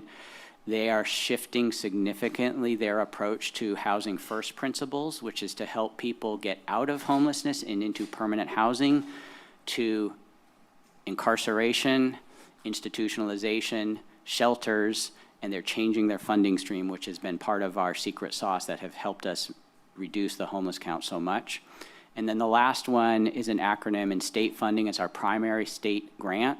The state of California had $1 billion in this allocation last fiscal year. They zeroed it out current fiscal year, and the state proposal is to put it in half at $500 million next year. That is money that we spread out over multiple years to pay for programming. And with that much of a reduction, all of this added up, our capacity to continue to improve the crisis is going to be compromised, and we are likely going to see increases, most unfortunately, in our homeless counts because of these changes. On the right, these are 3 issues in the governor's May revise. I mentioned earlier, if the May revise holds and the governor vetoes the state legislature's proposal to not implement these cuts in the adult protective services space, please know there is no federal funding. It's a state-funded program only. There is 102 more times federal funding in child welfare than there is in elder justice programming. It's horrible. The caseload is growing by 14%, and the governor is proposing to reduce funding to counties at the time when the caseloads are ballooning. It's unconscionable. If the state passes this, we're going to have to reduce our APS workforce. This is getting lost in the discussion of H.R. 1 and eligibility, so I want to highlight this. In-home supportive services is one of the most expensive programs we administer. When we put the 3,500 plus people on the program, they hire providers to come provide in-home care to keep them from going into institutions. Current fiscal year, that's $110 million of wages going to in-home care providers helping Santa Cruz residents stay in their home. The state can't afford this, so they have proposed in the state budget to shift a lot of the cost to counties, which we cannot afford. If the governor vetoes this and makes this cost shift happen, I am back in front of you in the fall telling you how much we have to cut to absorb this cost shift. It is very, very disturbing if this passes. And the last is a small but very important issue that California implemented 30 years ago. Federal funding to pay people for their tuition to get an MSW degree to commit to 2 years in working in public child welfare in California has been the pipeline for our workforce. This work in child welfare is very, very difficult, very complicated. And the feds have questioned the way the state is using Title IV and are proposing to reduce their funding. And as of now, there is no Title IV program next year, which it stops our pipeline, and the state is trying to work with the feds to adjust funding to keep it going again. If this happens, we have a significant workforce problem in public child welfare in California, and I just want to get that on people's radar screen. I close with a summary of what's happening. Remember, we are mandated to deliver the service ourselves. We cannot contract out the vast majority of what we do, and there are profound workload increases coming with a difficult budget, and we cannot not only increase our workforce, we have to reduce it. This is a dilemma with no real solution. The demographic changes, we have an aging community. We do not have an infrastructure to absorb and support healthy aging. So we have a lot of work to do to deal with that demographic shift. I talked in the prior slide about the significant housing supports that are declining, and this is going to roll forward over the next few years, and we're going to start to see the homeless crisis grow unless we can get federal and state changes.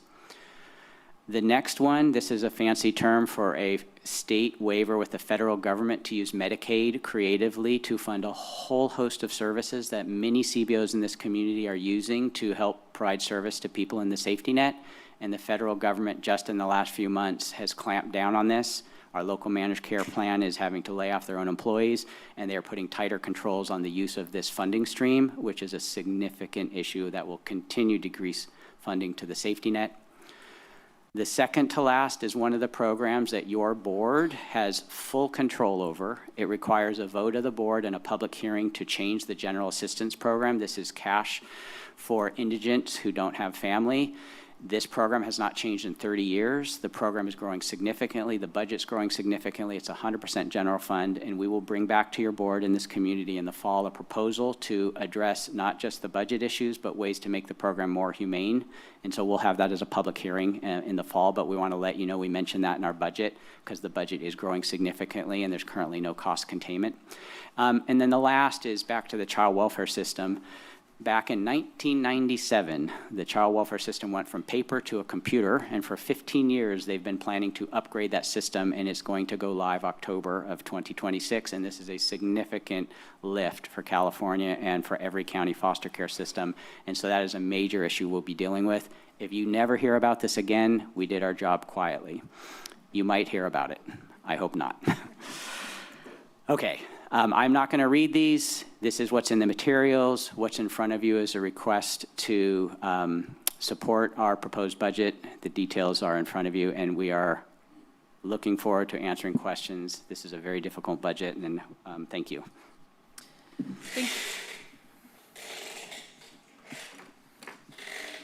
Thank you for your presentation. I'll now return to the board for questions and then go to public comment and then return to the board for deliberation and a motion. Which of my colleagues want to start with questions? Supervisor Koenig.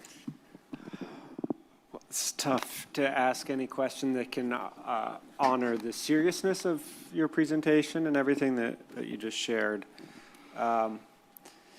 First question is around the CalFresh error rate. I mean, and you were talking about how we already basically structure payments to beneficiaries in a way that, and that a lot of the error rate is basically from people getting new employment, not reporting it right away, maybe.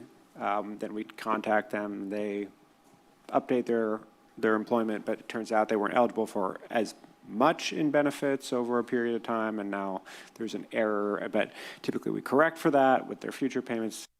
And now the federal government is putting a penalty on top of that, even though we've already corrected for it. I mean, is there any way to figure out some sort of like cost sharing method? I mean, not that it's with the beneficiaries themselves of the penalties. So if I understand your question correctly, I want to just confirm I heard you reflect back what I might have shared with you, which is errors are often corrected. Mm-hmm. They can be an overpayment or an underpayment, or a misappropriation of the funds that get corrected. To what I think is your question is, it is baked into HR 1 law. It would require what happens November 3rd with the midterm elections. It would require an act of Congress to change what is now baked in law, which is a error rate based on a certain threshold, and every state has to pay it. Right. No, obviously we're not going to change HR 1. Is there anything we can do as far as like timing or like more proactive, even communication with CalFresh beneficiaries? I mean, a texting program, they get a text every month. Hey, did your employment change this month? Please let us know. We'll get you a $5 Starbucks gift card if you tell us, because the difference is more material than that to us. Please let me know if this is responsive.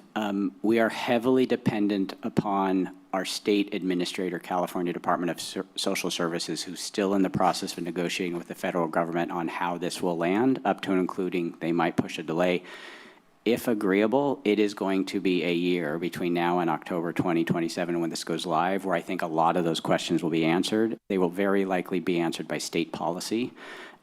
I would recommend, if the board agrees, we need to have this conversation well before a year from now in budget hearings, and I think that would probably be the time where we would be able to better answer and probably informed by state policy. But so anyhow, I'm basically saying those are great questions and they're being deliberated now, and I don't think we have answers. That's what's under discussion. What you're saying is that even though we here at the county are left to pay the bill, we would have to adhere to state policy with how to communicate with beneficiaries and how to... So I am trying to hesitate to not call my division directors up too soon, but I do want to queue up Irma Marquez, our director, in case she wants to add to this or you have follow-up questions.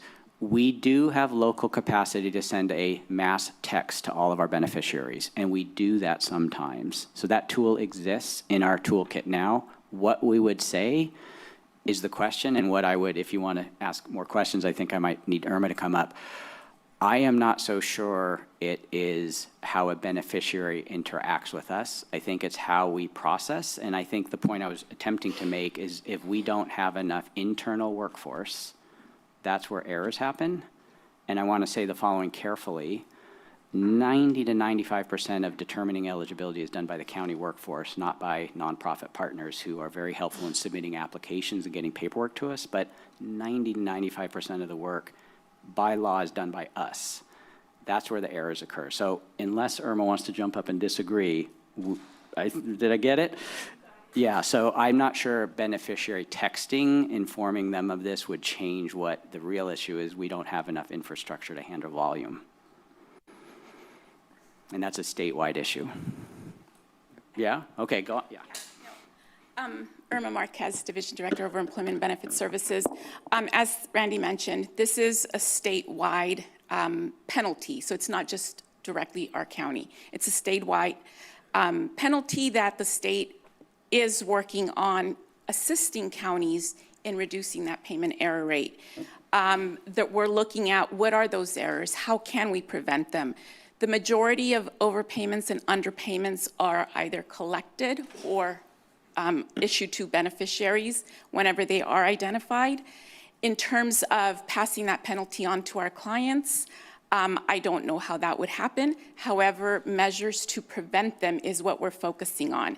So for example, processing timeliness. There was a reference of clients not reporting.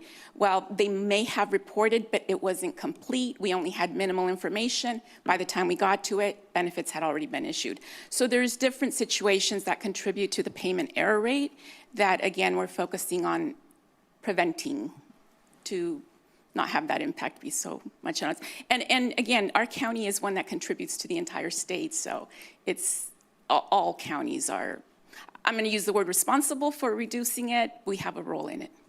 And Supervisor Koenig, just to piggyback, it is not resolved or decided at the state level how they would distribute that statewide error penalty. I think that's going to be a very complicated discussion that's going to play out between our state association and the state. I think the bigger goal is hoping that, to be at the risk of being too political, there's a midterm election swing and the new Congress jumps in and makes some federal intervention on this.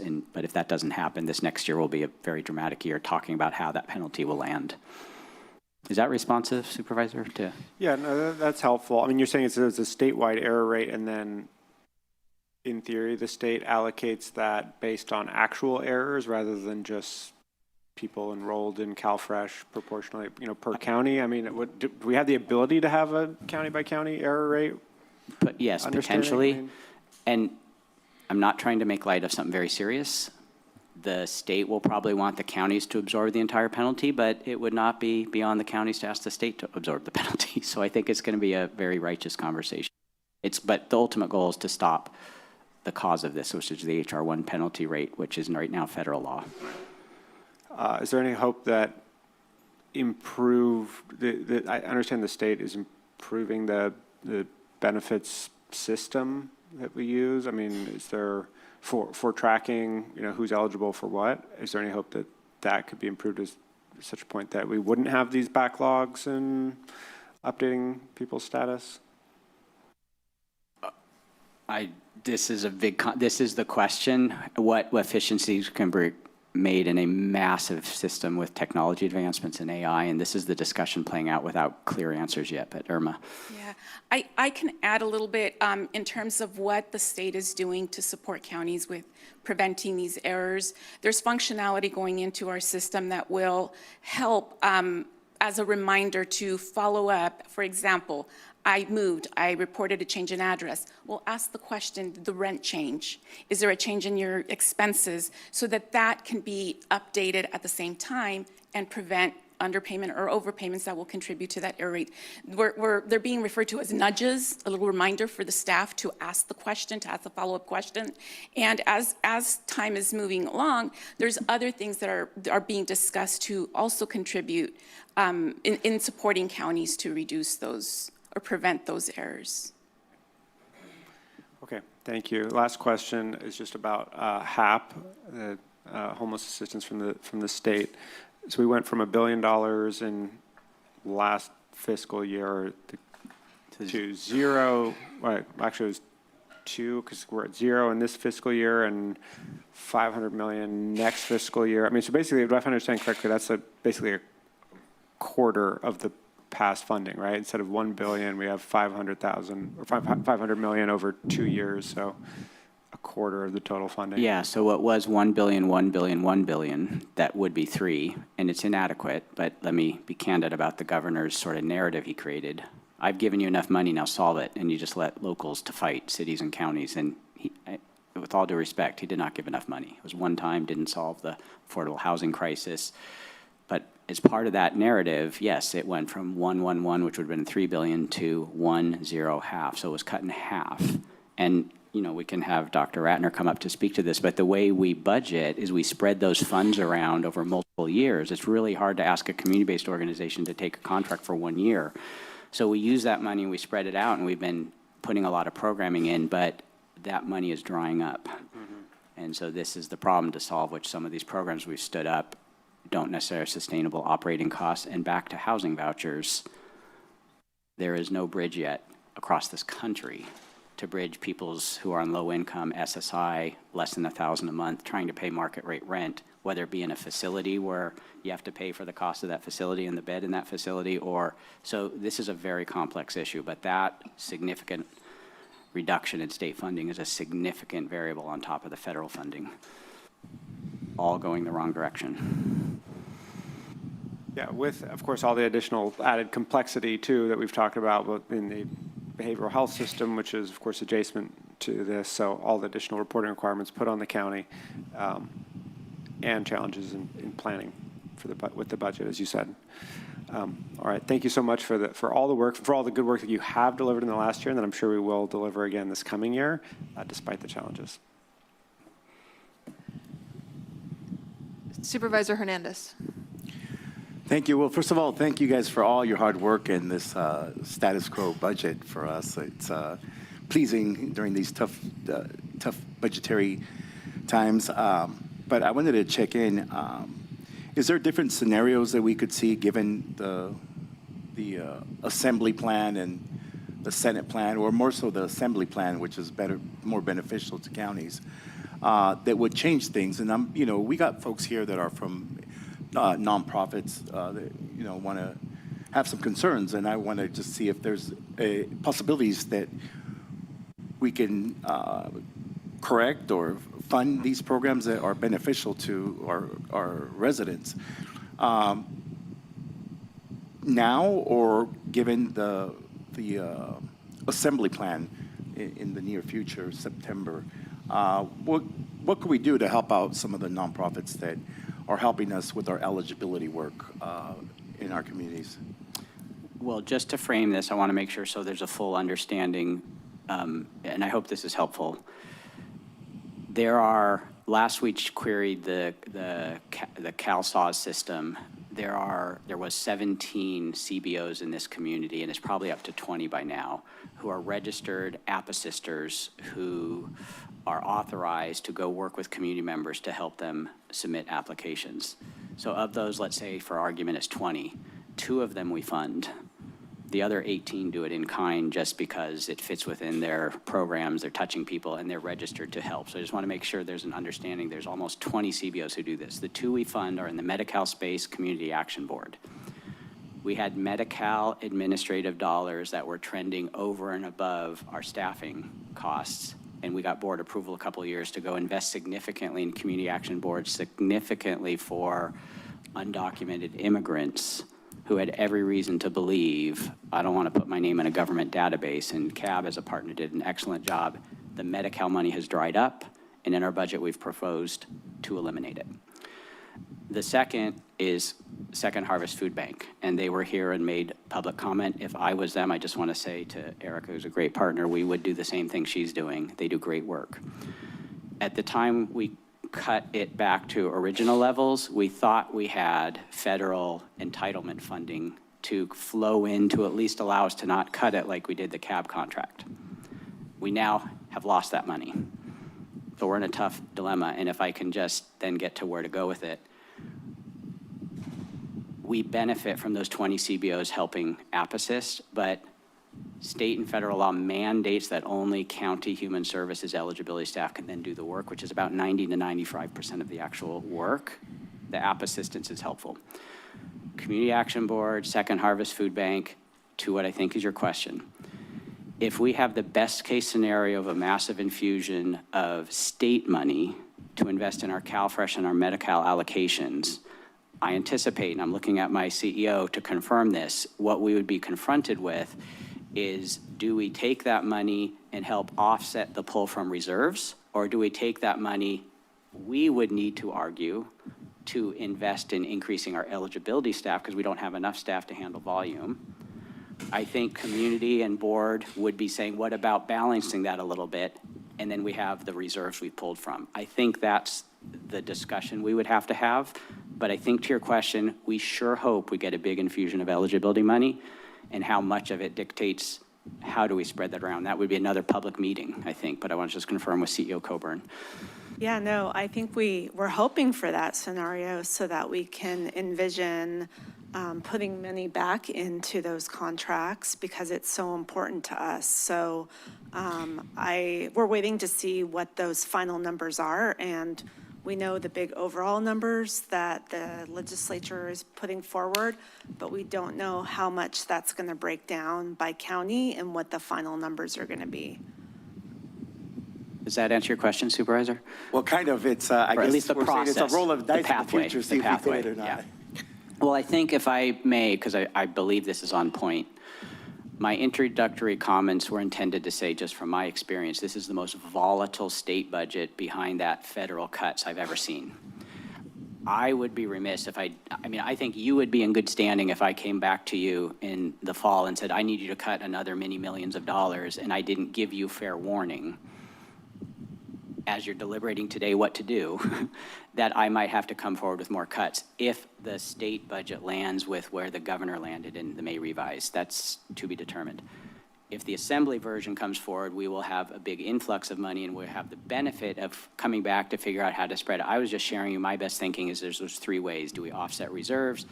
We need to ask to invest in our eligibility workforce because we do not have enough staff to process volume. And the CBOs are doing their job saying, please reinvest in us because we help in ways, and I want to give credit to CAB, Second Harvest, and the other 18. There are ways in which our community partners talk to community members that is the most effective way to talk to community members because they're not government. So we value that partnership. It is a scarcity model we're in where we don't have enough and it's an uncomfortable conversation. Does that, this process, we don't know. We will see in the fall. Not to get off of the tangent, but I'd really suggest that we push CSAC to push for this assembly bill, the assembly budget. Yeah, they sent a letter this week regarding the various frameworks, and they are in favor of what the assembly is asking for. And so we're hoping to see something close to that, but we won't know until maybe this Friday or next Monday. And if any of our nonprofit partners have a legislative arm, it'd be good to support, letter of support to the governor's office for the assembly budget as well. Yeah. Supervisor DeSerpa. Thank you. Thanks, Randy, for your candor. It's a difficult year. I think you've answered my questions regarding the penalties for IHSS. I just don't understand how the state thinks that counties can afford any more cost sharing when it comes to IHSS, especially knowing that people really who are so, for example, this, but just for the general public, I served the 450 people with quadriplegia in this county, many of them living at home because of the efforts that myself and others make, but they cannot live at home without help. They can't. They cannot move their bodies without help. So I just think about people with dementias that maybe have their own little apartment, but they really rely on their IHSS caregiver to get them to appointments and go shopping for them and take them to their doctor's appointments and pick up their medications. And these programs are just so important. Okay, so quick question for you. and maybe you guys have already covered this because I've been Googling different things here, but the federal government withheld like, is it $1.3 billion? Yes. Now, From Medicaid, of which 1.1 billion was California IHSS money. Yeah. I don't want to be too political. I'm not an elected. I'm talking to electeds, but this is a pattern of behavior of the current federal administration to poke blue states. Sure. The easiest trick in the book is to say fraud. Medicaid is a very big, expensive program that the current administration doesn't like taxpayers' money funding. And so they said, we are going to freeze 1.3 billion of California's Medicaid allocation. 1.1 billion is IHSS. So that will play out politically. Okay, next question. Why is the GA budget growing? Like, that was a surprise to me when I saw that. Is that just because we've got a bunch of like promotoras and agencies out there contacting lots of different people and then helping them get signed up? Or what do you think, what do you attribute that to? I do have a theory. I welcome community members and the two divisions that work with this most closely, and that's EBSD and IRMI just heard from. But I actually think one of the ways counties have historically, in very difficult budget times, managed general assistance programs is they have made it very, very hard for people to get on and stay on. So it is a very high barrier program for a very complex population who, without this cash grant, doesn't have income. Doesn't have any income, right? None. I think it is. And it's not a lot of money, let's just put it that Well, way, it right? is. Is it $300 or $500 a month or something? It's closer to, it's tied to the CalWorks monthly payment. Where's Irma? Yeah. This is due to a lawsuit over 30 years ago, and we have the highest cash grant of any Bay Area county. And it's still not enough. But I think, to be candid with your answer, the last 5-6 years, we've had an infusion of money, and we started the Housing for Health program. And I think the Housing for Health program and all of the nonprofit partners and many, many CBOs here have come together, and we've worked very effectively to navigate our own rules, which are very complicated, and the caseload has gone up about 30%, and therefore the cash grants have gone up a lot, and it's 100% general fund. So we are doing the right thing by a very vulnerable population, and we can't afford it. Hence why we're coming back to you in the fall to try to balance, like, make it easier, look at whether or not we can afford the highest cash grant in almost all of California, and that's going to be a difficult discussion, and we'll make that a public one. But yes, our effective work with community partners, internal with Housing for Health, we have gotten more and more people on. I think there's a rule with, like, if you are eligible for a housing voucher, you have to have some form of income, so maybe that GA is tied to, There we go, Irma. you know. We're in the weeds. Where's Irma? Yeah, so there are details in the program that depend on, yeah. So Irma, do you want to speak to the housing piece of it? Yeah, as long, Yeah, and just introduce I don't yourself, really Jim, need in to case know they don't know every you. detail, but I think that is a reason why, because we're housing people, but they have to have income in order to be eligible, I think, for the voucher. So, Jim Dale, I'm the Assistant Division Director for Employment and Benefits Services. So I can't speak to the voucher program. I don't know if Robert might be able to speak to that, but there is a housing component within the General Assistance Grant. So the grant is broken down into personal needs and housing, and so a component of the grant is a housing component, and that pushes the grant total up to closer to $800 for a single person. So about $500 for personal needs and food, and then an extra roughly $300 for a housing support component. And that has increased in line with the CalWorks grant over last several years. As the state has reinvested in the CalWorks grant, that's also seen an increase in the amount of the grant for general assistance. Okay, thank you. This leads into my next question, because most people, in my experience, many people that need general assistance are people that cannot work because they have some form of a disability. And that leads to my next question about HDAP. So if we still have an HDAP program, correct? Correct. Yeah, okay, because HSTAP is a program that helps people who need it apply for Social Security disability. And if and when it's funded, typically it goes retroactive back to the date it was applied for. And there is a big lump sum, and some of that comes back to the county. The county gets reimbursed for all the GA. So I'm wondering, my question is, how robust is our HSTAP program so that we can actually get people who deserve it and who are entitled to it onto Social Security? Jim, I can give you a pass unless you were eager to answer this. Well, maybe you're not the right person. I'm not the right person about HDEP, but I would just say that every year we absolutely are focused on applications for Social Security insurance, and that does offset the total cost of general assistance. But HDAP is a specific component, a specific program that I think our Housing for Health would be maybe better placed to speak to. Yeah, you gave me a shout out for being candid, so I'm going to keep being candid. It is inadequate. It is super complicated to navigate the federal Social Security Administration, get on SSI. It happens sometimes. We have invested in a contract at senior legal services to have them help people get on, and part of what we're going to come back to in the fall, because what most counties have done who have tried to balance making this program more helpful, dealing with the budget constraints, if they invest more to pay for itself later to help people get on SSI, unless you're on what's called an unemployable tract. Well, if you're employable, then you do more to try to help people get off of GA and on an employment track. And if not, you try really hard to get them on SSI without a lot of intervention, which I think you know from all of your work experience is a very hard. So I just want to be candid. It's not robust or adequate because we don't have the resources. And that's part of what we're going to try to balance when we come back in the fall with a proposal for consideration.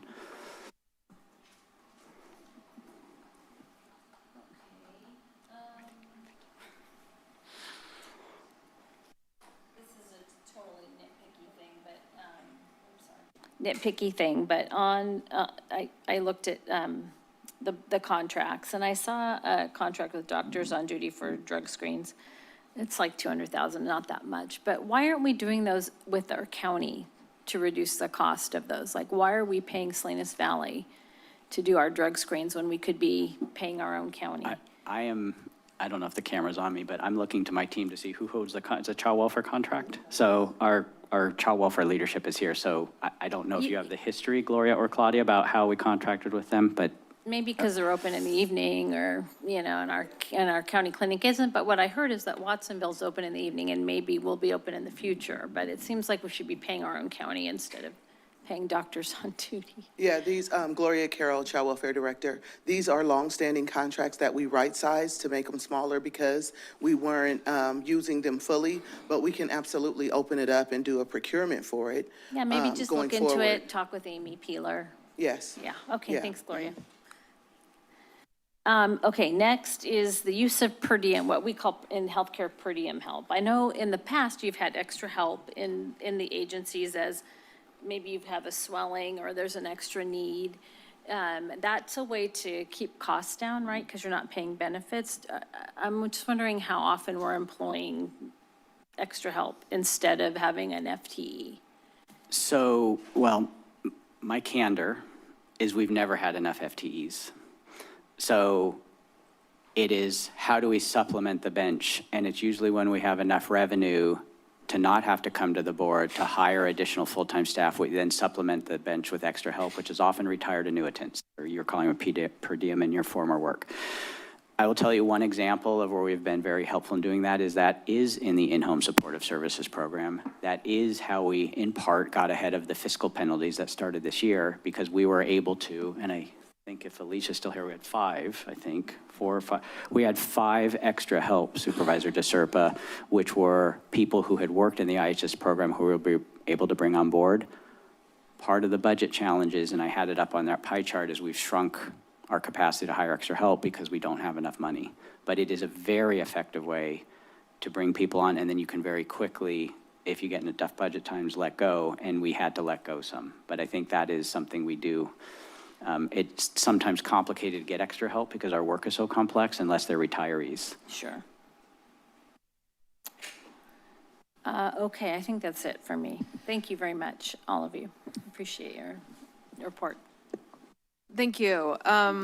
Let's see. I think a lot of my questions were answered. I'm feeling ready to hear from the public on this. So Supervisor Cummings. Thank you, Chair, and I just want to thank you all for the presentation. I'm definitely going to save my comments until after. I'm just curious, you mentioned that there was $1.7 million in contract savings, I guess. No, cut, net reductions. Reductions. Yeah. I'm just wondering is there a list of those contracts on what those reductions were? I mean, I'm looking at the continuing agreements list. Yeah, so. And I don't know if they're all reflected in there. They're not. So it'd be, Yeah. I mean. So let me actually just share more candor. Supervisor DeSerpa, you got me going here. CEO Coburn mentioned at the beginning there was additional materials. We did confirm they didn't get posted, so they've been printed and they will be posted. We want to own this was our error. So what got posted was a continuing agreement list, which historically, when the state May revise comes out and enhances our revenues, we're able to then keep in line with what we hope is our continuing agreement list. We made an error that we did not, when the May revise come out, go back and adjust the continuing agreement list. So what got posted is incorrect, and that was our error. What has been sent to every board office and will get corrected, and I don't know when it'll get posted. That was something we threw on. It's already posted. Oh, it's posted now, Yeah. okay. But it wasn't this morning, I want to acknowledge that. But if I'm understanding your question, Supervisor Cummings, there was an in and out, and there was new contracts added, some were maintained, and some were reduced. Of the reduced, there were 3 categories. One is known reductions because contracts were coming to term, like we had a 3-year grant from the state or feds and it was terming. Another was non-service, no disrespect to IT and security, but we had a bunch of contracts that we were able to reduce that were not direct service. But we had $2 million of contract reductions and eliminations that we would never want to reduce or eliminate if we had the revenue. That's the issue that is, I think, the focus, and we didn't have posted publicly that I have. And I mentioned 2 of them earlier, the Community Action Board program with undocumented immigrants and what Second Harvest Food Bank has spoke to, which we've reduced, not eliminated. Those are examples of that $2 million bucket. The net of the in and out was 1.7, but the real reductions that we wish we didn't have to do because of the budget shrinking was 2 million of service contracts. Is that responding to what your question is? Okay. Yes, Supervisor. Could I ask one follow-up question on that? Because you alluded to this in responding to Supervisor Hernandez. So with for example, the Second Harvest Food Bank contract and the outreach for CalFresh, were you saying that, I mean, you said I think 90 to 95% of the work is in actually the intake with our eligibility staff. Are you saying that even if we restored that contract, we would need to, I mean, we might not have the capacity internally to actually process those additional applications? Maybe this is the best way I can answer that, which is just share with the community and the board what happened in January 1st, 2014, when Obamacare, Affordable Care Act expanded Medi-Cal eligibility by almost 50%. California and the federal government put so much money into community to help get the word out to people who are newly eligible for Medicaid that an influx of applications came into the county eligibility system. The county eligibility system was not resourced, the workforce didn't grow, and then there's also some technology interface problems. The end result was almost a year of backlogs and bottleneck, because the app assistance is righteous work, and many people who would not probably think of getting on are only made aware because of the excellent work of community partners. But if it comes into a system that's not resourced appropriately, there's not a capacity to process it. And that led to multiple lawsuits throughout the state, and it took about a year to get through that, and then there was dramatic increases in eligibility. So Supervisor Koenig, I don't want to play with this very tricky issue to tell you I know exactly what will happen, but yes, it is something we're toggling between, which we currently do not have enough staff to handle the volume. We do not even effectuate some of those HR1 changes, like doubling the Medicaid eligibility programs, effectuating the work rules, the exemptions, and on and on and on. So the eligibility workforce in California is under duress. In an ideal world, I would not want to limit, I would like to expand community contracts, but it is true that it is possible to probable that if we don't balance that right, we are going to be in a bottleneck and we are not going to be able to process. I don't know what the right answer is, but I'm just trying to tell you the issue we're dealing with. And yes, I wanted to make sure you knew it is not a community organization sends something through their electronic portal called Benefits Cal, and then we just press a button. We still have 90 to 95% of work to do that's invisible to the world. That's why our training classes take 6 months before somebody's able to go in there and do that 90% of work. We don't have enough staff right now. If I can just add, to acknowledge, it's one thing to get people on benefits, but then part of what we strive to do is help people maintain benefits if they continue to be eligible, which is also an additional workload. Okay, thank you. Because we are going to be forced now every 6 months to recertify people on Medi-Cal. And in COVID, right, we had a waiver where for how much? 3 years. Years, nobody had to recertify. So everybody had their Medi-Cal just rolling, which was great, because that meant they continued their IHSS and their CalFresh and everything else. But now every 6 months, they're going to have to recertify. And if you can think of people who don't have the executive functioning to get themselves organized, to get mail, to fill out something, to get it back to the department, it's going to be very, very difficult to keep people with mental health and disabilities, et cetera, on these programs. And that's the whole point, right? So we've fielded a number of questions. I think we're kind of like almost getting to some discussion around policymaking or budget approval type things. So I would like to take it out to the public. If you've already spoken to the board, perhaps this morning during public comment on this issue, that was your opportunity. So thank you, we heard you. So only come up if you haven't spoken yet. Otherwise, please form a line. And how many people are here to speak? 1, 2, 3, 4. Okay, got it. Numbers. How many people are on the phone? Currently, 3 speakers have their hands raised. All right, please set the public comment period for 2 minutes each. Good afternoon, members of the board, community, CEO Erika Padilla Chavez, CEO of Second Harvest Bank. First, I want to just begin by thanking the county for the great partnership that we have had for many, many years in multiple ways, CalFresh application assistance being one of those ways. And I just want to invite you to think about the policy decision you're going to make today with respect to the food safety net system that is already feeling the impacts of HR1.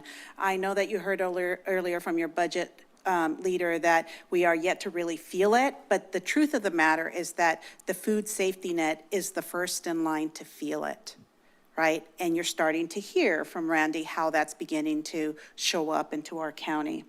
And the truth of the matter is that this $77 million infusion of federal funding in our community is so vital for the people that absolutely need the support.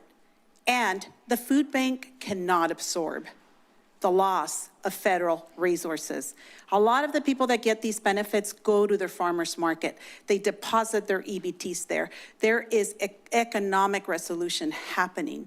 So we need to work together as we figure out our way forward. And we're committed to working with you to figure out how do we blend, braid, leverage resources. And we believe that hand-holding that is needed to keep people enrolled is best done by the community providers that are available in the evening, available on the weekends, available for the community in their homes to help facilitate the process so that we can ensure that they meet the compliance necessary. I don't see how you could do this without community partnership. So I urge you to give direction to administration to fund this and to use state money, which I believe will happen, but do it now because I can't cut my staff and bring them back later. Thank you.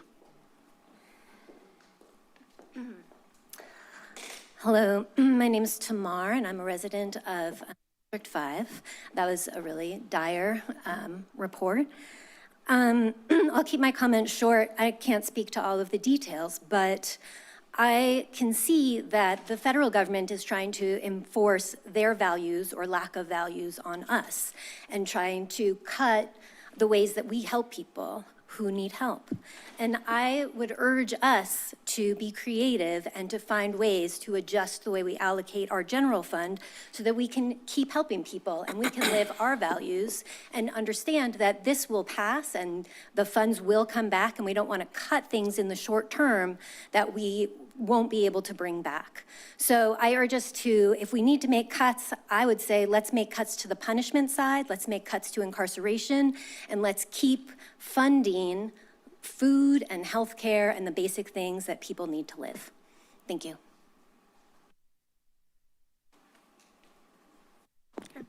Good afternoon. My name is Adriana Mata, and I serve as the Chief Community Impact Officer for Second Harvest Food Bank. I've changed my thoughts many times throughout the meeting today. But I do want to speak to the commitment and dedication that our team has.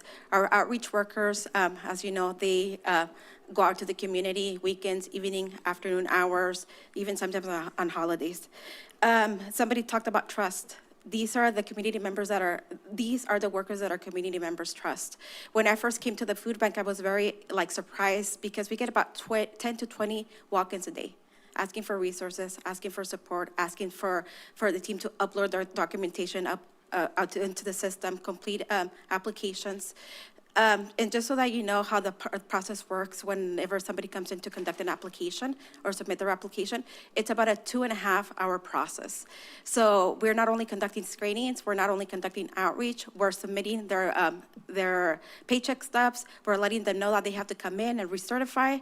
We call them and remind them because we keep a calendar of all the people that we can call so that they have that support, including we also support with medical enrollment, and we, like I said, we create a welcoming space.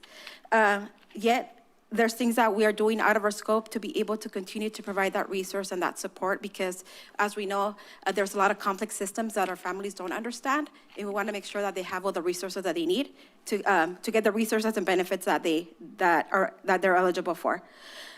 Without the support of this team, the community is going to go into a dire need of additional resources. Not only that, but we're also supporting grocery stores with our CalFresh benefits, farmers, businesses throughout Santa Cruz County, which is going to create an economic impact. So I want you all to consider your decision, and thank you for having us out here today.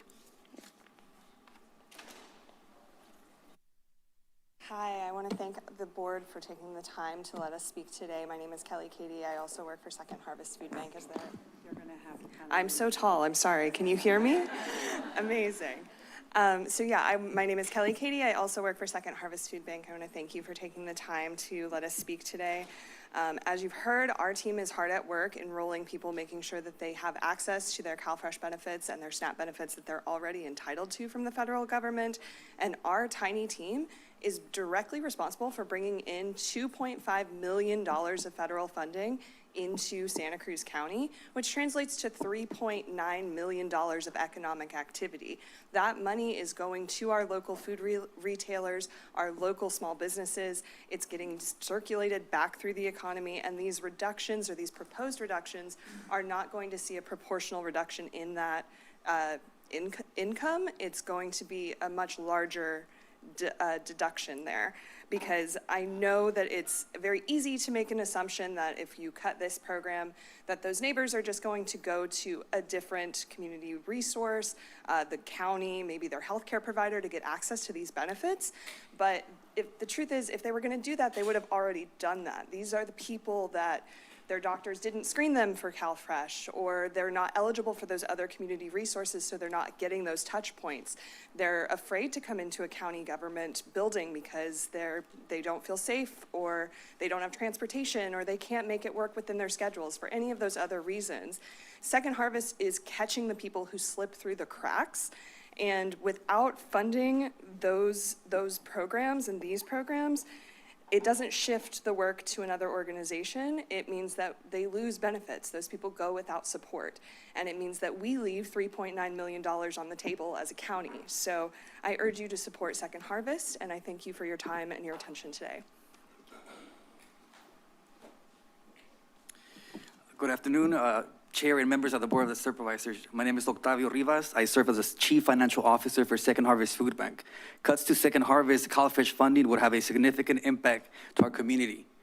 Without the support, we'll be unable to sustain increased demand for CalFresh outreach services, limiting our ability to connect vulnerable residents with critical nutrition assistance. I also want to inform you that the proposed cuts to our contract will leave us no choice but to lay off our employees. We don't have the resources to keep them employed while the county deliberates on the final state-approved budget, which looks like it might be more favorable to the county based on the Senate Assembly budget proposals. This is why we are asking that you direct the administration to continue funding Second Harvest at its full contract amount using one-time general funds and replace them with state funding should those funds become available. I respectfully urge the board to support and sustain funding for Second Harvest CalFresh outreach program so that we can continue serving those who rely on those essential services. Thank you for your time and consideration.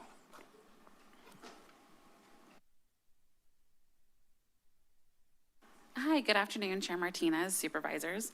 My name is Elizabeth Bird, and I'm the Director of Holistic Defense for the Public Defender's Office, as well as a member of the Family and Children's Services Family and Child Wellbeing Cabinet. Our office just wanted to take a moment to appreciate Human Services Department and the Family and Children's Services and their commitment to strengthen community-based supports as their primary response to concerns involving families. Through our work with clients, we consistently see that families do better when they're met with resources and stability and trust, rather than system involvement. A community support model allows concerns to be addressed earlier. It keeps families engaged and promotes child safety through prevention rather than punishment. We value the county's leadership in advancing community-based, culturally responsive services and voluntary support. And our office remains fully committed to supporting measures that uphold dignity, stability, and meaningful help for the families that we all serve. Thank you.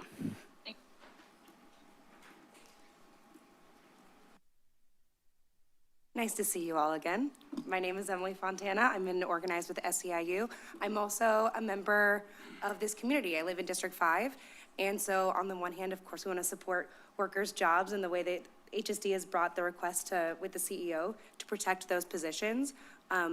We also want to appreciate and also keep those contracts with Second Harvest Food Bank because, as was said earlier, if those people are laid off, they might also now need the services in which we don't have enough people to process the benefits for right now. So in a holistic way, please support the HSD budget and proposal. Thank you.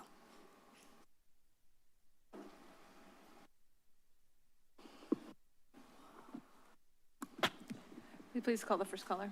Yes.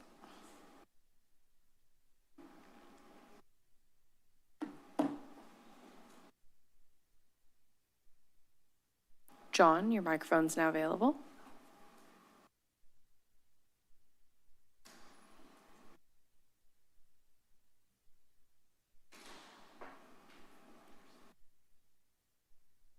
John, your microphone is now available. Please accept the unmute to begin making your comment.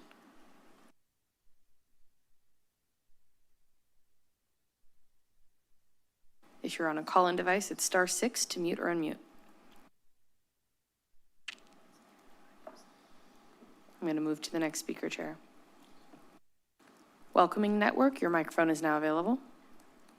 Hello, my name is Paul Johnston, and I guess my video is off.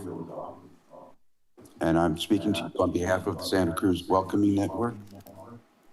We are about 165, precisely 165 volunteers. I live in District 3. We're spread throughout the county.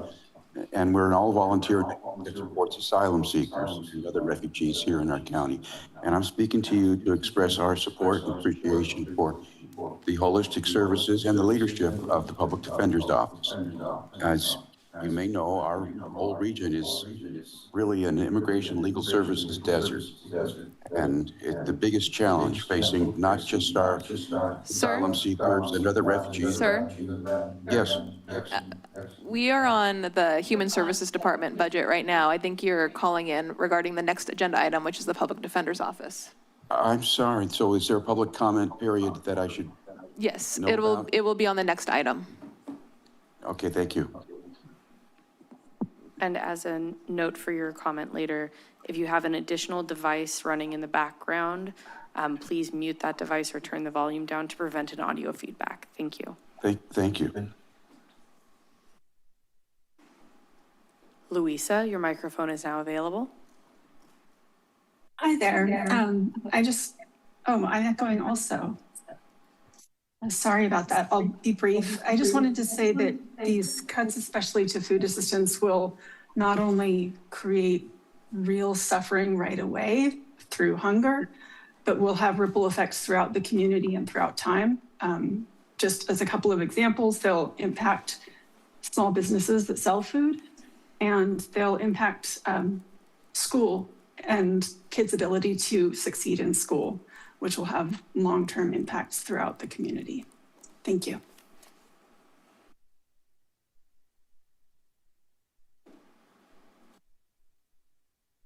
Kathy, your microphone is now available. Hello. My name is Kathy. Okay, I'll just quickly say that I'm here to support the Human Services Department as well as the community-based organizations. That was a dire report that we heard.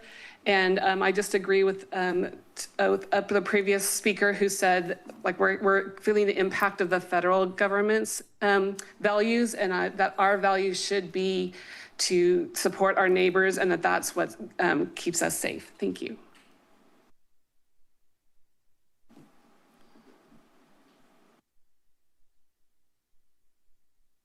John, your microphone is now available.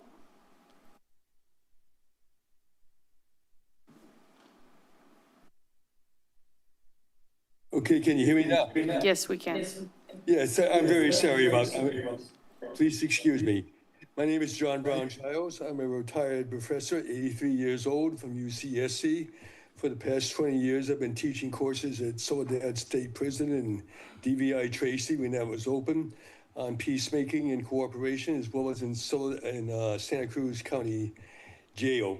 And I've been working very closely with the Public Defender's Office, and I just want to say how much I appreciate the work that they're doing. And especially, I know that the men inside really find the holistic approach, especially the emphasis on reduction in incarceration and stabilization of families, to be extremely useful. They had that 40 or so, 50 years Sir? ago. Yes. Are you speaking about the Public Defender Office? Yes. We will be hearing that item next. We're currently on the Human Services okay, Department. I'm sorry. Thank you. I'm sorry. And I'm going to call a 5-minute recess so we can check the audio issues. I believe the feedback is coming on our end. And as a part of SB 707, we need to ensure that people who are attending remotely have an opportunity to comment. So I'll start a 5-minute recess.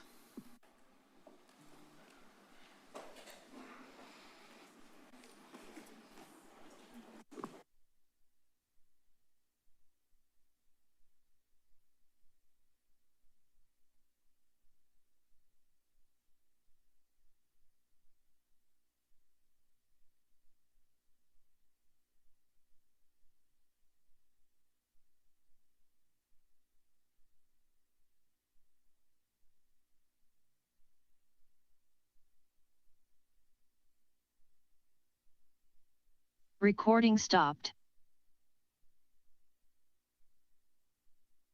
Can you hear me? Can you go again, Liz? Testing, 1, 2, 3. One more time. Testing. 1, 2, 3. Oh, it muted me.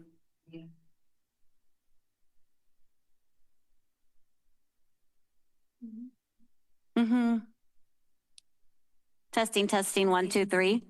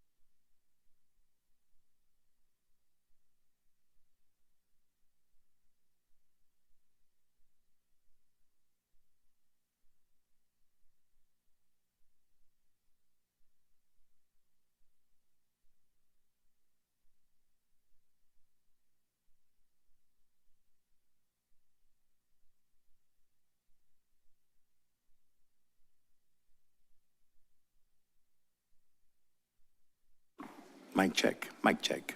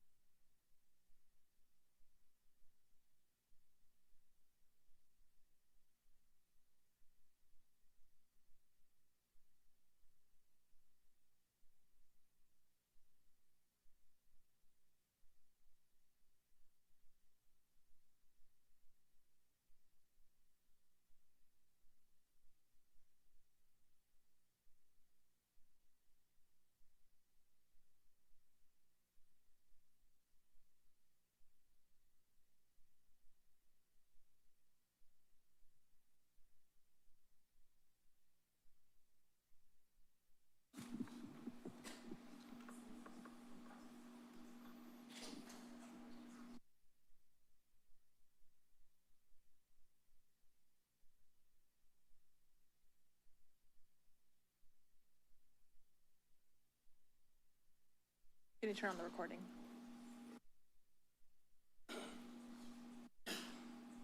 Recording in progress. Thank you. Madam Clerk, we will return to our virtual participation. How many callers do we have on the line?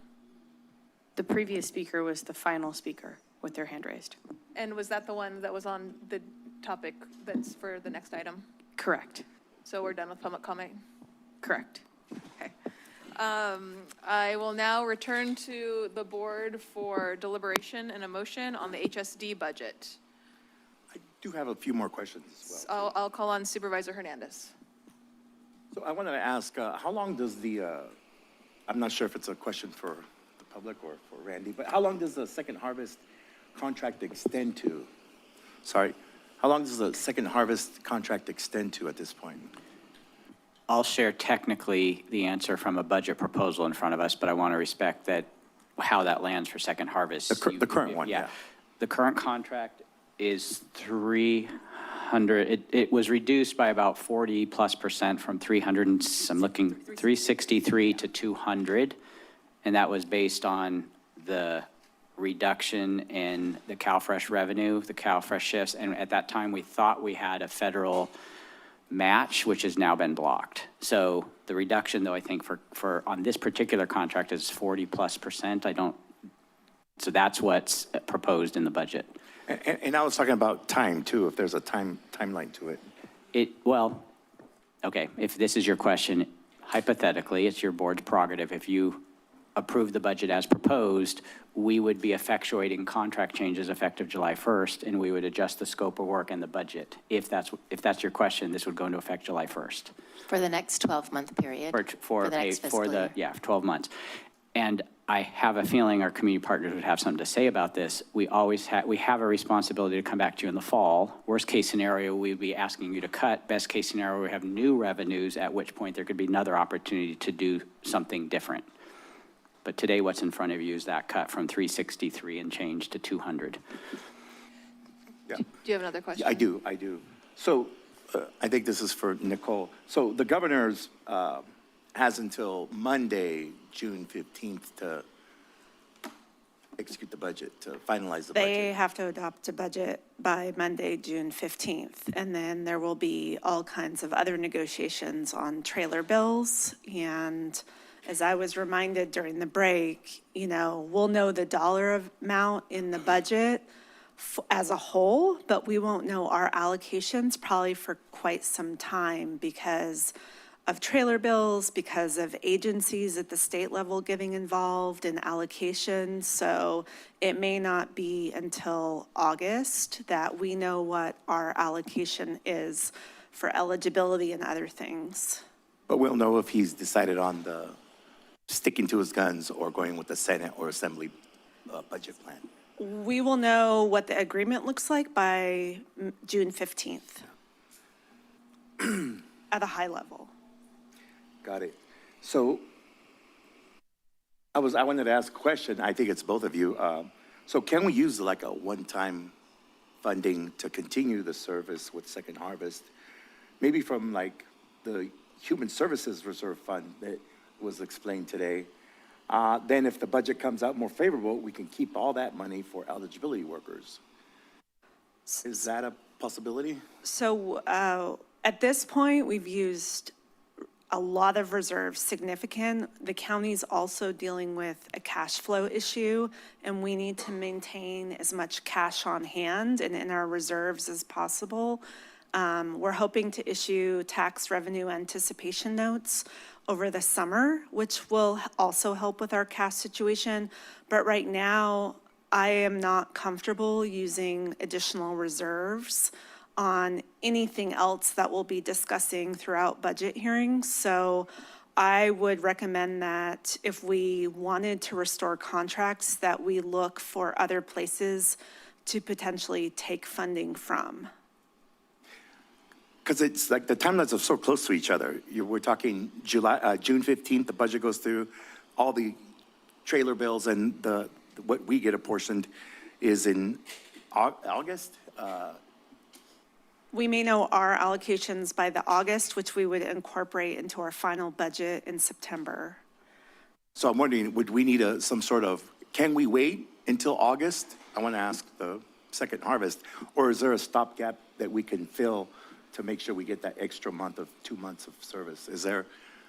I mean, it's kind of like gambling, right? We don't know. And so I want to figure out. Yeah, I mean, the only option I've come up with in my head is to keep the current staffing at Second Harvest and allow them to spend against that. But that would mean that they would run out of funds more quickly than the 12 months if we don't get more money from the state that we can allocate, or we don't have another revenue source that we could identify to fund the contract. So there is that option, but, and it's an option which we could discuss. To explain that in a different way, so basically the proposed cut is about 163,000 of that contract. A quarter of that is like 41K. We would be basically allowing them to begin, charging their existing staffing against that. If there's an opportunity for us to backfill mid-year or come the fall when we have a better sense of the full picture from the state budget, we may be able to go back and add to fill this 163 gap. Mid-year, is that what you're saying? Yeah, so at $200,000, they would spend out that contract in about 6.5 months. So we would need to know by September, at the very, very latest, because it's staff, how we would add funds for the rest of the year. Supervisor Cummings. Given the conversation, I'm wondering if, and because of the ideas that are being thrown around about potentially, maintaining the funding and coming back in September, and then we'd have to make a huge reduction then potentially, that we defer the final approval until the final budget day and allow staff some time to kind of formulate what this could look like and bring that back on the day of our final budget decisions. I mean, because we're going to come back on June 24th. To approve the final budget. And so if we defer this and allow for some conversation to happen between Second Harvest, the CEO, and see if there's a way, because, we'll know after the 15th what the governor is going to approve. And then and so that'll give us some relative level of understanding of what's going to happen. Not clear, not perfect, but it'll give us some sense of what is going to be happening there. But then if we're going to come back in September, we'll know the full picture by that point. And if we have to make this major cut, then that could be a time when we can do that. But rather than trying to hash all that out now, we're going to come back on the 24th. And we can defer this decision until then so that we can have a sense of what might be possible based on the concerns coming from Supervisor Hernandez. I was thinking along the same lines, but just passing the budget right now, and then with the caveat that we're bringing it back, bring this item back, either in whenever our CEO's comfortable, either end of June or July or September. I'll just say, if we pass the budget now, the budget as it stands has the cuts. So if that's where you want to go, that's what's before us today. The reason why I'm mentioning the deferral is because the entire budget's going to come back for final approval on June 24th. So there could be I'm gonna- opportunities for conversation I between just now and want to add, so if you pass the budget now, we could have a last day report that would come back, giving some indication of what's in the state budget and giving some idea of what we might do.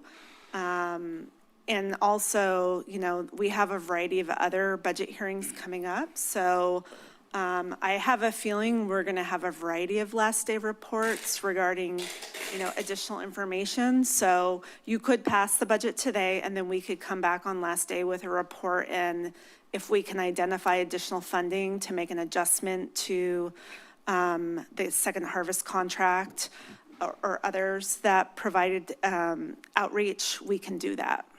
I think if the budget does pass the 15th, we'll have some idea, at least by June 24th meeting. So I'm comfortable passing the budget. I'm going to call on Supervisor Koenig. Thank you, Chair.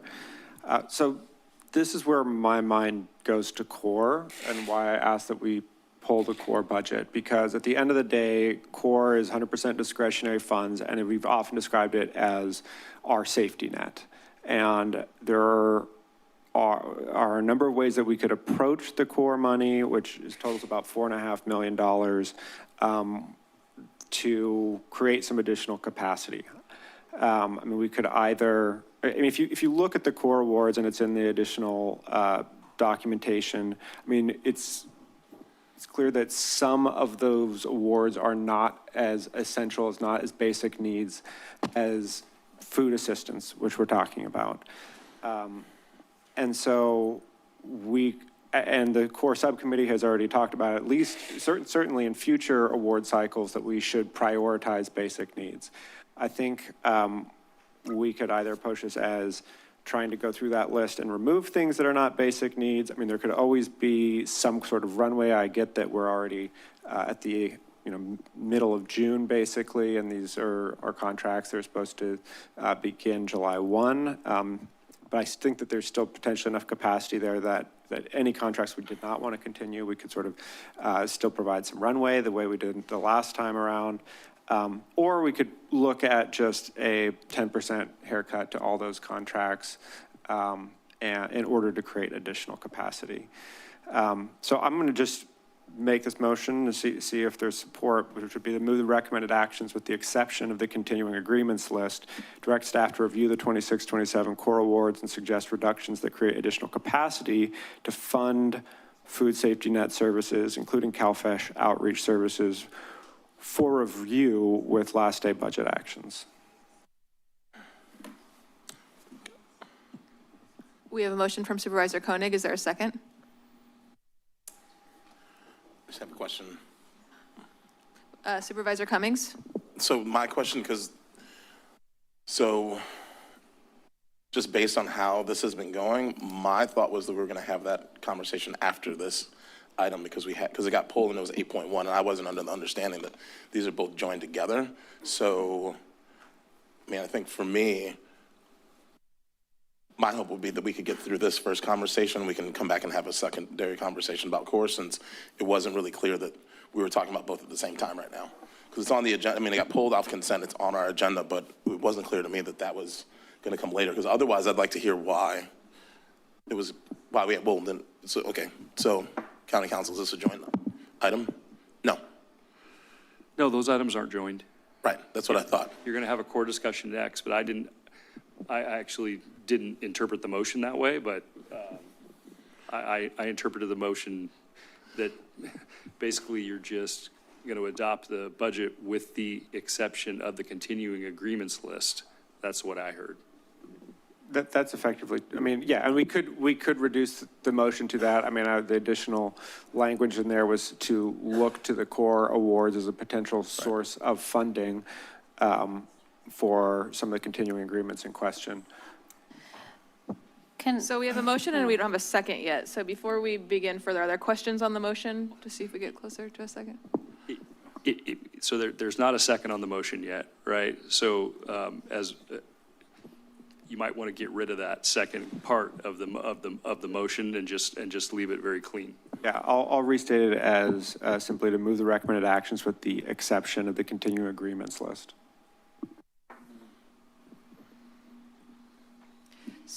So we have a motion. Do we have a second? Hearing none, that motion dies. Supervisor DeSerpa. I have a question. I'm going to start with Supervisor DeSerpa. Sorry, it's kind of a rookie question. But are we free to make any contract at any time during the year for these types of services, or it has to be passed with the budget?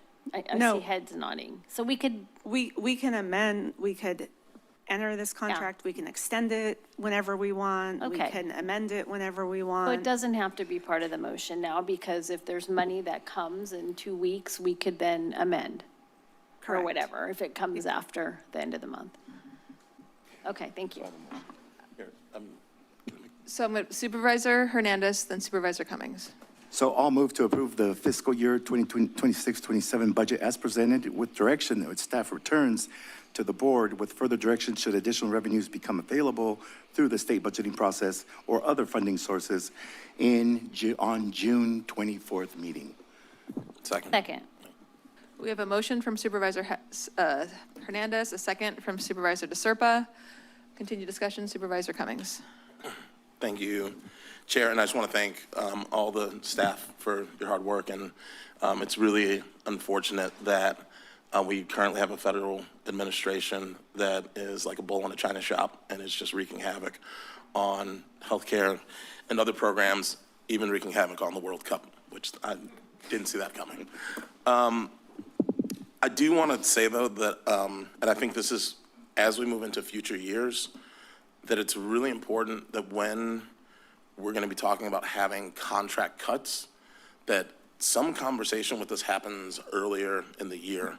We've had, 2 other budget meetings.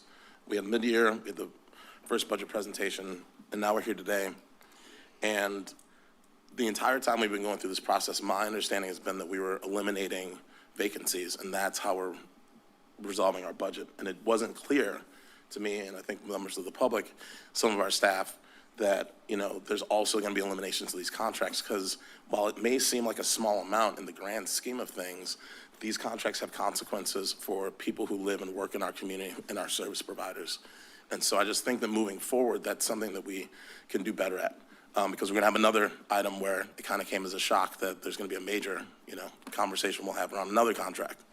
And I will say that I just want to acknowledge also, our relationship with Second Harvest Food Bank.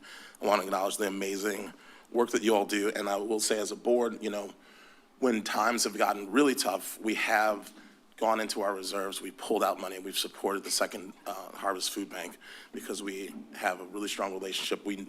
Food security is extremely important to us. And so that's why we've always maintained this really good relationship. And we appreciate, especially in disasters, how you all show up for our community. And I will say I did talk to Second Harvest. I met with Second Harvest Food Bank a while ago, learned about this issue. I was a little confused too now that I see the budget that it's not a full, I thought it was gonna be an elimination, it's a reduction.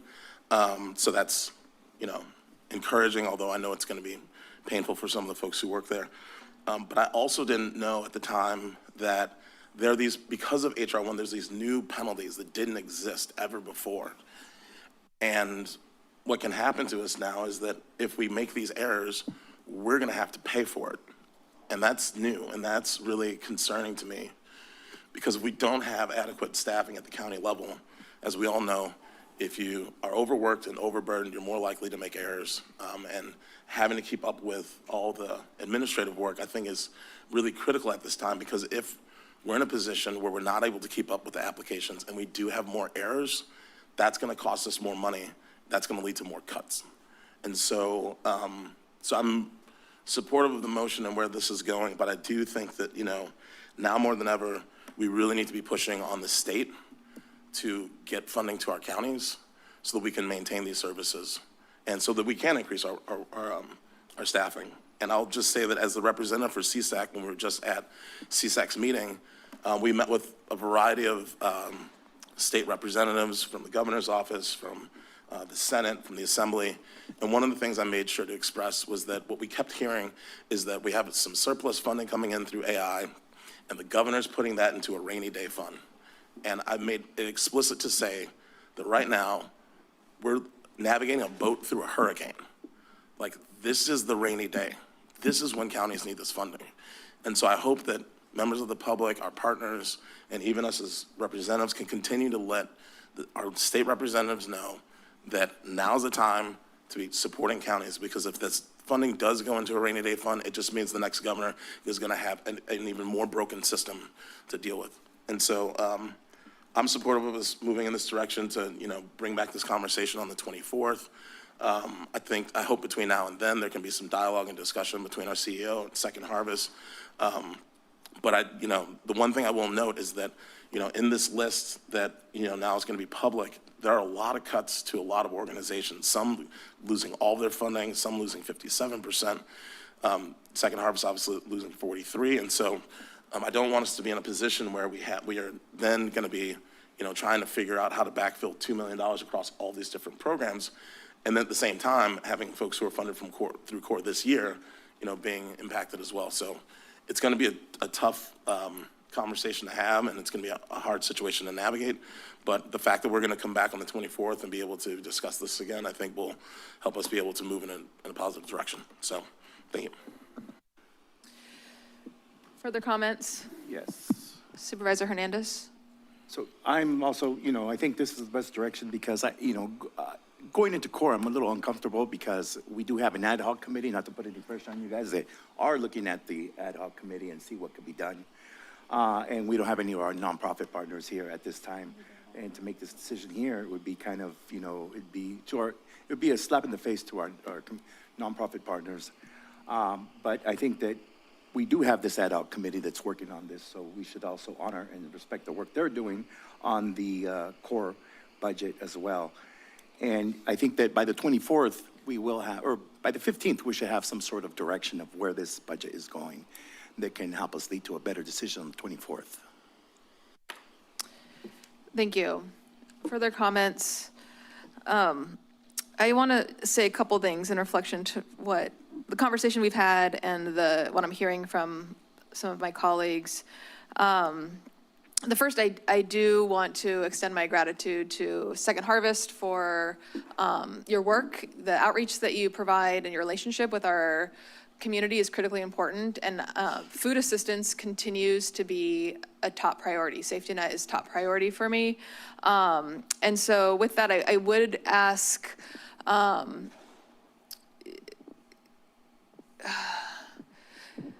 I guess I want to ask CEO Coburn, can you elaborate a little bit further on the possibility that they continue to spend out their contracts as approved in this budget at their current staffing, and maybe advise on a process if they were to come back? When would that happen to see if they could have additional funding? Well, I think we would be coming back with our final budget in September. I mean, the agency would need to make decisions, because if they're going to spend at that rate, they're only going to have 6.5 months. So I would imagine the final, for the state budget, September, if there's potential for a local revenue source, that might be, a month or two later, but I would hope September. Okay, so I'm not going to add it as additional direction, but I do hope there's additional conversation about that possibility. As a former contractor, I know that that's something that we've played with during the period when we're trying to figure out what might be possible. And so it could come with risk as well, that you spend out these funds earlier, but I think it's something worth discussing if your contract allows that. The other thing I'd like to say just is that, and again, I come at this as somebody who worked as a former contractor, that I guess I feel less surprised to see, the ebbs and flows and the cuts to contracts. A lot of these are projects that were with one time, like a 5-year contract, or, we agreed to do this type of work and then it phases out and this is the end of it. And so there are this is kind of what happens with these organizations, and new funding comes in and that kind of thing. So I would say that when I received the direction from the information from the staff about the size of the budget deficit that we were facing this year, I expected that there would be a variety of ways the departments were going to try to address that. And that is through vacancies. It's also through reductions of contracts. It's through cutting travel. It's through, slowing down our services to people. It looks a lot of different ways, not just vacancies. And so whether it's this conversation or the next one, I mean, I think that we've asked our department heads to be really creative to try to fill these gaps. And it's just really unprecedented times, but I think that's what our department did to try to get us to this place. So with that, I will be supporting the motion today. We have a motion and a motion from Supervisor Hernandez, a second from Supervisor DeSerpa. Is there any further discussion? Elaborate on your comment. See if I got it right. So you're asking our CEO to figure out how Second Harvest can burn through the cash they have for that cusp period, that little threshold from July 1st to September.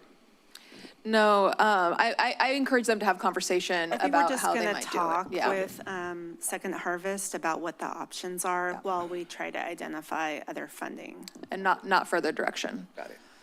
And this comes from a place that, we've continued to underscore food security as a priority. And I know it's a priority of our CEO's office as well as the board. So, hoping to find a way as we learn more from the state. All right, Madam Clerk, will you please call the roll? Supervisor DeSerpa? Aye. Koenig? Aye. Hernandez? Aye. Cummings? Aye. And Martinez? Aye, motion passes 5-0. So that concludes our presentation on HSD. Thank you very much for your good work and for your presentation today.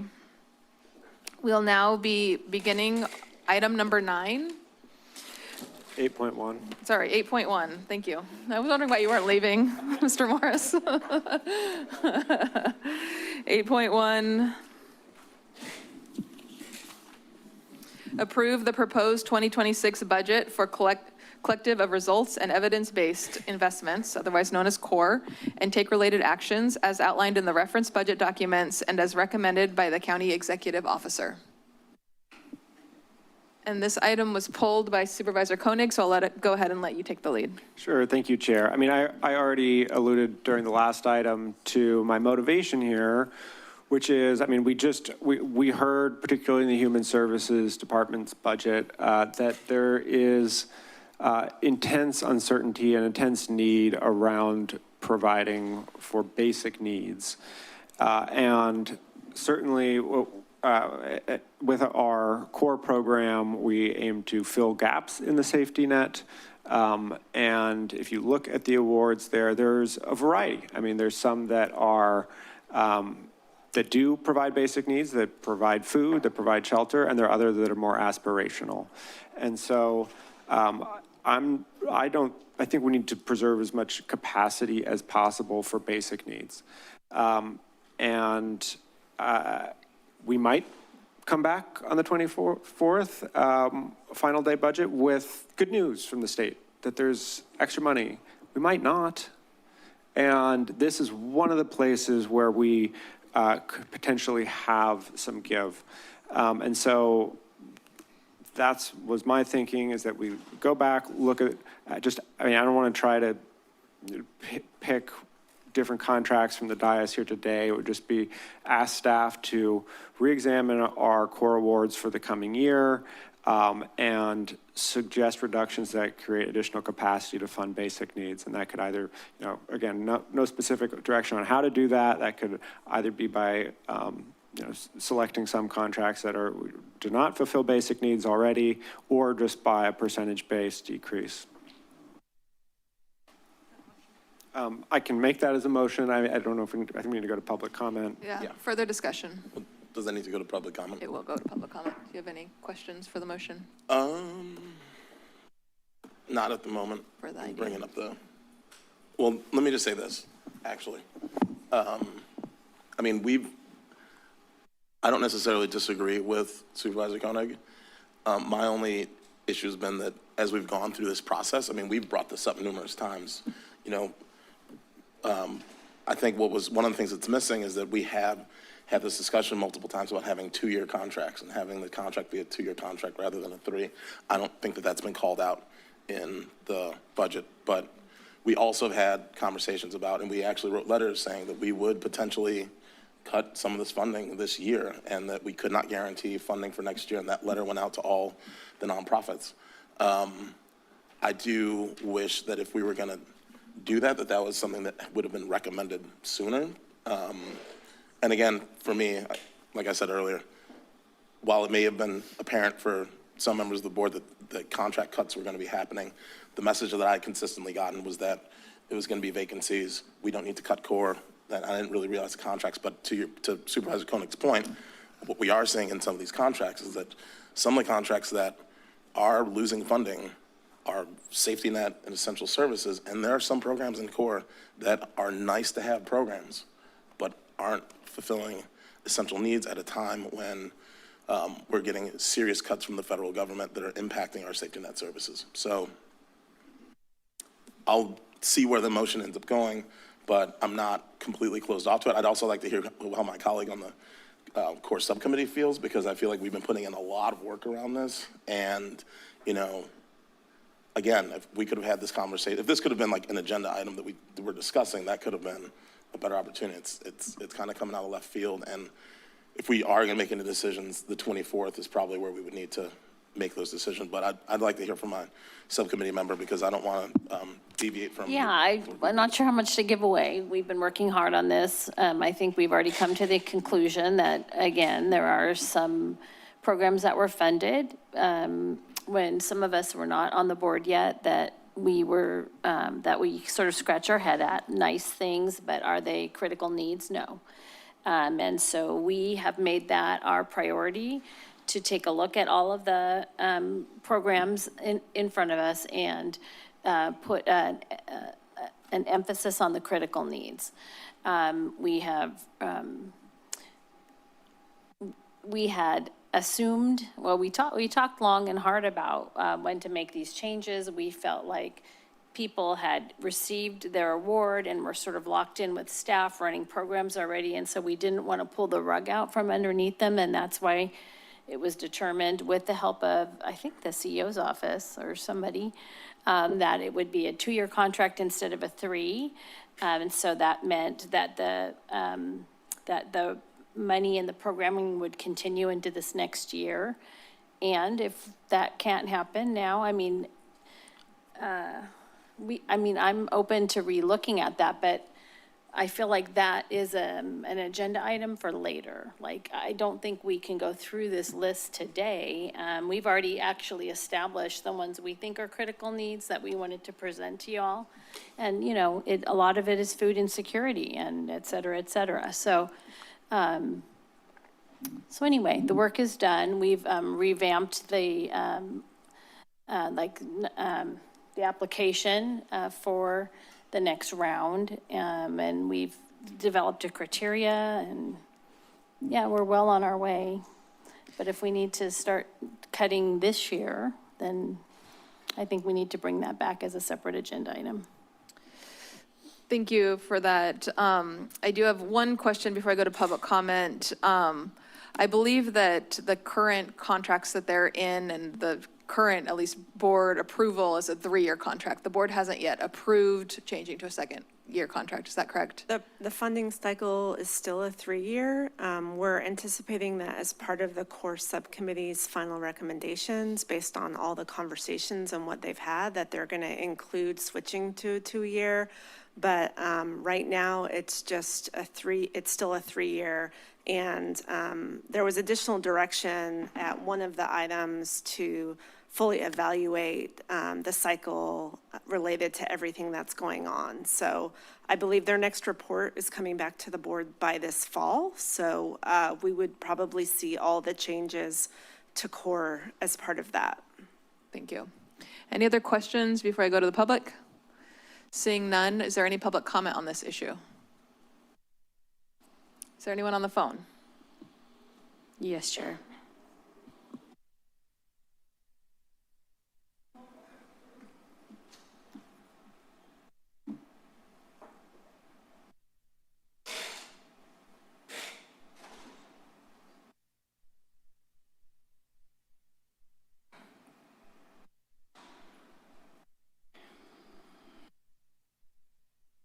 Tim, your microphone's now available. Well, thank you. I'm Tim Fitzmaurice. I teach at Salinas Valley State Prison, and I teach youth in addiction programs, and I teach creative writing. And all of these people reflect to me what the impact of a good... Sir, Yes? are you calling about the public defender item? Yeah. Yeah, I'm on the board of the alternate public defender office, and I support that program. Thank you. We're going to ask you to call back the next time I call for public comment. Okay. Thank you. This is the core item. This isn't the public defender item. Okay.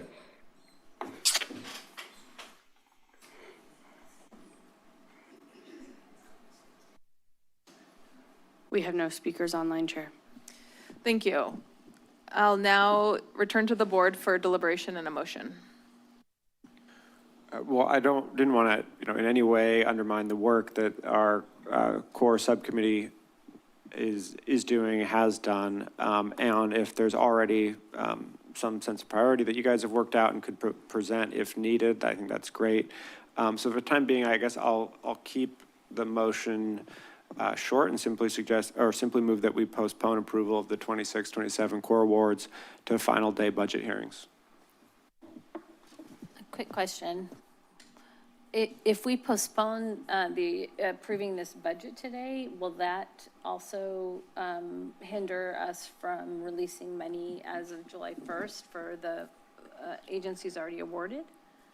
Well, we are already, as the current core contract cycle goes, it's like the renewal process is already underway, and they would have been included as part of continuing agreements.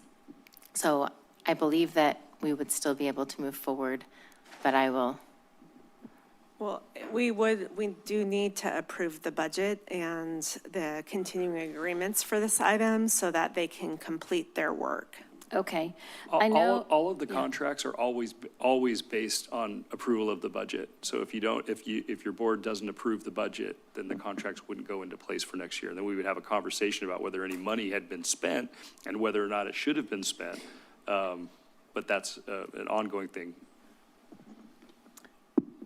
So we have a motion. Is there a second?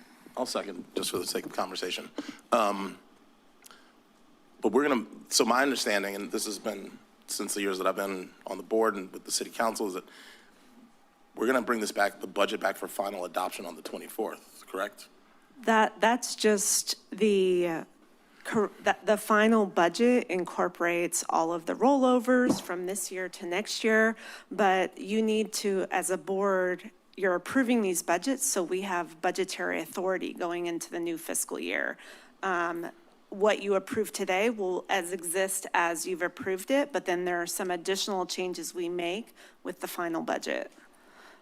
I guess I'm having trouble understanding how, if we're going to come back on the 24th, and we in the past provided direction to go find more funding or to make changes or to come back with changes on that last day.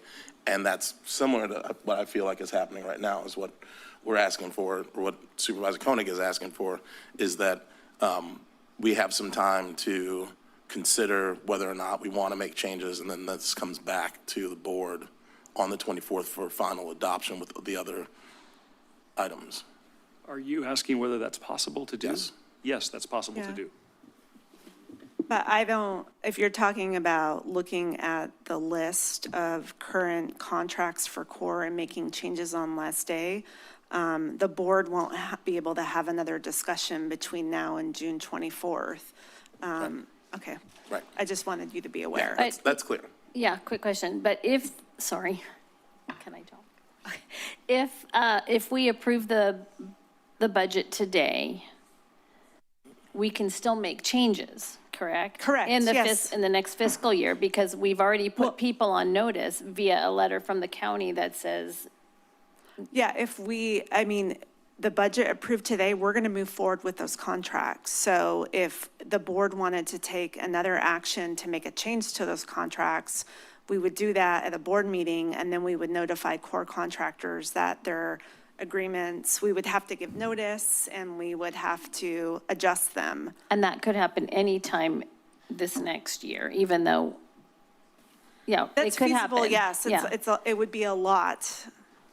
I just want to alert, normal process is based on prior direction pending finalization today.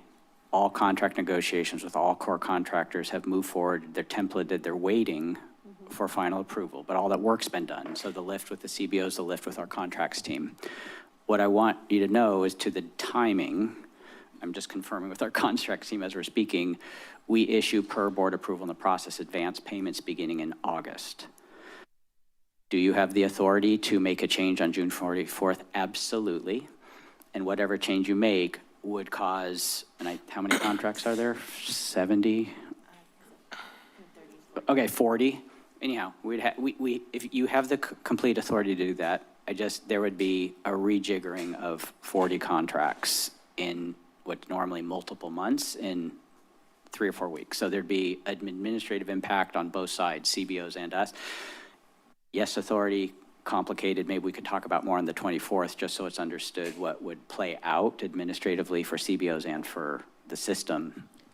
I hope that's helpful. I'm just trying to be really clear about what would happen. Thank you.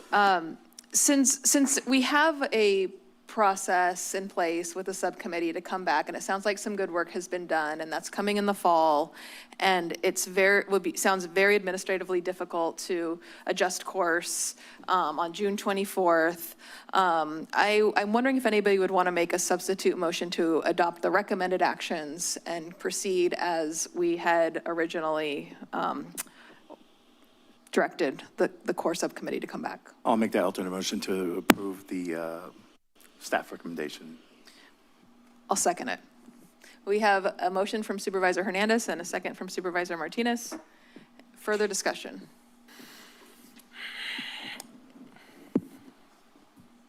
See no further discussion?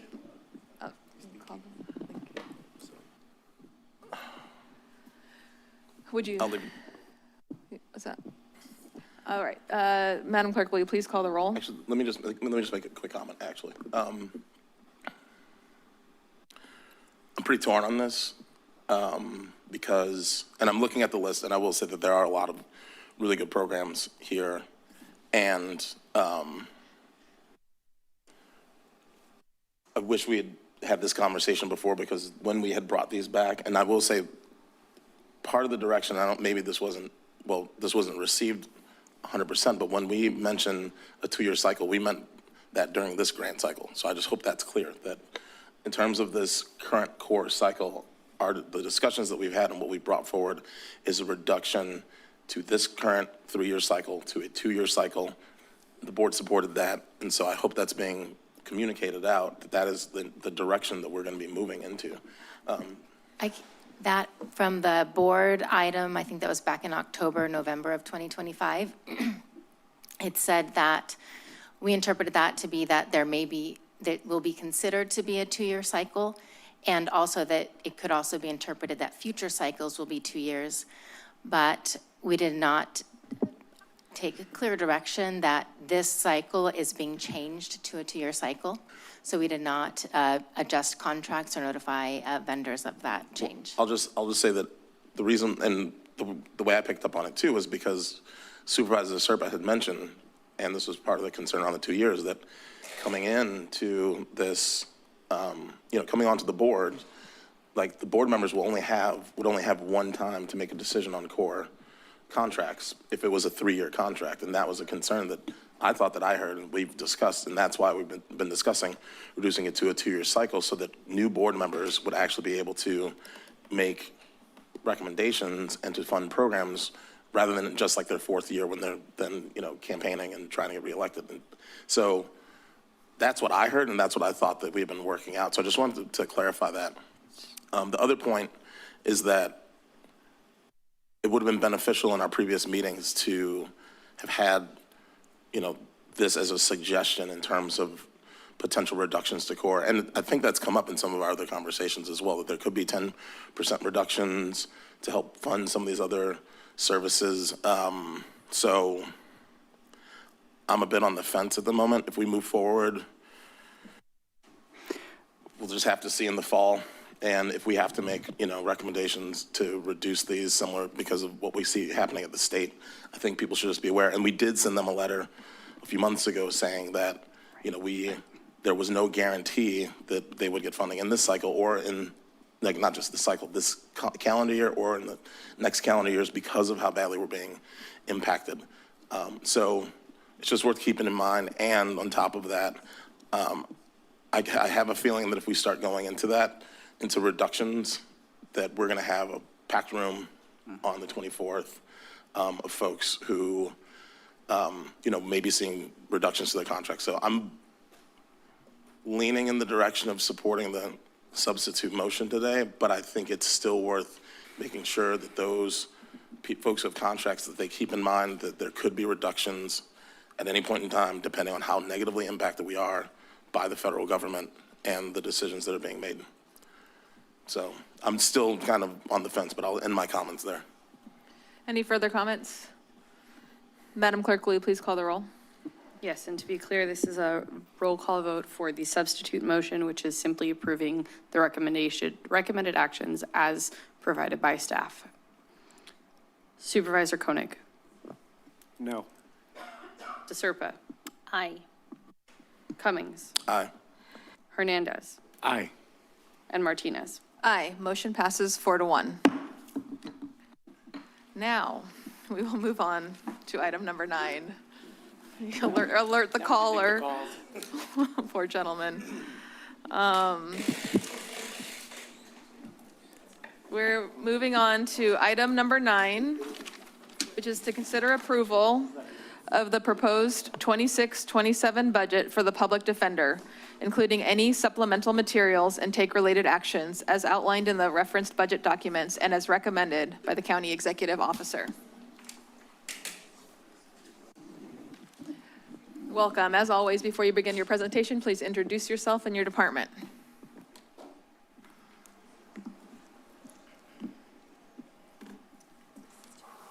This is to advance. Okay, let me just get situated. Thank you so much. This one here. Okay. Good afternoon, Chair Martinez, supervisors, CEO Coburn and team, defenders, and our community. I'm Heather Rogers, and I'm honored to serve as your public defender. I'm here today with our Administrative Services Manager, Myrna Guerrero, our budget expert, who is by my side today to help answer questions. Thank you to her administrative team, to our Chief Deputy, Athena Reese, and the dedicated and creative CEO team who have partnered with us to create this proposal in an extremely challenging year. And thank you to our attorneys, our investigators, our social workers, our client advocates, and our core staff whose tireless work in the courtroom and community remind us every day what is at stake and why preserving strong public defense matters so deeply to the health and stability of our community.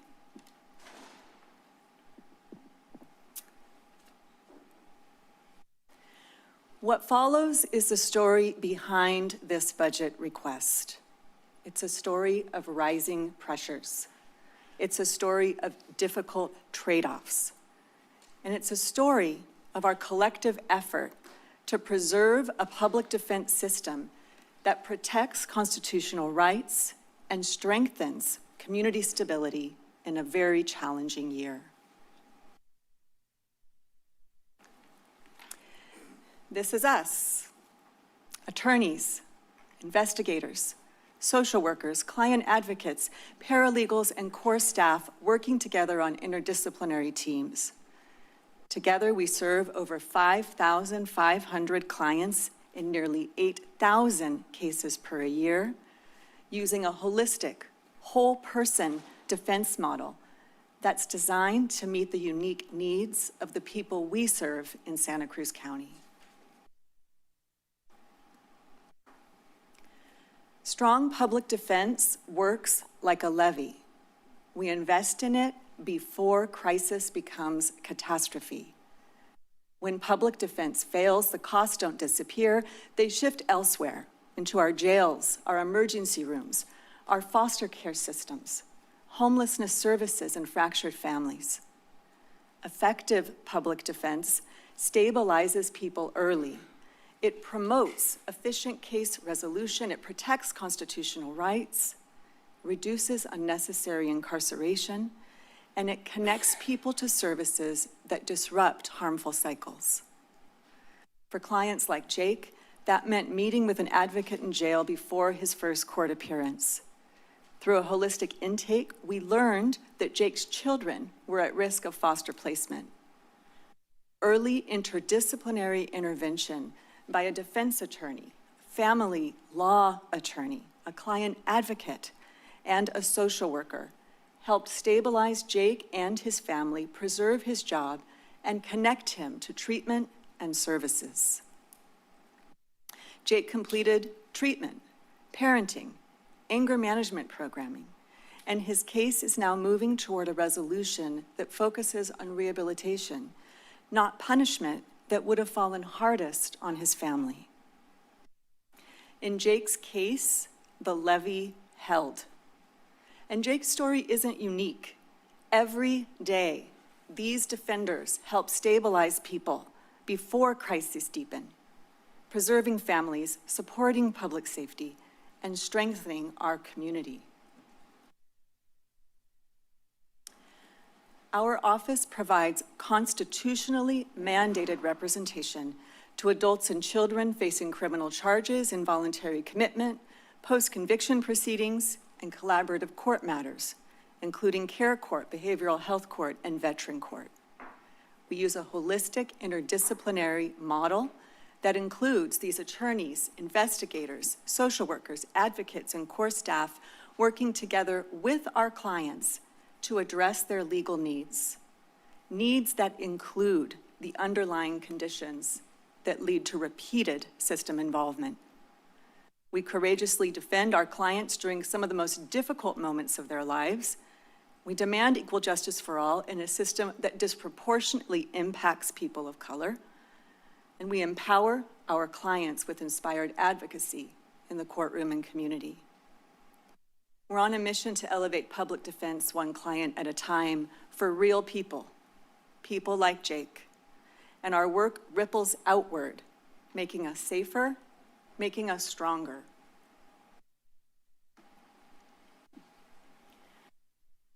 When the Public Defender's Office opened on July 1st, 2022, we started as a single division handling over 80% of indigent defense matters in Santa Cruz County. Most remaining cases are conflict cases, situations where ethical rules prevent the same team from representing a client, such as when we already represent another person involved in the same case. Most of those cases have historically been handled through a contract with the private law firm of Page & Dudley. This proposed budget restructures that system by creating an in-house alternate public defender's office that will handle about 850 conflict cases each year. The county executive office likely would have proposed this restructuring at the end of this fiscal year. Budget realities accelerated that process. The goal is to avoid 5 to 11 layoffs at the Public Defender's Office, to improve operational consistency, and to maintain continuity of holistic representation during a period of fiscal restraint. But this restructuring comes with real costs. For many years, the attorneys and staff at Page & Dudley have served this community. Ending this long-standing contract will impact the people that work there, and it will impact their families.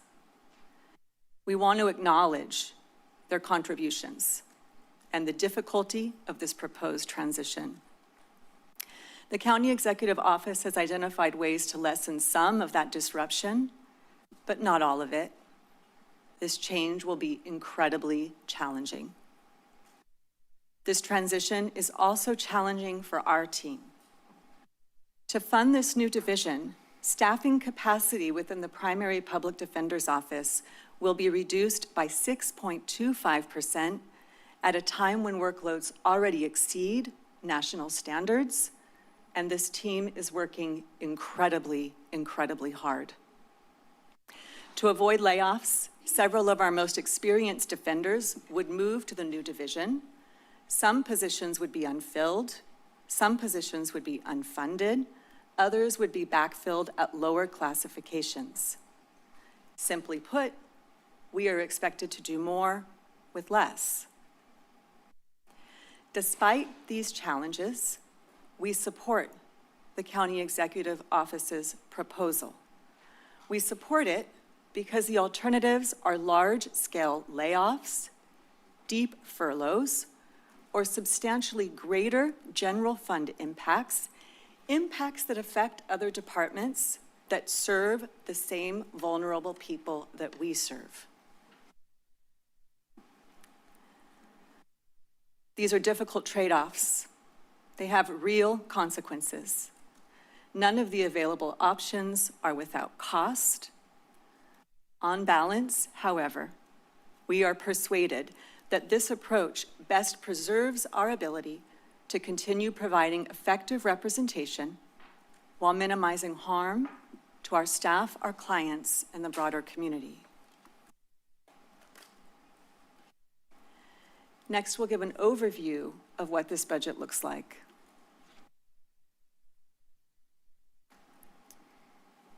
These numbers reflect creating an entirely new alternate public defender's office, while at the same time reducing capacity in the primary office to meet the fiscal targets set by the County Executive Office at the direction of this board.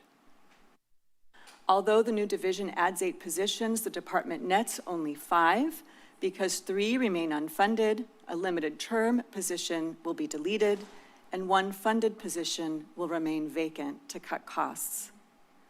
At the same time, workloads are expected to grow by more than 10%, while one-time funding declines and personnel costs rise. Even after significant restructuring and cost-saving measures, the department still requires a contribution from the general fund, and that's simply to sustain public defense services for this community. It's an upstream investment to avoid significant downstream costs. This is a snapshot of our budget, including our office broken down with 2 new divisions, the primary office and the alternate office. It also shows the costs of contracted conflict costs, including 3 months of a Page and Dudley contract, and the annual cost of the Criminal Defense Conflicts Panel, which is administered by County Council. That panel handles cases where there are 2 levels of conflicts, meaning our office has a conflict and the alternate defender's office has a conflict. Here we see our expenses, with the vast majority going towards salaries and benefits.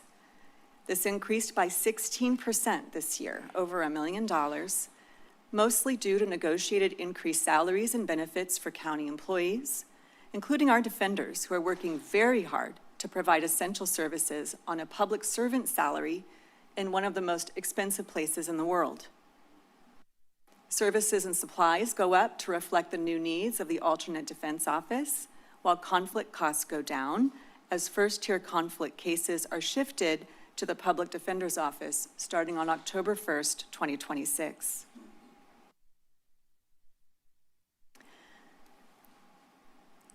Unlike many county departments, the Public Defender's Office is not designed to generate revenue. We are not a moneymaker in the traditional sense. By definition, we serve adults and children who can't pay for representation, making public investment essential to fulfilling the promise of equal justice. At the same time, public defense historically receives far less state and federal investment than other parts of our legal system. Our remaining revenues are limited and increasingly fragile. 2 significant funding services have already ended, contributing to a 33% decline in revenue.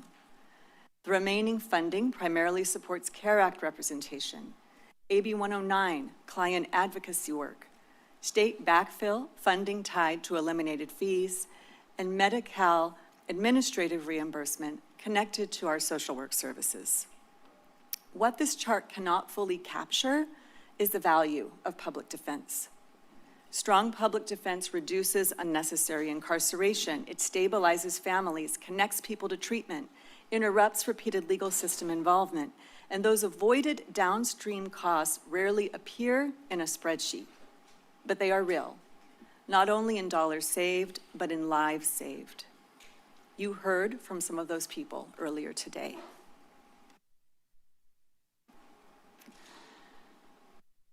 We'll share some details about what creating this new division looks like.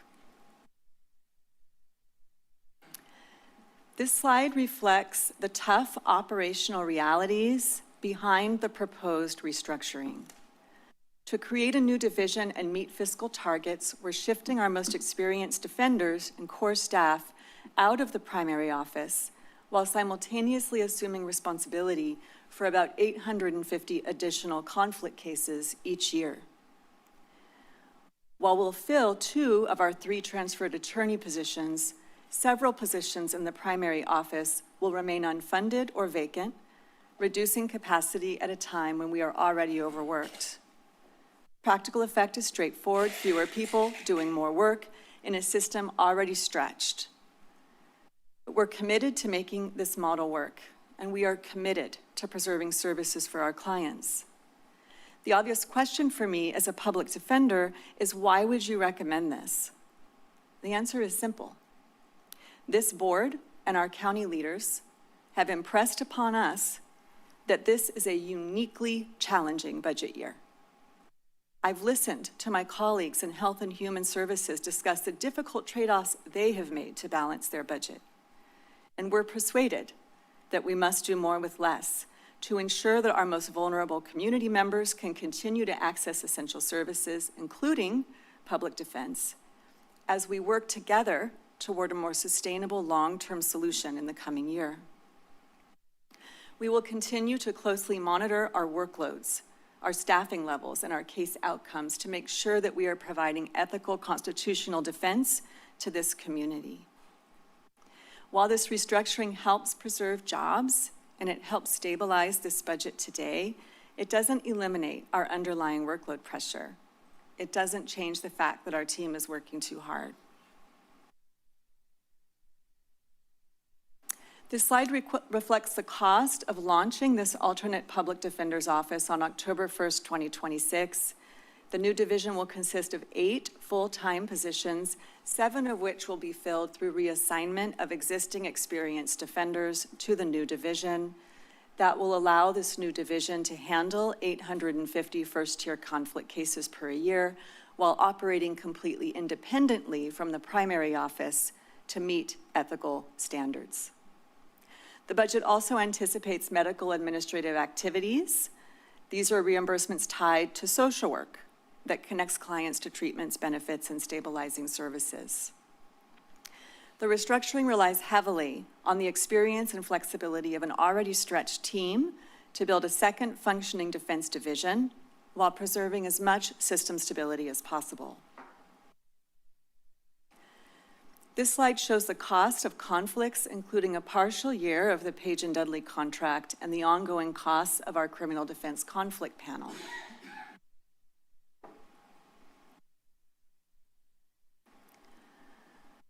What happens if we do not create the alternate division?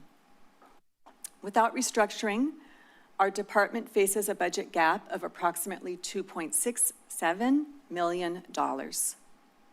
That's about 11 layoffs of real people working in our department. Instead, we've worked with the county executive office to address this gap through a combination of about $1.6 million in one-time general fund support and $1,063,619 generated by bringing first-tier conflicts in-house and leveraging existing defenders who would otherwise lose their jobs to staff this new division. Without this new division, we would still need to identify that $1,063,619 in reductions. Absent even more general fund support, Closing that shortfall requires significant layoffs, widespread furloughs, or some combination of both. For a department already operating above national workload standards, these reductions have real consequences. Cases will be reassigned, workloads will increase even more, delays will grow, and it will be difficult for us to provide the timely and effective representation that this community needs and deserves. But just as importantly, layoffs would mean losing experienced attorneys, investigators, legal assistants, social workers, client advocates, and core staff who have dedicated themselves to building this office. These are not vacant positions on a chart. They are these people, skilled professionals with years of institutional knowledge and relationships that we cannot easily replace. Creating the new division preserves more jobs, more experience, and more service capacity than the available alternatives.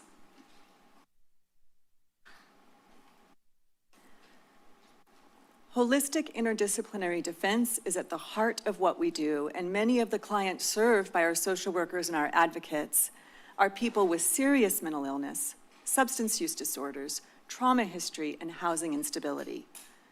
Our social workers strengthen legal representation, and they make effective representation possible.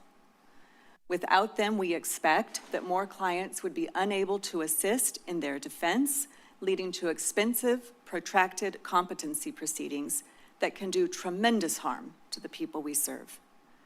Fewer clients would be successfully diverted out of our system. We'll see longer periods of incarceration, delayed treatment access, increased attorney workloads, and more conflicts. The question is not whether these needs will continue to exist or be required. They will, and they are. The question is whether we address them early and effectively with professionals who have the expertise to meet these needs, like our social workers do.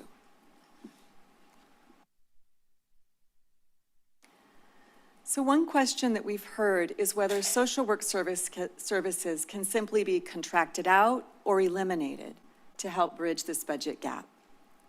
That would actually make our fiscal situation worse. Our social workers more than pay for themselves. This slide looks only at mental health diversion, the area where we have the cleanest apples-to-apples comparison.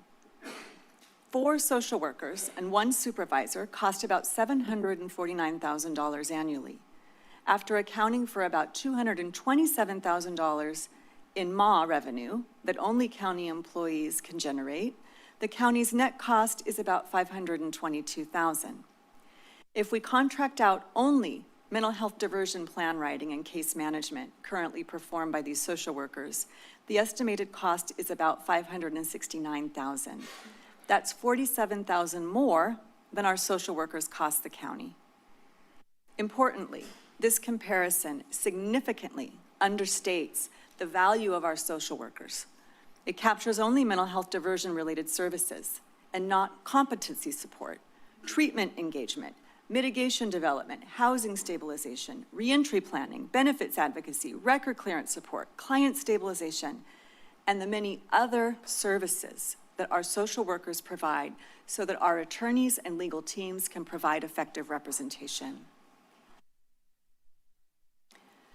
The next section explains how we're trying to reinforce the levy rather than dismantle it in an exceptionally difficult fiscal year. These budget changes are intended to avoid layoffs and furloughs while maintaining effective public defense. This slide lists the major changes in our budget for the primary public defense office. This doesn't include the alternate defense office that's being proposed. That will happen at the next slide. A new data point here is that savings related to buying our building at May Avenue is offset by growing GSD and charges. The slide also shows how much of our increased expenses are related to negotiated benefits and salary increases. This slide shows the major budget changes that go along with creating an alternate public defender's office, including 8 new full-time employees starting on October 1st, 2026, and related service and supply costs. We expect our social worker at the new office to recoup about $26,000 through MA. The cost of the conflicts firm goes down because we'll have only 3 months left. Cost of the criminal defense conflicts panel goes up because fees and costs are rising across the system. Here's a summary of the major budget changes, most of which we've already discussed. In summary, revenue is going down and expenses are going up. We need an increase in our general fund contribution, even with the significant restructuring and cost-saving measures we've proposed. There is a small portion of our budget dedicated to capital investment. We have one project costing about $500,000. It doesn't require a general fund contribution. The cost was included in the purchase of our facilities at May Avenue. Finally, I'd like to briefly discuss the state and federal developments that are affecting our workload, our clients, and our budget, as well as just a few of the many accomplishments that reflect how this dedicated team of defenders meets these challenges every day in our courtrooms, our jail, and our community. Many of the pressures that are increasing our workload are driven by state and federal decisions made without corresponding investment into public defense. Our immigration workload doubled last year, and it's expected to continue increasing due to aggressive enforcement activity. Potential reductions to Medi-Cal, CalFresh, and other safety net programs are likely to increase the instability tied to poverty, untreated mental illness, and substance use disorders, conditions that increase criminal legal system involvement. And at the same time, benefits advocacy requirements tied to CalAIM continue to expand while staffing capacity decreases. At the state level, our department continues to absorb expanding mandates without any corresponding funding. Aggressive prosecution under Prop 36 has contributed to a significant increase in felony filings, requiring substantially more attorney time and litigation resources. SB 43 is expected to increase conservatorship litigation involving individuals with severe substance use disorders. And these are highly intensive cases involving major liberty interests. At the same time, expiration of the public defense pilot grant leaves critical post-conviction relief work as another unfunded mandate. Common thread is straightforward: workloads increase, resources shrink. This slide highlights how quickly the nature of public defense work is changing. It's not simply an increase in case numbers, it's an increase in complexity, intensity, and the amount of interdisciplinary work required to achieve stable outcomes for clients in our community. Mental health diversion is just one example where over the past 3 years, our caseloads have increased dramatically, while recent collaborative court reductions have shifted more responsibility onto our defense teams to gather records, coordinate treatment information, prepare case plans, monitor client progress, and provide updates to the court. These are labor-intensive cases requiring coordination between defender attorneys, defender social workers, defender advocates, and defender investigators. We're also seeing this rapid growth in our immigration-related advocacy. Immigration consequences, more than ever, are completely intertwined with even relatively low-level criminal matters. Our clients need to understand how plea decisions, sentencing structures, and post-conviction remedies impact their ability to remain with their family, or perhaps they're being removed from this country. And finally, Prop 36, as I mentioned, it's completely reshaping our felony practice. And many of these cases involve individuals struggling with addiction, poverty, mental illness, or homelessness. And now they enter our system with a higher level felony matter with prison hanging over their head. And the only thing between them and prison is this team. Public defense is becoming more specialized, more interdisciplinary, and more resource intensive. At the same moment, we're being asked to do more with less. And this slide focuses on the very real operational consequences of creating an alternate public defender's office. It adds administrative and supervisory responsibilities. while existing infrastructure, technology, facilities, and support systems must now support 2 separate divisions. At the same time, we have those experienced positions that will remain unfunded and unfilled, and we have backfilling of some positions at lower classifications, which is going to drain expertise out of our department. These are the practical operational realities our department will navigate moving forward as we work with our community to get through a tough budget year. Budget conversations can easily focus on cuts and deficits, but behind those numbers is this work that we're doing every day for this community. We are the emergency room of the criminal legal system. You can find our teams in court, jail, and the community every single day, working with some of our most vulnerable community members in some of the most challenging moments of their lives. There are many accomplishments we could highlight. Here are just a few. Our early representation project has reduced in-custody jail time by about 8 days per client on average, helping people return to work, reconnect with family, and avoid unnecessary incarceration, while also reducing pressure on our jail system. We've expanded immigration-related advocacy and record clearance work for non-citizens facing immigration consequences, and we're supporting community partnerships to resist unfair removals. More than 60% of our clients now work with a social worker or a client advocate during their case, supporting effective representation for clients who need housing, treatment, or stabilization. And we're expanding partnerships outside government, including through the Bridge Foundation, which is a new volunteer effort formed by public defenders to assist public defenders with meeting material needs. Things like shoes, a tent, or summer camp registration for a system-involved child who otherwise wouldn't be able to go. So taken together, these accomplishments reflect a broader shift in what public defense is about. It's not a system that reacts after a crisis occurs.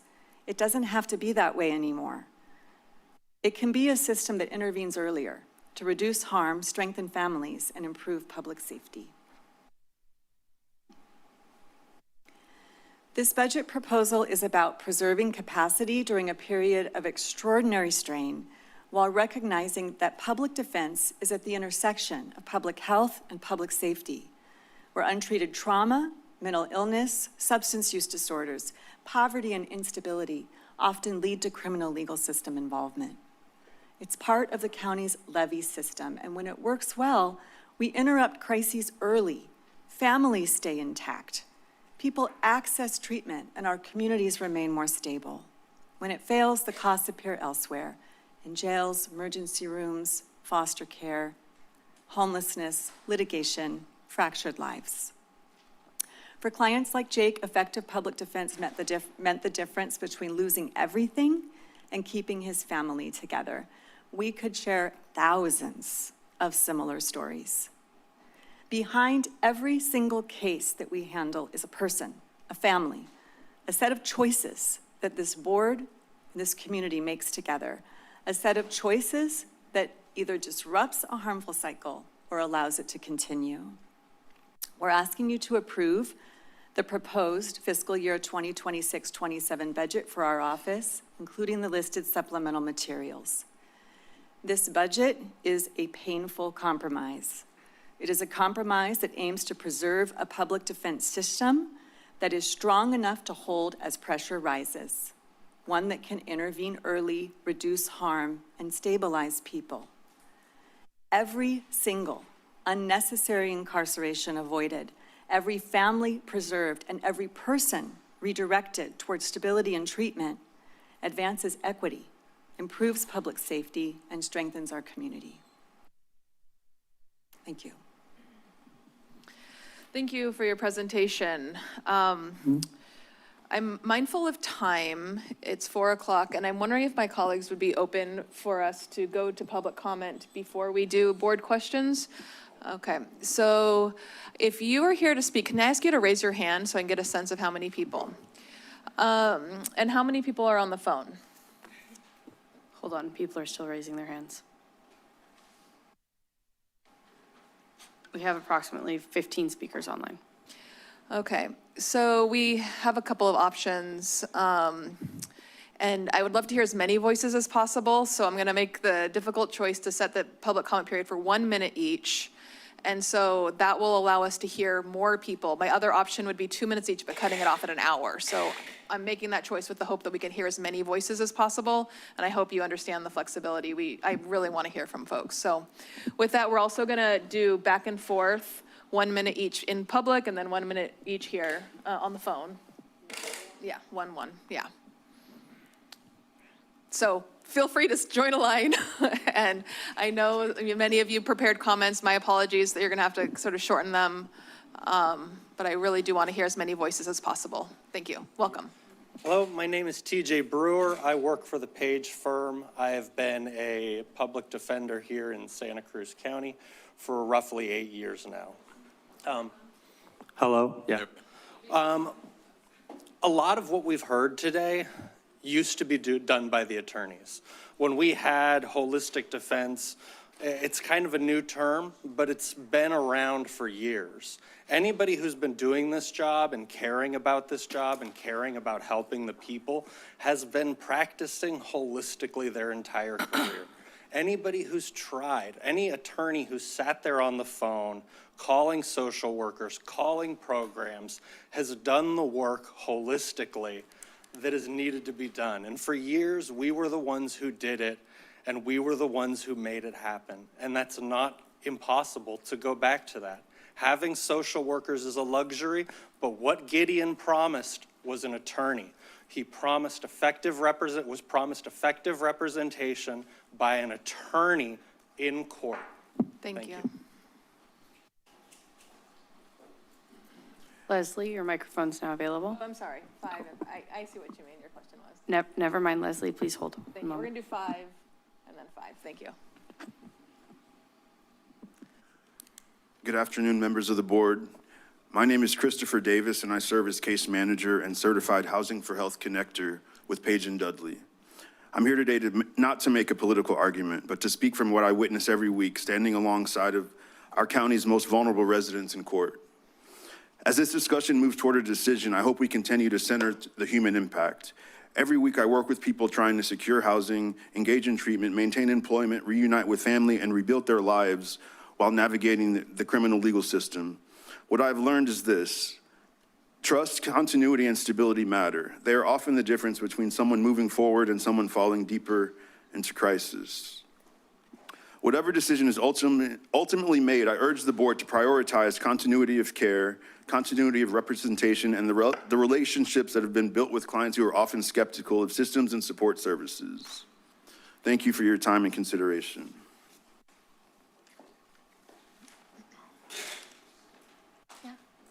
Hi, I'm Suzanne Willis. I'm the Senior Analyst for the Public Defender's Office. I'm also a voting resident of District 1. Earlier today, you heard about Jake, a father whose children were at risk for foster placement. In a scenario where Jake didn't receive early representation and holistic defense, he would have lost his children, even if it was just for 1 week or 2 weeks. That would have cost the county an additional $2,000. His extra 5 to 8 days in jail would have cost the county an additional $2,000.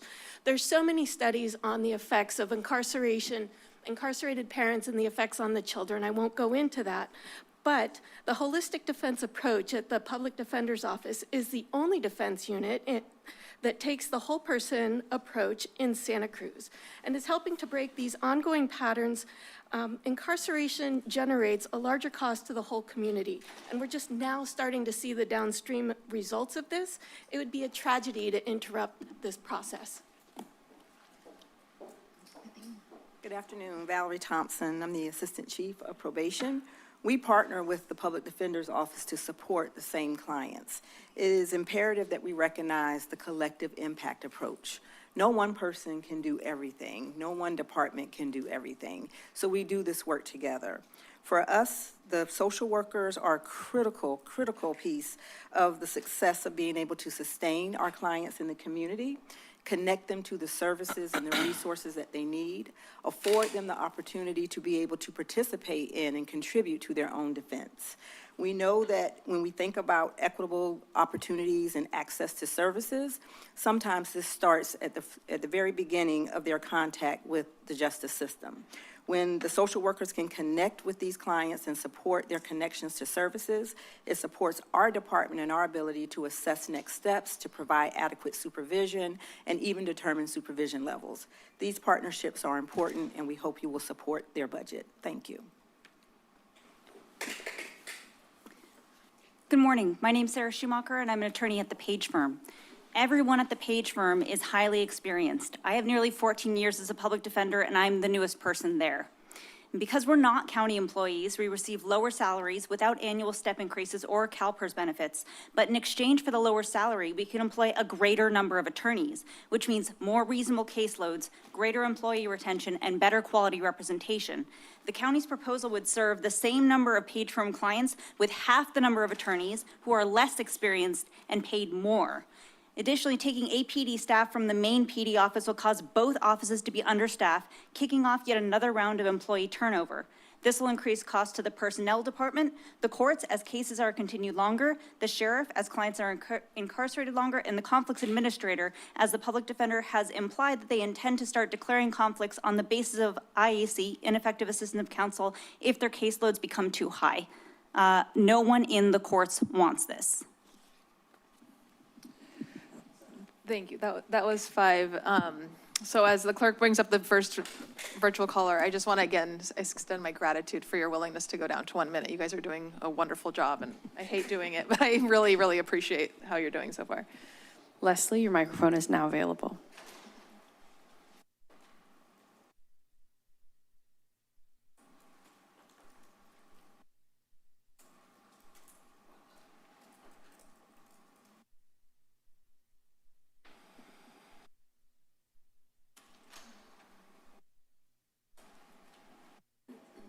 Leslie, we're not able to hear you. If you would please accept the unmute.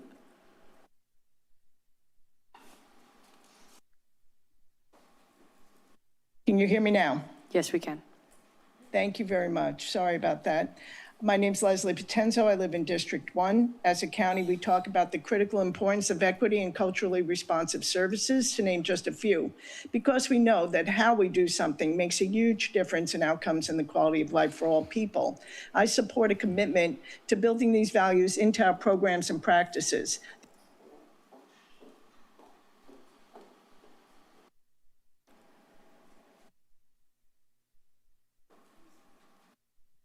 Leslie seems to have disconnected somehow. One moment. Let me try to recover her.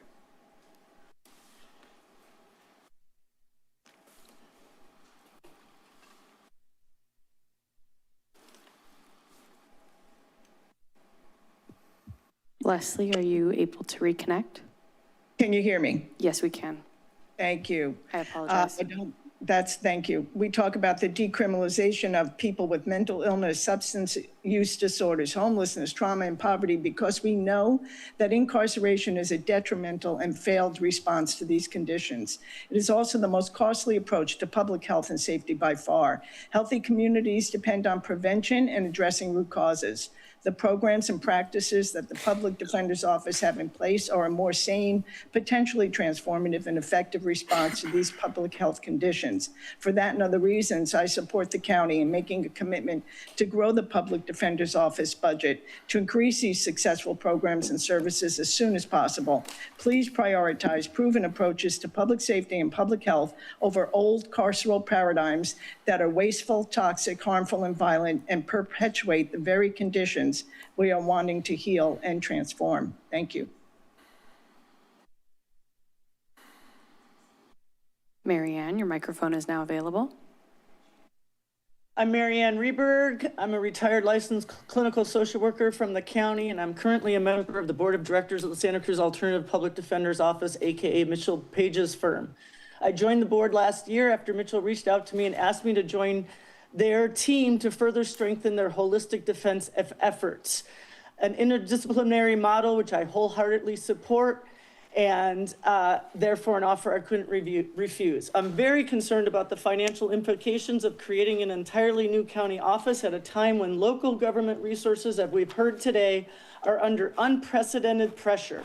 Establishing a new office inevitably involves administrative, personnel, and operational costs that often exceed projections. Before dismantling a model that has served Santa Cruz County well for decades, and may I add, this is not just my opinion, but the sentiment expressed by current and retired judges, along with numerous other key stakeholders in our community. The public deserves clear evidence that the proposed alternative will provide better services at a reduced cost. Call-in user 634, your microphone is now available.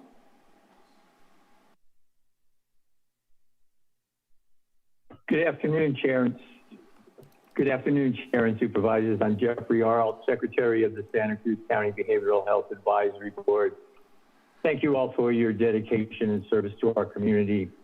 I'm speaking in support of the proposed budget for the Public Defender's Office and the alternate Public Defender's Office.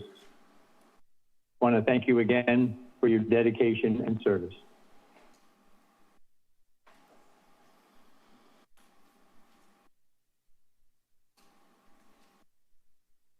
Bernie, your microphone is now available. Yes, good evening, Chair, Board. I'm here to support the vision that Chief Heather Rogers has. Holistic defense, when I was involved in the carceral system going through it did not exist. So I'm torn here because I just heard Sarah Schumacher speak and she represented me during that time among others, right? And what I see here is that the county is allowing, the CAO is allowing for defender against defender.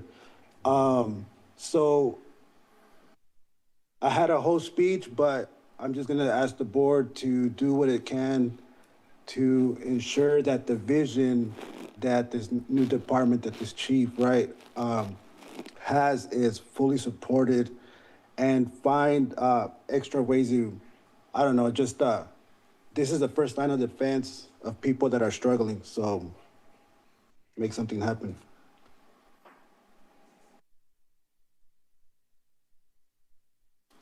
Housing Santa Cruz County, your microphone is now available.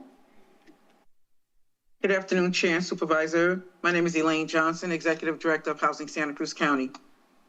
I'm here to express my support for preserving the public defender's holistic defense model and for the proposed restructuring option that would maintain these critical services while avoiding significant layoffs. In my work, I see how deeply interconnected housing instability, homelessness, poverty, mental health challenges, substance use disorder, and involvement with the justice system can be. These issues do not exist in isolation, and neither should the solution. The Public Defender's Office has built an interdisciplinary team that recognizes this reality.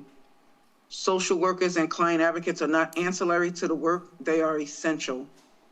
They help clients navigate complex systems. As a housing leader, I know that housing stability is often the foundation upon which recovery can come. At a time when Santa Cruz County is working to prevent and end homelessness and improve health outcomes, I encourage you to support the proposed restructuring option and maintain a holistic defense model that has become such an important asset to our community. Thank you. Thank you. We'll go back to the in-person speaker for 5 speakers. Good afternoon. The proposed ADO plan is bad for our taxpayers and it's bad for our most vulnerable members of our community. My name is Jordan Davis. I was a public defender for almost a decade, both under BCM and under Heather Rogers' PDO office. Deputy Kane had kicked off a conversation about maintaining core needs and not looking at the extras. Fact of the matter is that Gideon requires a constitutional mandate of competent legal defense, and that cannot be delivered under the proposed plan. They're proposing to do the job of 9 attorneys with 5 and do the public defender job with 4 less attorneys. The public defender's office is currently under the weight of untenable caseloads and hemorrhaging attorneys. I was one of those. This will be made doubly bad with hiring freezes. We need to deliver the constitutionally mandated competent defense above all else. Thank you.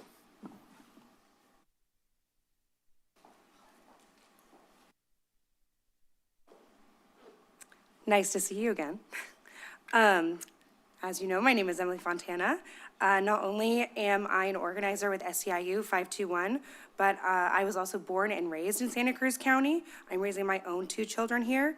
But as an organizer, I represent the bulk of the county workers here, as well as court workers. I represent sheriff's workers. I represent public defenders and social workers. I lived in every district of this county during my 38 years, and I've seen how the effects of community services, how it suffers when access to services are cut. And as a former court worker myself, I can attest firsthand that justice without access isn't justice at all. Today, I really hope that the board supports the efforts of the Public Defender's Office, because what a dream it is to be able to have management and labor work together to solve the issues rather than against each other. Thank you. And then please listen to my social workers as they come and speak as well. Thank you. Okay, hello, I'm a paralegal with the Public Defender's Office. I want to talk about my role assisting in post-conviction relief. We do a lot of work helping non-citizen clients. These cases really stand out to me because we've had private law firms reach out to us when they can't help clients with vacatures. We've had Community Action Board and other nonprofits also reach out to us. This work is really important, especially as we're facing today's immigration client, where post-convictions can have severe consequences. This can mean separating family members. This can also mean even far worse things for families. The collateral consequences and post-conviction units serve some of the county's most vulnerable residents. It is vital that we continue to provide these holistic services. They're not extra, especially at the Watsonville location. Thank you for your time and your support for our office and defenders.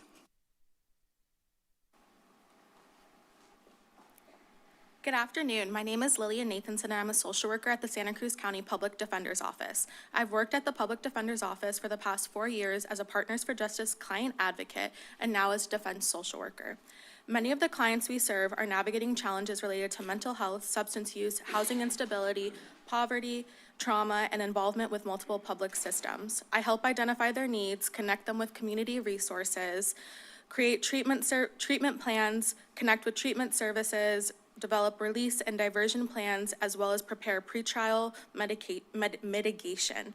Through my work, I have built meaningful relationships with local providers and treatment programs, as well as housing organizations and community partners. Those relationships are invaluable in helping our clients access support and overcoming barriers. The work we do as social workers is deeply connected to the legal advocacy provided by our office, and it is through this team-based approach that we are able to provide the strongest representation possible. Thank you for your time. Hello, my name is Yesenia. I'm born and raised in Santa Cruz. I am currently a social worker at the Public Defender's Office, and I am one of the first 2 social workers hired in this office and have been a part of the team since our first director of holistic defense joined in September 2022. The holistic defense model is built on the understanding that legal problems rarely exist in isolation. As defense social workers, we bridge legal advocacy and the life circumstances that influence case outcomes. We conduct psychosocial assessments, review medical, mental health, educational, child welfare, and institutional records, identifying mitigating factors, and develop individualized plans that support diversion, treatment, alternative sentencing, and long-term stability. We prepare mitigation reports that provide critical context to the courts and prosecutors, help stabilize clients in crisis, connect them to essential services, and coordinate communication among courts, treatment providers, correctional facilities, community organizations, families, and defense team. Eliminating this role will not simply reduce supportive services, it would weaken the holistic defense model by removing social workers who assess, document, and address life circumstances. Thank you. We'll now begin the next 5 virtual callers.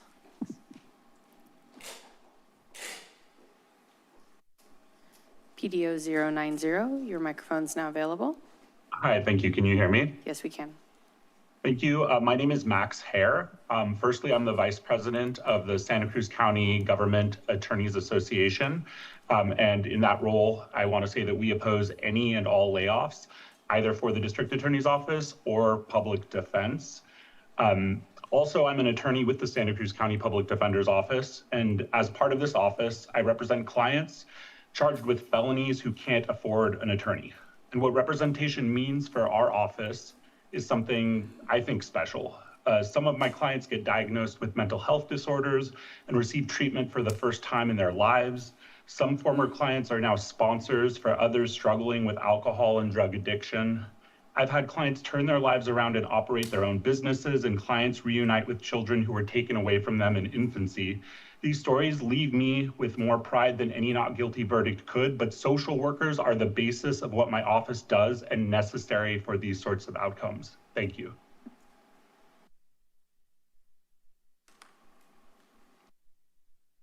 Tim, your microphone is now available. Excellent. I'm Tim Fitzmaurice. I'm a teacher at UCSC and a teacher at Salinas Valley State Prison and a former mayor of Santa Cruz and all that kind of thing. So I don't envy you your task at all. And I think the Public Defender's Office is to be respected. But I think the Alternative Public Defender Office brings experience that's necessary to the work that has to be done with people that I meet later on in jail and in other places. So I hope that you'll support the Alternative Public Defender's Office.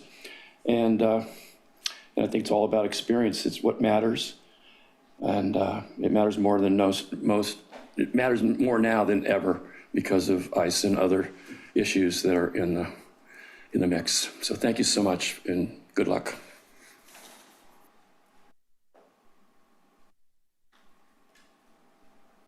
Enkin, your microphone's now available. Good afternoon. Can you hear me? Yes, we can. Okay, good afternoon, Chair and members of the Board of Supervisors. My name is Inkchin Papuyan. I'm a paralegal with the Santa Cruz County Public Defender's Office. I currently work in the Collateral Consequences Unit, also known as the Clean Slate Program, where we assist individuals seeking post-conviction relief and record clearance. Through expungement and other forms of record relief, members of our community are able to access employment opportunities, pursue state-issued professional licensures, secure housing, and achieve greater financial and personal stability. These opportunities are often critical to helping individuals fully reintegrate into society and become productive and contributing members of our community. Post-conviction relief services reduce the likelihood of future involvement within the criminal justice system and provide meaningful second chances. They strengthen our families, improve public safety, and contribute to a healthier and more equitable community. Thank you for your time and consideration.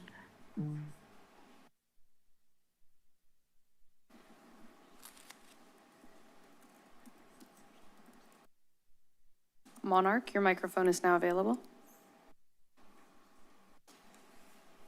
My name is Sarah Macy. I live in District 1. I urge you to vote against terminating the contract with the Page Law Firm. As the owner of an organization that serves developmentally disabled adults, I've learned that successful outcomes often depend on having someone who knows the person, the system, and has the time to help. I've also seen firsthand how high caseloads can cause people to fall through the cracks, even in systems staffed by dedicated professionals. The attorneys at the Page Law Firm have spent decades providing holistic support, building expertise, and institutional knowledge that simply cannot be recreated.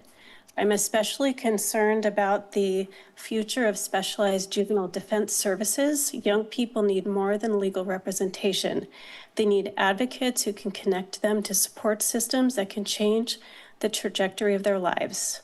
My understanding is that this is exactly the kind of work the Page Law Firm has been doing for close to 40 years. Thank you.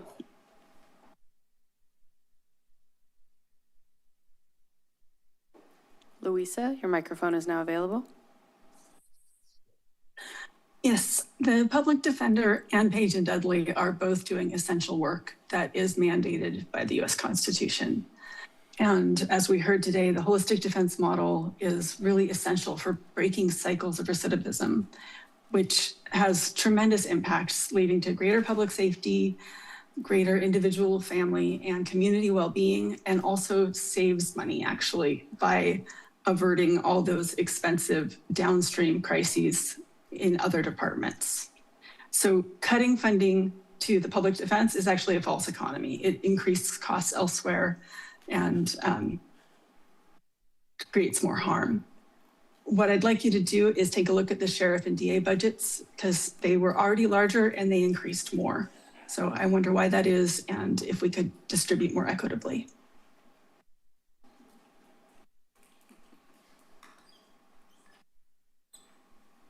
Go ahead. Thank you.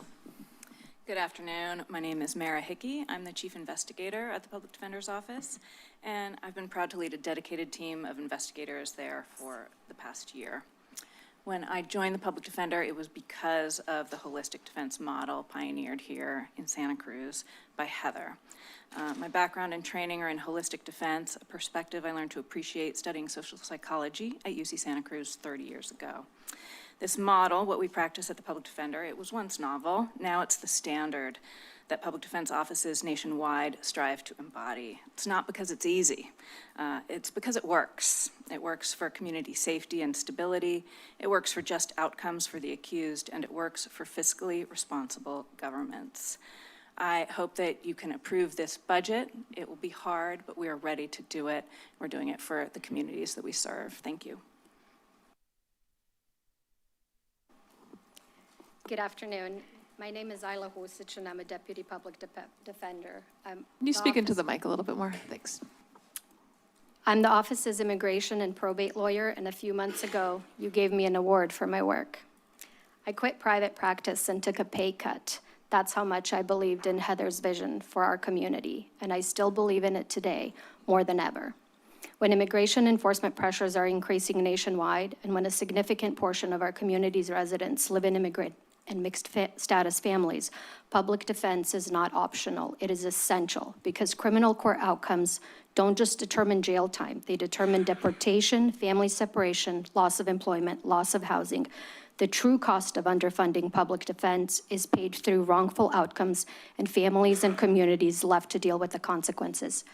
I don't have time to present my example, but luckily yesterday I wrote you a 4-page single-space letter, which I hope you read. Thank you so much. Hi, I'm Alan. I am with the Santa Cruz County Public Defender's Office. I'm currently the Assistant Felony Supervisor. The specific examples are just too numerous to delineate here, but in general, I've personally observed our holistic team through mental health diversion, through mitigation, and I've observed them essentially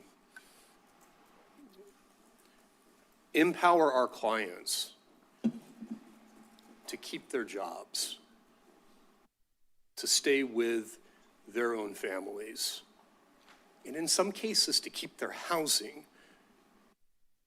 If it weren't for that core group of individuals, many of these people would have lengthy county jail sentences, lengthy state prison terms, would come out potentially unhoused, unemployed, and separated from their families. We just can't have that.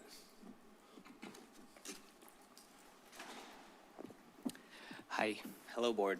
My name is Pavan Talani. I'm a new misdemeanor attorney for the Public Defender's Office, and also a lifelong, I guess, public interest lawyer as well.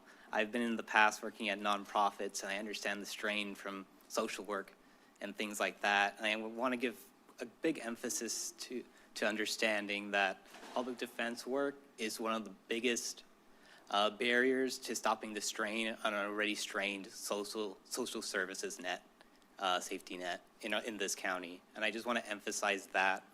I've witnessed firsthand how strained this office is in terms of budget and in terms of its capacity. Isla, who you just heard from she spoke, she is our only immigration attorney in our office, and that's not by choice. That's by the constraints that we have at this office. And I just want to put an emphasis on that in regards to all the sorts of consequences that our clients face. Thank you for your time. Good morning. My name is Lauren Cox. I work at the Page firm. I'm one of the 10 attorneys that will be laid off if the board votes to adopt this proposal. I have been working in public defense my entire career. I've been working in Santa Cruz County in public defense as an alternate public defender for the last 10 years.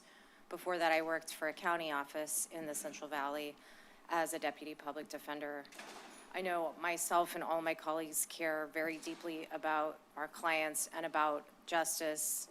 I applaud all the people that came to speak this morning. A lot of them are people that I work with every day in social services, and I wholeheartedly agree that maintaining a holistic defense and recognizing clients, all the circumstances of their life is very important, and we do that every day.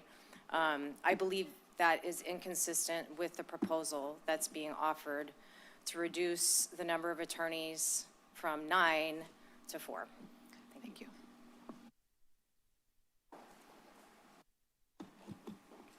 Please hold it. Sorry, we're going to call the next 5. I should have been more clear about that. Kathy, your microphone's now available. Hello, this is Kathy Lassigan from Aptos. I'm a volunteer with the Neighborhood Justice Program. That's one of the things I volunteer with. I want to wholeheartedly support the public defense holistic model, and I want it to be fully funded at full capacity, including the social workers, the client advocates, and reasonable caseloads. It's a choice to ask the Public Defender's Office to reduce capacity. I won't be here tomorrow for those department presentations, but I'd like to know how much they were asked to bear the brunt of the department of these cuts. There's other ways to try to reduce people from being involved in the criminal justice system, and we should look at those as well, including asking the district attorney's office to use better discretion when prosecuting Prop 36 possible offenses. Thank you, and please consider fully funding at complete capacity the Public Defender's Office. Thank you.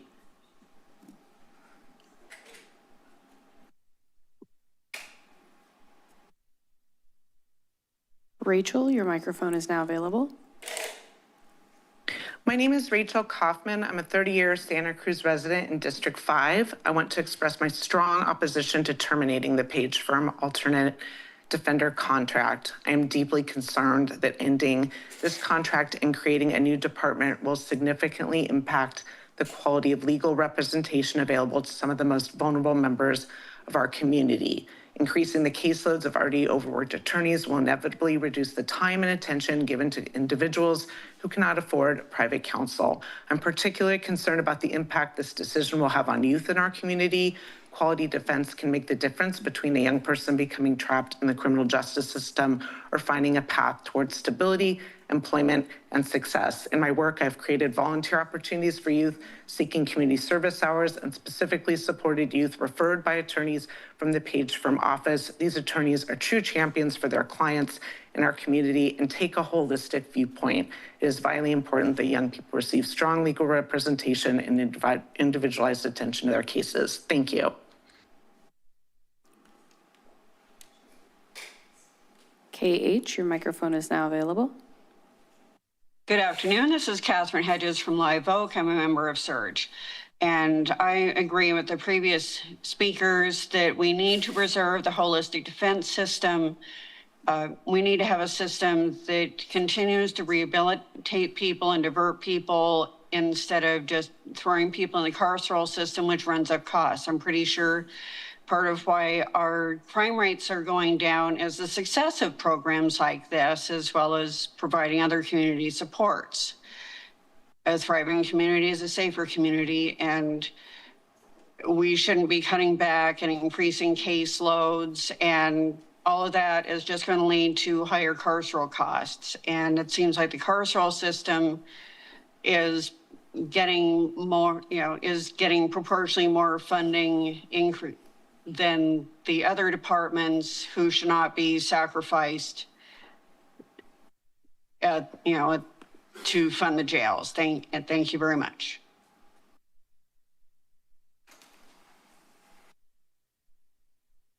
Qualum, your microphone is now available. Good afternoon. My name is Kaleem Cromer.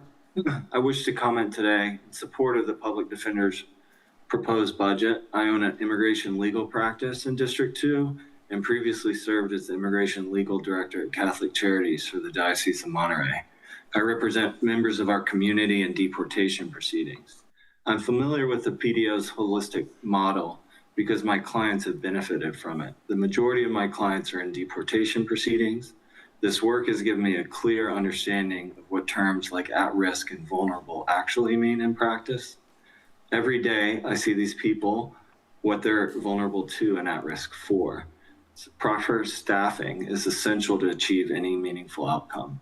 When an attorney sees a need and knows the support exists but cannot provide it, that the stress of the service gap then transfers to the attorney. The result is burnout, and these are losses the community cannot afford. Thank you.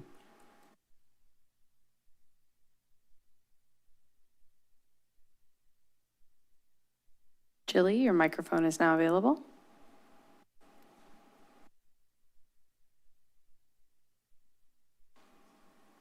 Hi, can you hear me? Yes, we can.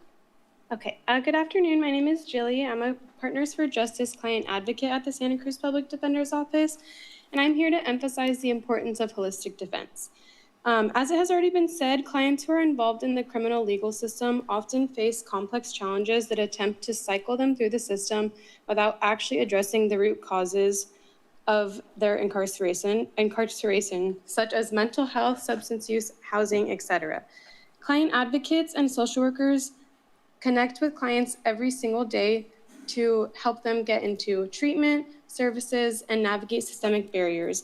Through our early representation process, I'm one of the first people that they meet with as part of the defense team, and I play a critical role in identifying immediate needs and building client trust. This work is extremely important to ensuring that they are receiving the attention and support that they need. Early representation allows our team to present meaningful alternatives to incarceration. Thank you so much.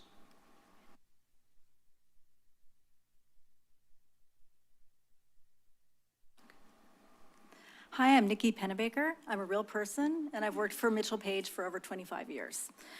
We've been practicing holistic defense since 1978. This is not revolutionary. We've always connected our clients with whatever services they might have needed regarding mental health or SUD in Santa Cruz and in other counties. We know that the Sixth Amendment requires effective assistance of counsel, and we choose to accept less pay than county employees because we want to have the time to do an effective job for our clients. We need to review police reports, we need to watch hours of body cameras, negotiate with DAs and judges. All this takes time, and 4 attorneys cannot do the job of 9. That is, this is going to be a disaster for our court system. It's going to slow down justice for everyone. It's going to cost the taxpayers more money, and I urge you to vote no on this proposal. Thank you.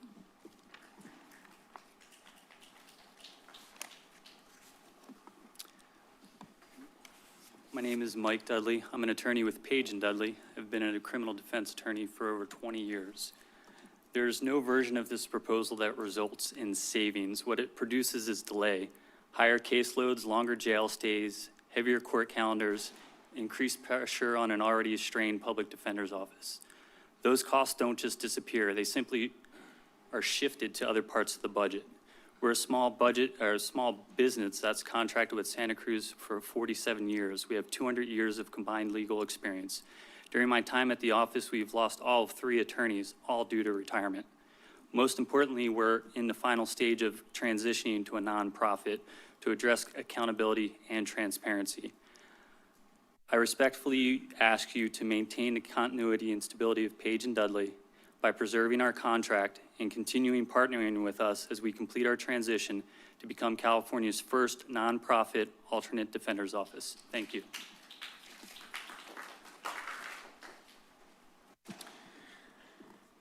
Good afternoon now. My name is Gregory Lepore. I'm a licensed private investigator. I have been a Santa Cruz County resident for 40 years now, District 3. I've operated a private investigation firm working out of Mitchell Page's office for 35 years now. I have 2 bilingual bicultural investigators on my staff, including one who I was fortunate enough to hire recently after she left the public defender's office because of intolerable working conditions.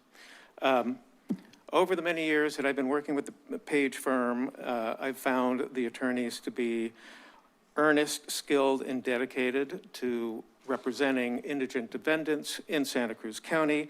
All of the talk about the holistic approach that I've heard earlier today, that you've heard earlier today, I just want to say what they said, because that's what's been the kind of work that's been done by this office Page's office for 35 years. So thank you. I'm going to ask that you please refrain from clapping. Thank you. Hi, my name is Bob Tarrin. I'm an attorney for over 45 years in Santa Cruz County. My practices include representing the poor and the unhoused in areas of income insecurity, housing, and healthcare. I'm asking that the contract of Page and Dudley be retained. I have worked with this firm since its inception. Over the years, families that I've represented have had members being arrested and jailed pending trial. My interactions with this Page firm over the years, when they are also representing these members in criminal court, these families are devastated, as we all know, through loss of income and loss of housing. The Page and Dudley firm has consistently over the years been familiar with the issues of housing insecurity, financial insecurity, behavioral health care issues, and substance abuse issues. I cannot overemphasize their work with those with mental health problems. Thank you very much.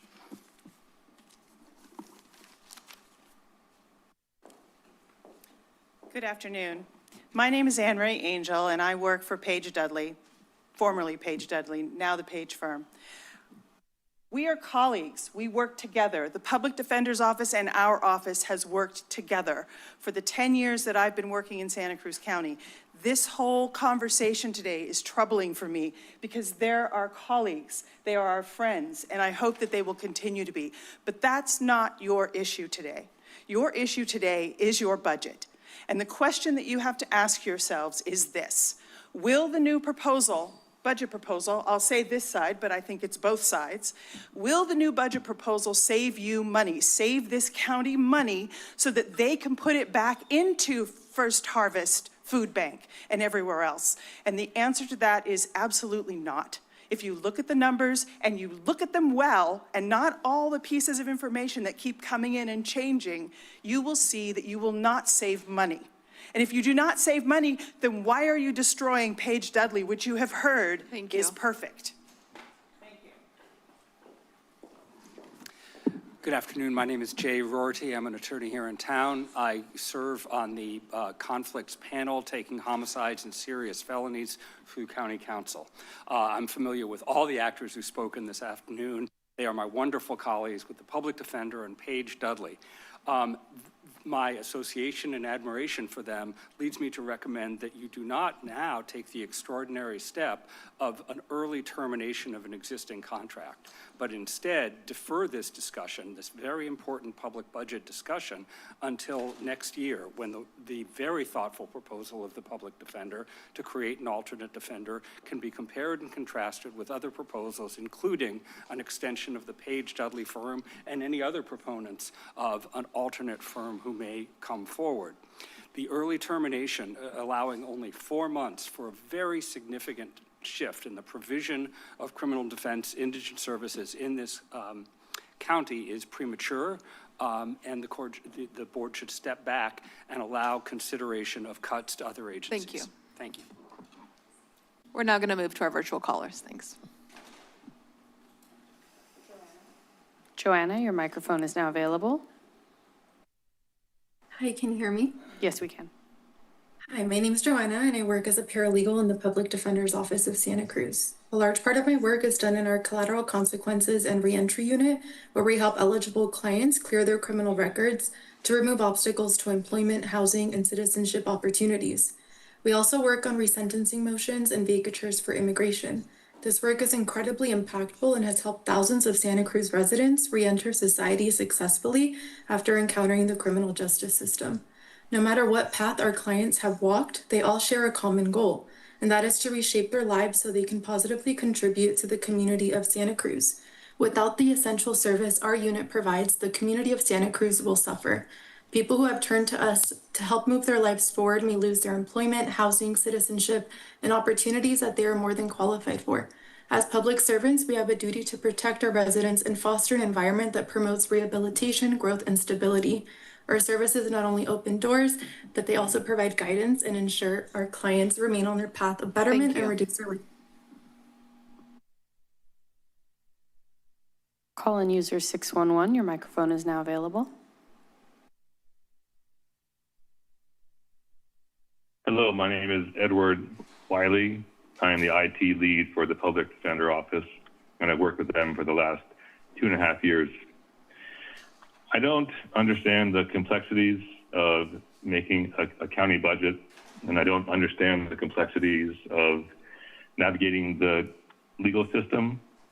But what I do know is that 4 years ago, the county made a promise to its community to bring in the most effective and innovative public defense under the county umbrella, under the direction of Heather Rogers.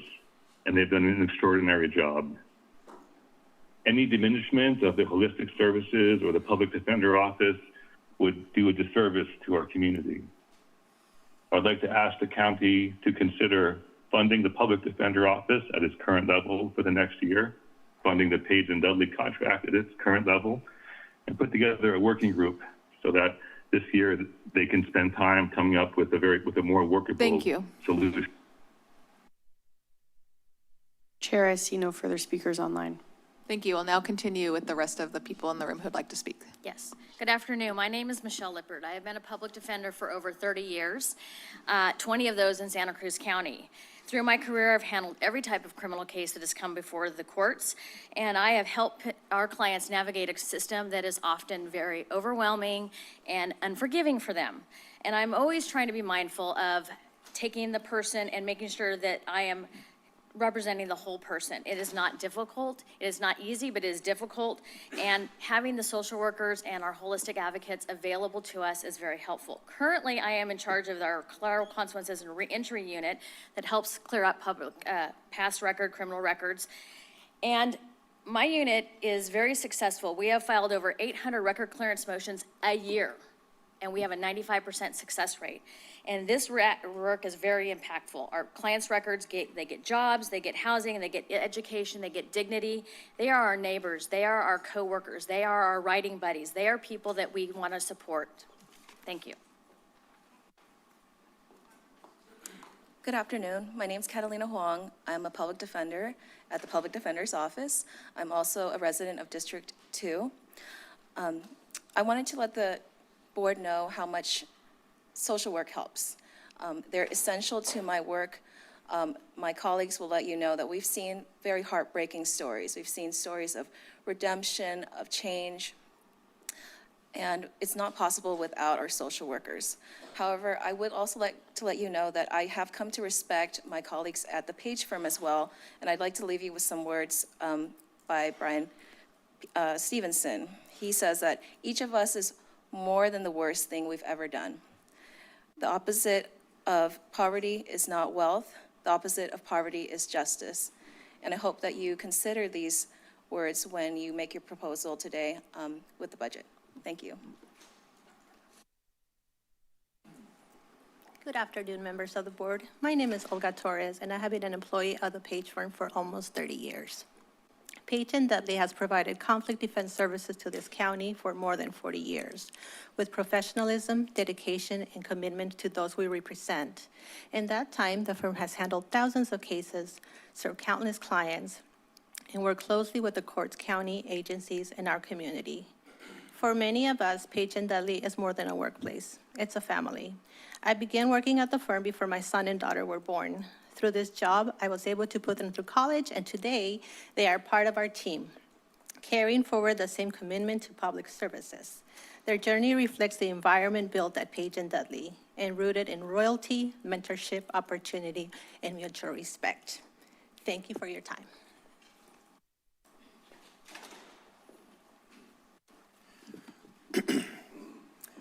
Good late afternoon. My name is Mitchell Page, and I would like a little more than 1 minute if we can have that. No? Okay. Well, then I'll be as brief as I can.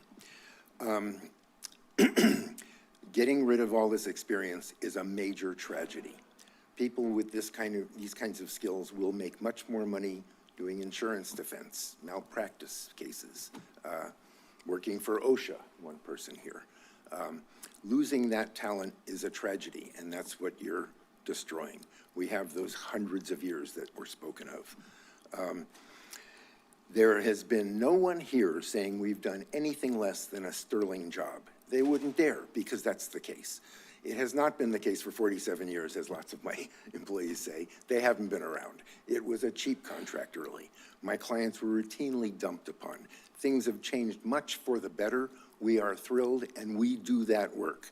And if you would indulge me in a few more seconds about one particular example, not a client, but we've had all these examples, heart-rending examples. We're on board with all that. Save lives, help people. The one example I want to bring up, Thank it'll you, take sir. about... Thank you. No, not 10 Thank you. seconds more. Thank you. I'm providing everybody with the equal amount of time. We've had plenty of people speak on behalf of your I'm firm. sorry. Thank you. I would have thought equal time in this situation would be as much as Ms. Rogers got. Welcome. My name is Elizabeth Bird. I'm a social worker and the Director of Holistic Defense for the Public Defender's Office.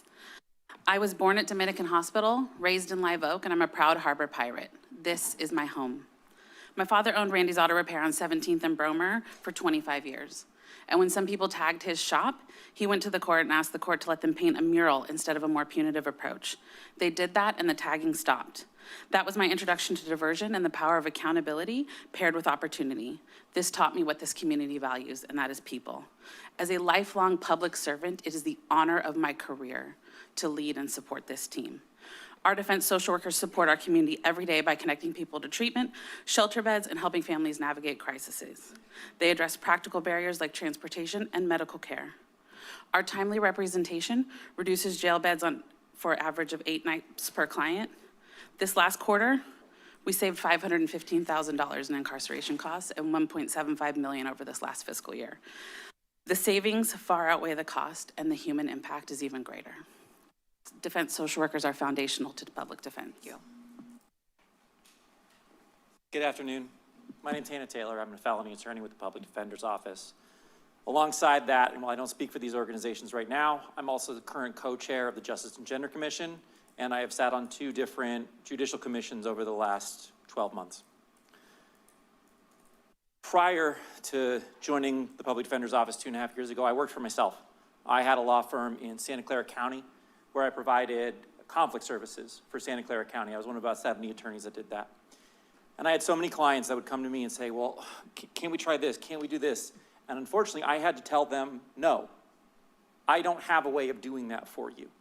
I can't find that for you. I sat in this room today and I wrote a mental health diversion motion for somebody, and it was filed today. And that was based on a case plan that Lillian Nathanson wrote. I don't have to tell my clients no anymore. Please don't make me tell them no again. Please support the budget as proposed. Thank you. Thank you. Is there anyone further in the room who'd like to speak? Welcome. I wasn't going to say anything, but my name is Abby Leeser. I'm a new misdemeanor attorney at the Public Defender's Office. I've been there for 6 months. I have 170 cases. It would be a tragedy to lose anyone in this room. Thank you. If anybody else would like to speak, please form a line behind him. Thank you. Welcome. Good afternoon.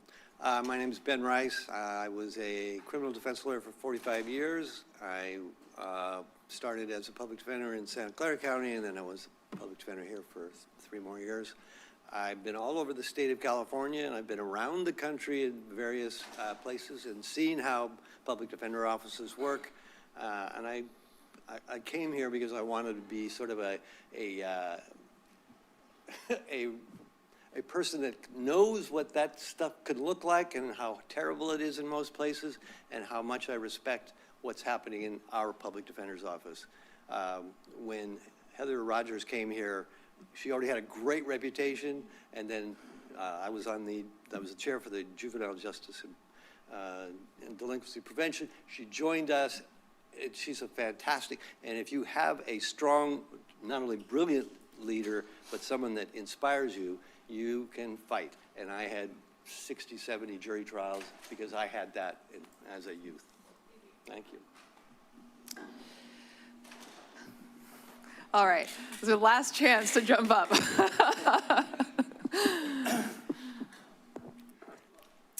Hi, my name is Ariana Alejandre. I'm a public defender, and I've been a public defender for over a decade. I represent people at all stages of their criminal case, and public defense extends beyond the courtroom. I prepared a speech, but I know I don't have time for all of it. But as a public defender, I represent clients who have various issues, substance use, mental health, that are unhoused. In order to be an effective public defender, I rely on a team. It's a collaborative effort. I'm fortunate that we have social workers, investigators, an immigration attorney that I can rely on to help me effectively represent a client. I represented an elderly man who was unhoused, had medical issues, and was a legal permanent resident. With the help of our holistic team, our immigration attorney, I was able to help preserve his green card. We were able to get him housing, and we were able to get him medical support. He left the jail being housed, and that would not be possible without our holistic team. Thank you for your time. Thank you. I will now close the public comment period. Thank you to every person who took a moment, 1 minute exactly, to come speak to us, and thank you for your flexibility. I'm going to return to the board for questions, and I want to remind the board that if you have questions on this proposal, of course, we have our public defender here, our CEO's office, and we do have Mr. Page here who could answer questions regarding the contract if those are appropriate. So with that, I'll turn it to the board to see who may want to start. Go ahead, Supervisor Cummings. So yeah, I know, thank you. Thank you. I don't really have many questions. I have mostly comments. And I just want to express my appreciation for our Public Defender's Office and for the Page and Dudley firm, and for all the attorneys and folks who have dedicated their lives in service and have sacrificed a lot to do the work that not only is required for us by law, but it's what the people in our community need and deserve. I do want to start by saying, again, I mentioned this last time, I think that when proposals for these kinds of major changes are going to come to the board, that we have some kind of conversation early on. Looking through the materials, I know that there was some direction that was given back in 2022. I'd say the majority of us, like 4 of us, weren't on the board at that time to know what was happening in terms of conversations around potential transitions of the Page firm to the county. And so I just think it's really critical that for something that's going to have a major impact on our community, that we're having ongoing conversations to understand what's happening and to kind of let the community know where we're at, so that when we get to this moment, we don't have this gigantic crowd of people and they're really pulling the board putting us in a very difficult situation. And so I'm just hoping, again, that when we have these kinds of difficult conversations, we can start them earlier so that you all have a sense of where we want to go. With all that being said, I have some serious concerns about eliminating our contract with Page and Dudley at this point in time. With all of the chaos that's happening in our federal government and the many years of service that they've had, I do think that it would be a mistake on our part to cancel their contract right now. That being said, I'm a strong supporter of our holistic defense. I'm a strong supporter of us having social workers. And I will say I did have an opportunity to speak with one of the public defenders who, when we had our conversation, initially they were, not so sure about what holistic defense looked like, but what turns out is that when you have social workers that are working in our public defender's office, they can take care of all the other issues that the clients need, and the attorneys can focus on the cases. And that is just extremely compelling, because there's so many needs that people have when they come into these offices, especially many of whom are low income, and the fact that there are social workers there that can help meet those needs is just fantastic. And so I just want to applaud Heather Rogers on creating this program in our county. And I also want to acknowledge that there's many people at Page and Dudley who've been doing both jobs for decades. And so I see the benefit of both of these.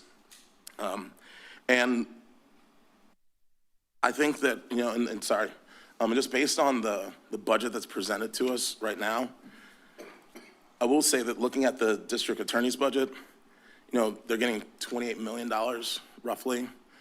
Public Defender's Office gets $20 million. So there's a very big deficit there. And earlier when we first had our budget presentation, what we were told, I'm sorry, I'm looking for the item, was that, we have 10.4% reserves. Of that, we have about 35 million that's discretionary. And of that, we have about 3.3 million that's currently flexible. And the gap that the Public Defender's Office has right now is about 1.1 million. And one of the things that we said at the outset of this budget hearing is that our budget reflects our values. And I believe that while it's taking a risk, I think we should take that risk. We've done that in previous years, and some of the programs that we maintain by taking risk are still with our county today. And so I'm going to move that we maintain the Page and Dudley contract through 26-27. We add an additional 1.1 million in reserves to the Public Defender's Office, which is option B, which would shore up their budget for the year. And then we return with a deeper analysis and continue this conversation and having this come before the board, before mid-year budget hearings, but definitely having it come to the board at mid-year budget hearings. And I say that because after November, we'll have a better sense of where our federal government's at, and which direction it's going to move in. And if there is an opportunity, and we do flip it blue, which is a very good chance that can happen, we will start to see a lot of money coming back into our counties. We may not have to get rid of this contract. We may not have to start this service at this time.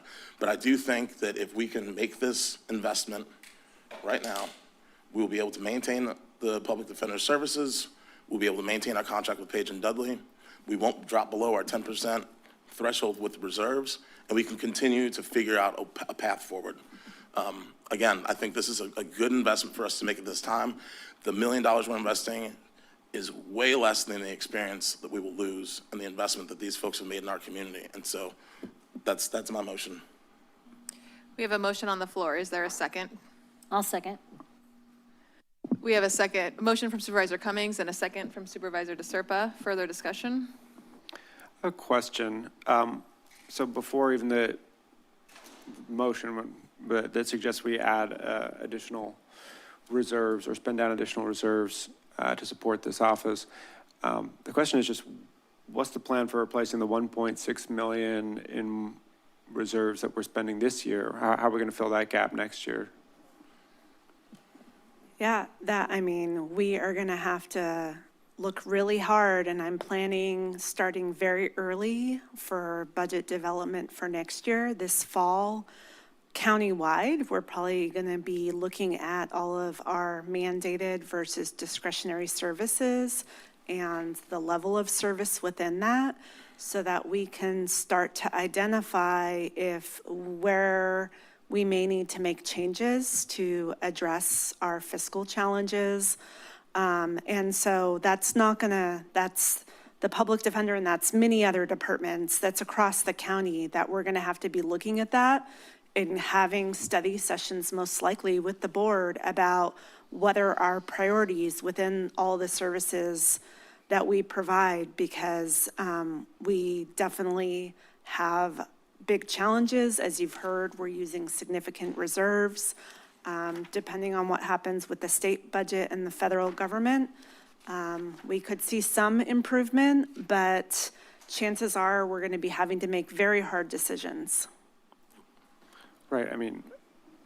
I don't expect that what change could we possibly see at the federal level? Even if we have a blue wave and, Democratic control of Congress, doesn't the president maintain veto power over a lot of those spending decisions? Yeah, one thing I'll note is that the public defender lost, you heard about the PDP, I can never pronounce it. Yeah, the grant that funds our Clean Slate program, that's now a general fund program. And so the state of California for a 3-year period was investing $50 million a year into indigent defense. That is now gone. And we very much want to see the state investing more in public defender offices.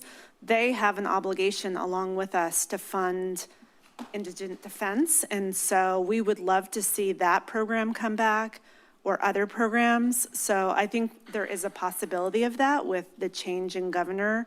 So if we could bring back some of that funding or any other funding, we'll see some of that money, that delta drop. Okay. I'm not in support of the motion. I think I'm already pretty nervous about the 1.6 million in reserves that we're spending with no clear, with nothing but our fingers crossed to be able to fix that for next year. So I think going out on a limb and going for 2.6, basically $2.7 million is too much. To back up a second, yeah, I think the work that everyone in this room is doing is amazing. And it's an unfortunate situation here that we're pitting two great organizations against each other. I will say that the problem was created by a 16% increase in compensation on the county side. And so I'm not sure that it makes sense to then punish Page and Dudley, who is not seeing the same commensurate increase in salaries, by simply making them go away. I'm concerned about the significant loss of talent that would mean. And this is, back to my earlier comments when we started this, I think that the bottom line is service to the public, whether that's done by county employees or by anyone else who wants to serve the public.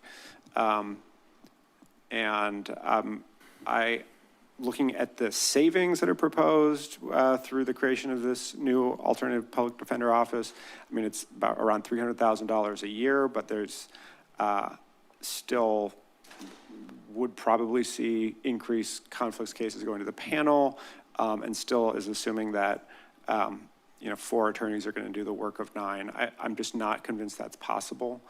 I also think that trying to push one system to the breaking point in terms of caseloads is probably not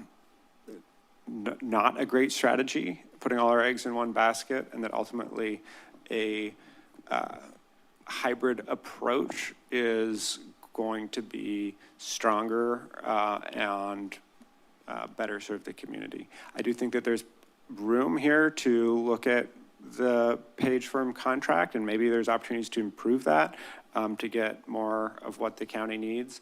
I'll rest my comments there. Supervisor DeSerpa. I have some questions, if I could. I know there's a first and second here, but I do have questions, Heather, if you would indulge me. So I asked you recently, do you have any data regarding your offices? Average, essentially, do we have data to show that the model that you're using is effective compared to an agency or firm that has been doing this work, for 47 years, it sounds like, and doing what many people have told me is an excellent job with no social workers. They're doing a holistic model, but they're doing it themselves. So when I asked you, do you have data, you couldn't really point to it. And so I'm wondering if you can talk about that now, and also talk about moving forward, how we could establish sort of a baseline of data on whether your clients have any recidivism, your average, how long it takes you to resolve cases or adjudicate them compared to other firms. Yes, thank you so much. It's a very good and fair question.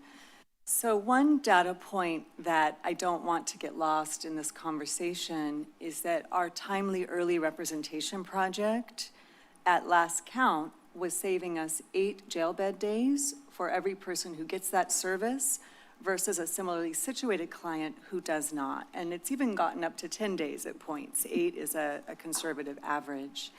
That has a tremendous impact, not just on our jail and our county partners, but on the human beings who aren't doing that time in jail, which is destructive to their families, their jobs, their employment, their mental health, and their prospects for success.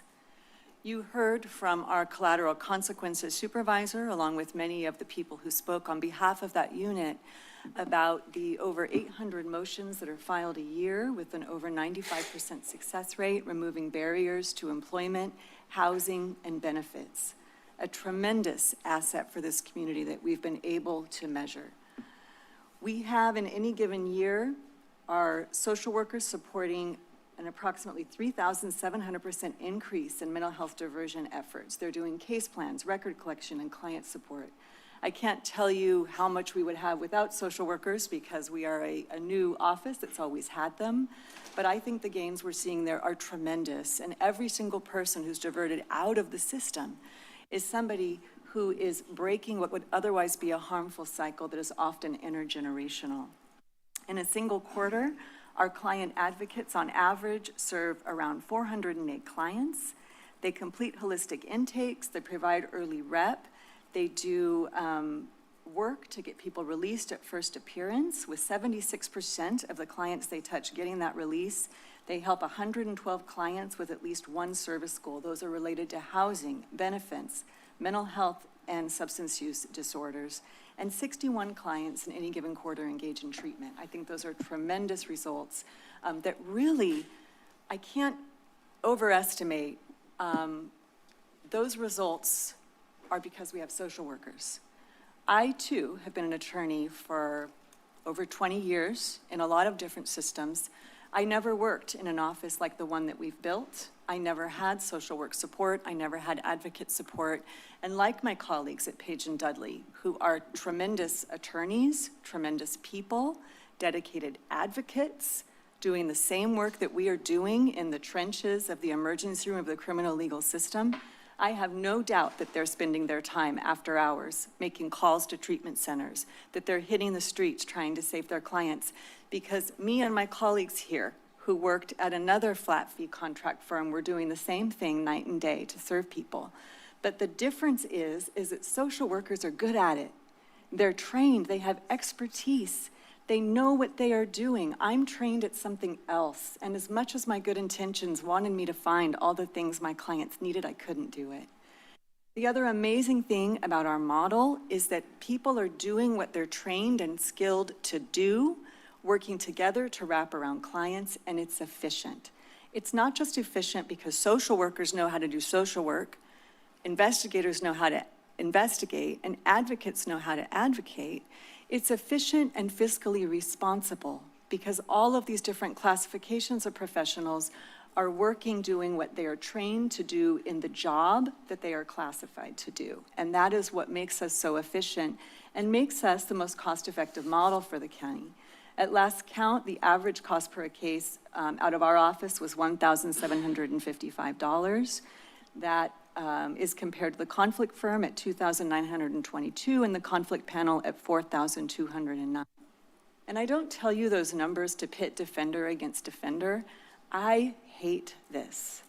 Every single person in this room has been my colleague in arms in some of the most difficult moments of my life, doing the most difficult work of my life. And every single person here is worthy, deserves to keep their job, deserves not to be under the stress. I am here because we have an incredibly difficult budget year, and I have been asked whether it makes sense to pass out 11 pink slips to this team who is working tremendously hard, who have dedicated themselves not just to this county, but to building this office. And change is hard. Change is hard, and every single person here has walked that walk, walked that journey, and has committed themselves to it. So I'm not going to sit here and say that my attorneys are better than the Page attorneys, or that, this model isn't what they're trying to accomplish. I fully believe that it is. When one of the attorneys got up here and said, we've all been doing holistic defense our entire career because you don't become a public defender if you don't care, that is true. It doesn't mean that you're doing it as well as you can with an interdisciplinary team that includes people trained to do it.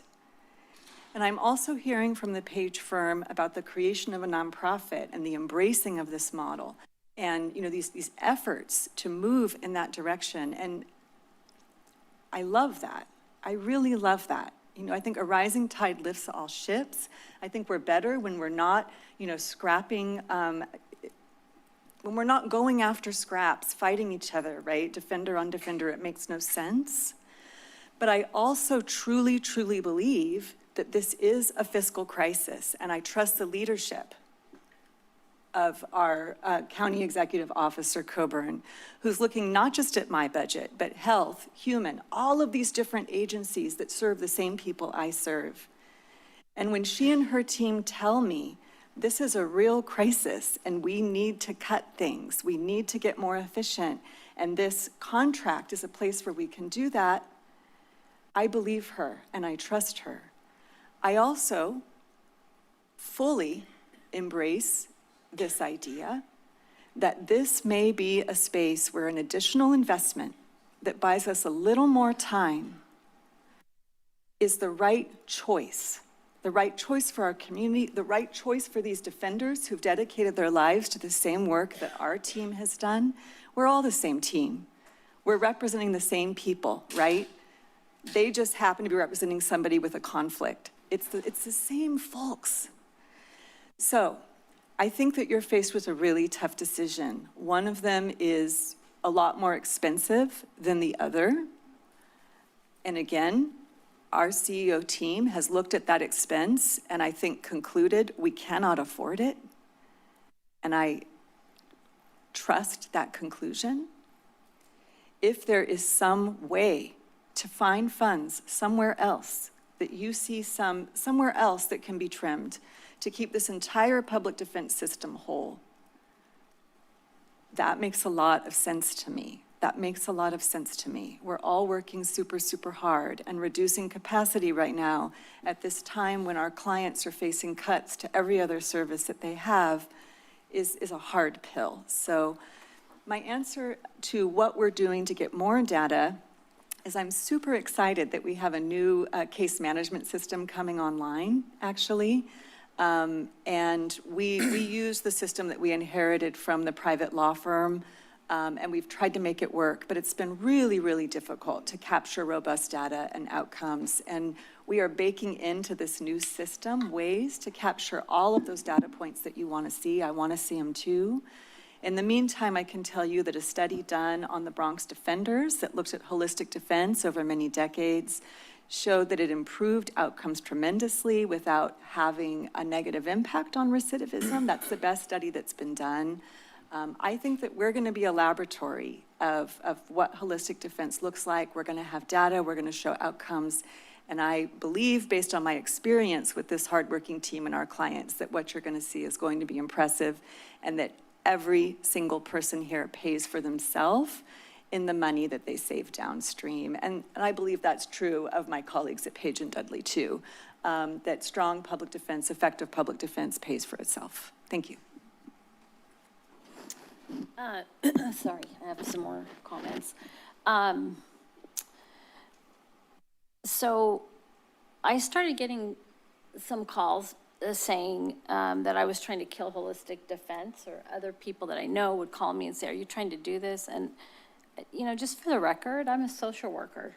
Most people know that. I have worked with TJ Brewer in the past. I've worked with John Thornton in the past. I've worked with a lot of public defenders before social workers were even a thought in the public defender's office, before the public defender's office existed, where I would take my patients, my neighbors, whoever needed help, I would bring them to an attorney and they would help them, oftentimes pro bono, and we would walk together through cases. So I understand what social workers do and the power of actually combining an attorney with a social worker, with an investigator, and with the case coordinator. It's really important.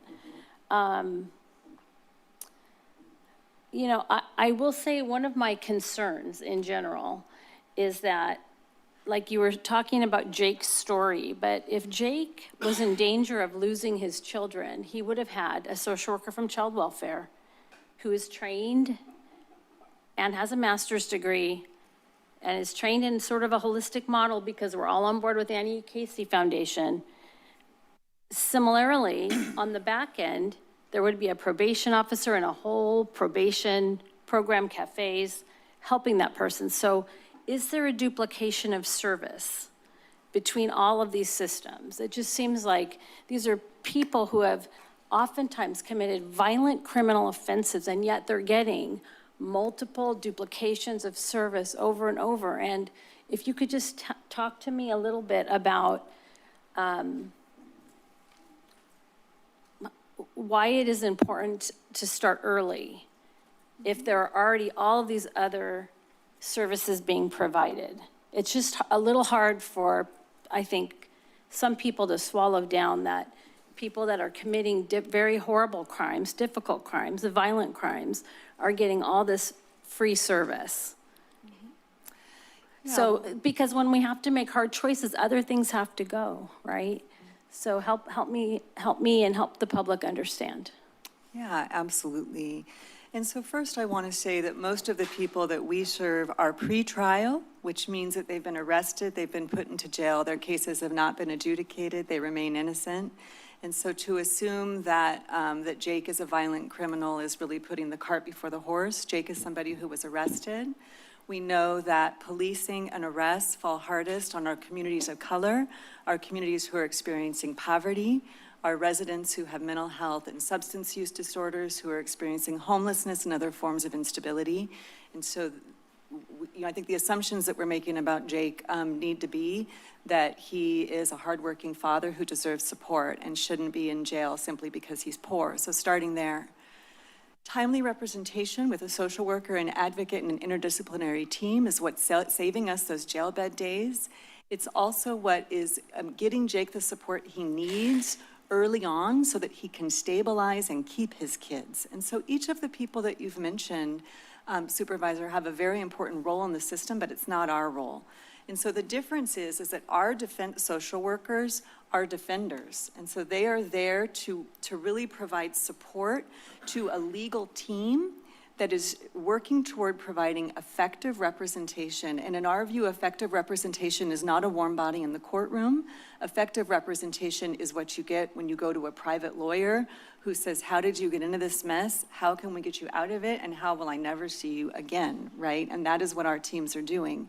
There is no one else in the system who is going in before first court date to find out what Jake needs, to work on release advocacy, to help get his car moved if necessary, keep his kids out of CPS by calling grandma, right?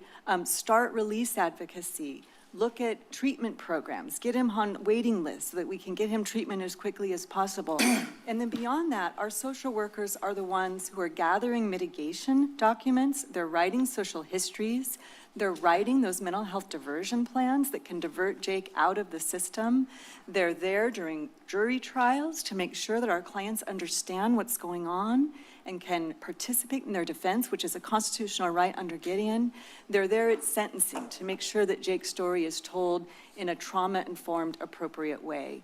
So what defense social workers do is completely different than what's done anywhere else. And even if we assume that everybody who's arrested and is thrown into jail is guilty, the public safety, the public health of this community is still served by getting interdisciplinary teams into that jail cell as quickly as possible. Because the truth is that most people don't go to prison for the rest of their lives. They go to prison where trauma gets doubled down on, they experience more abuse, they get more addicted to substances, and they come home to Santa Cruz where we see cycles of unbroken recidivism spanning generations that our teams are disrupting in ways that could absolutely transform what this community looks and feels like for our children, and that has value.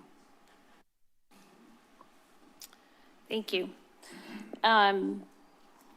So in terms of the page verb, Michelle, can you come up to the podium, please?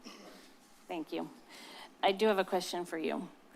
I understand that you, before you even knew potentially that your contract would not be renewed or was in danger. April 20th. Yeah. That you had just purchased a new case management system for your team. On a 3-year contract. Yes. Additionally, you had set up a nonprofit. Yes, Can you I tell did. me why? Like, Yes. why did you set up the nonprofit? That I think I can do without my notes. When the new Public Defender's Office was created, it was suggested to me by the County Executive Office that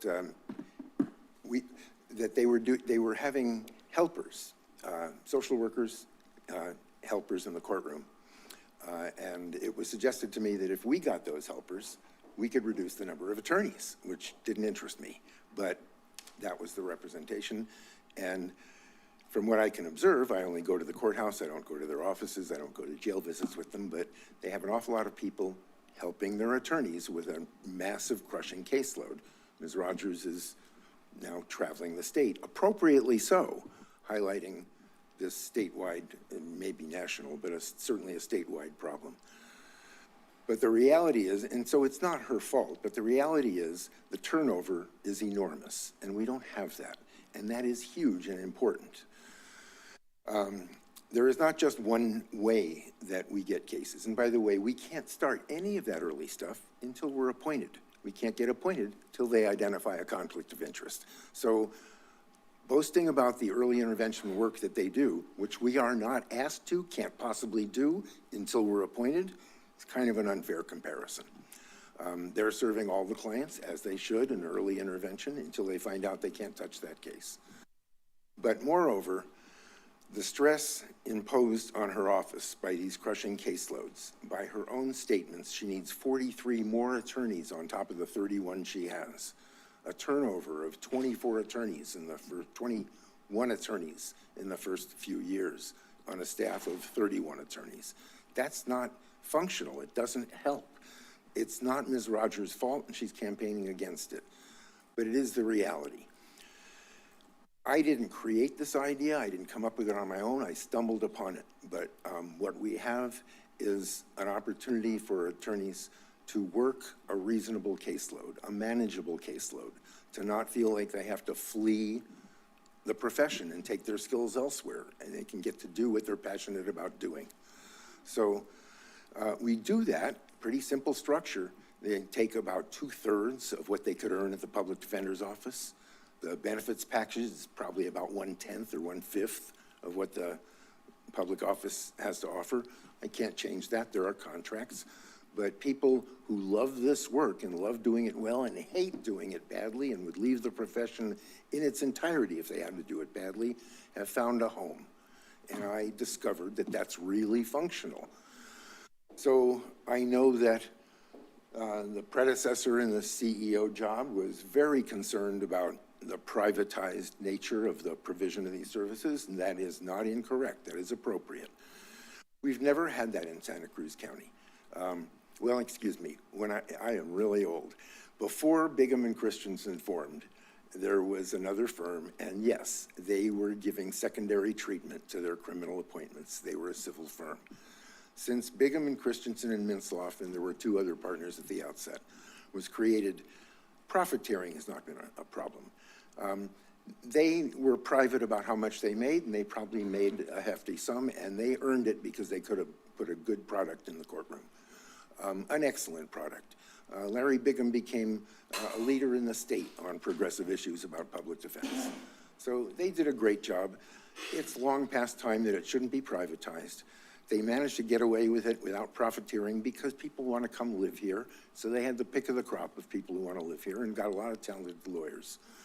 I stumbled onto this method with people leaving Heather's office because the Are you talking about the nonprofit? Yeah, well, I stumbled upon the gift of getting these devoted people, and then the idea of going to a nonprofit was salted in by, we could get these helpers. And so establishing a nonprofit, will that allow you to pull down grant money if there is any out there? I mean, I've been Googling like crazy the past few days trying to figure out where to find money. You know, I've been pretty busy on this, focusing since April 20th on how to answer the budget questions, how to address you.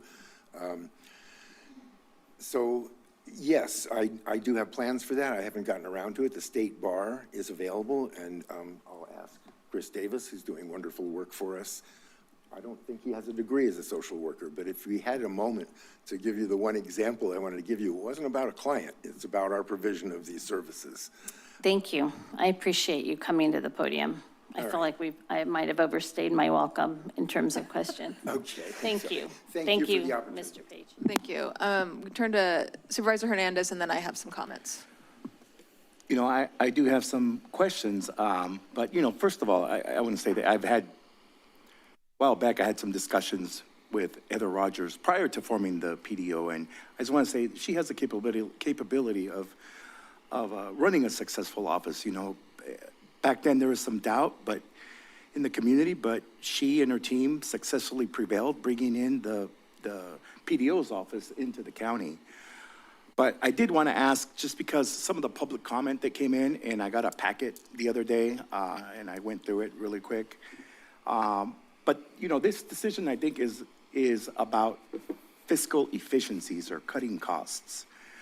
But there's also this other side that it brings in this holistic approach that brings in wraparound services for people in a one-stop shop, and that's a plus. But I wanted to ask about these cost inconsistencies. People are saying that it's not going to cut costs for the county the first year, the second year, or ever. And we heard that in the public comment as well. Can we address that and look at the cost savings just so that we're sure that we are cutting costs? Yes. So the question was for me, right? I'm not sure. Or is it for CEO Coburn? We can both address it. Do you want to start, Heather? I might have some comments too. Okay. I mean, what I will say is CEO Coburn's team and our analyst team worked very hard to figure this out. And it required really looking at the cost per case across all of the different models that we use. And what we found was that the cost per case at our firm is $1,755. At the conflict firm, it's $2,922.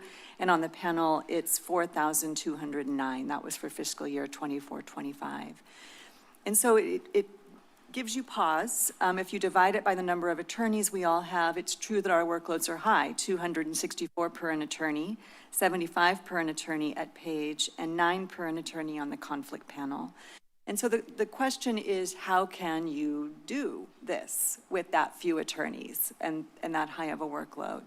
First, because we're working too hard. We do need more attorneys. We do need more staff. That's the honest answer. But the second answer is because the team model is efficient, and 4 years in, it's working a lot better than it did when we started. We had turnover in our first few years because change is hard, for one, and also because not everybody wants to work on a holistic team. We heard some folks today say, we don't need social workers and they have no place in the courtroom. That's one way to look at it. But the folks that stayed are people who don't believe that. They're people who believe that this team vision works. So I think the reason that it's going to save money and that we can do it with fewer attorneys is because it's not just 4 attorneys that will be in the division. It's an investigator, it's a social worker, it's a paralegal. We're going to have a team there and a skilled legal secretary.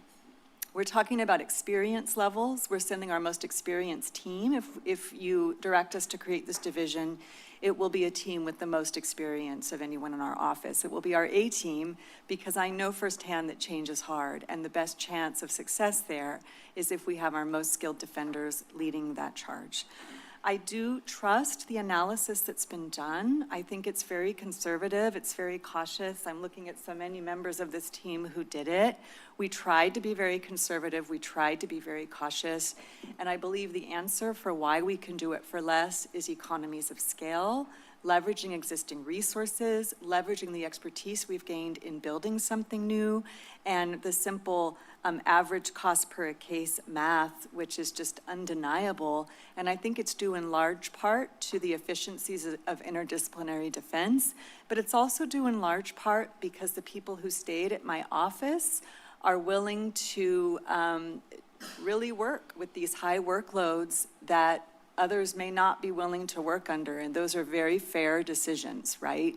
I am not going to begrudge any public defender choosing a work-life balance that makes sense for them and their families, but what I'm bridling at in these budget hearings is the idea that the attorneys at Page and Dudley will continue to handle 75 cases per an attorney, while my team looks at 5 to 11 layoffs, and their 264 cases per an attorney goes up and up and up.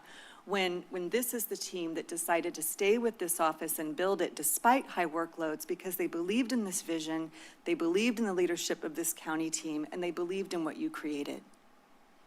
And I just wanted to add regarding the cost, we provided, the board had a lot of questions, and obviously that is great. We wanted to be able to respond and answer all your questions, and we provided a couple memos that were posted as additional materials.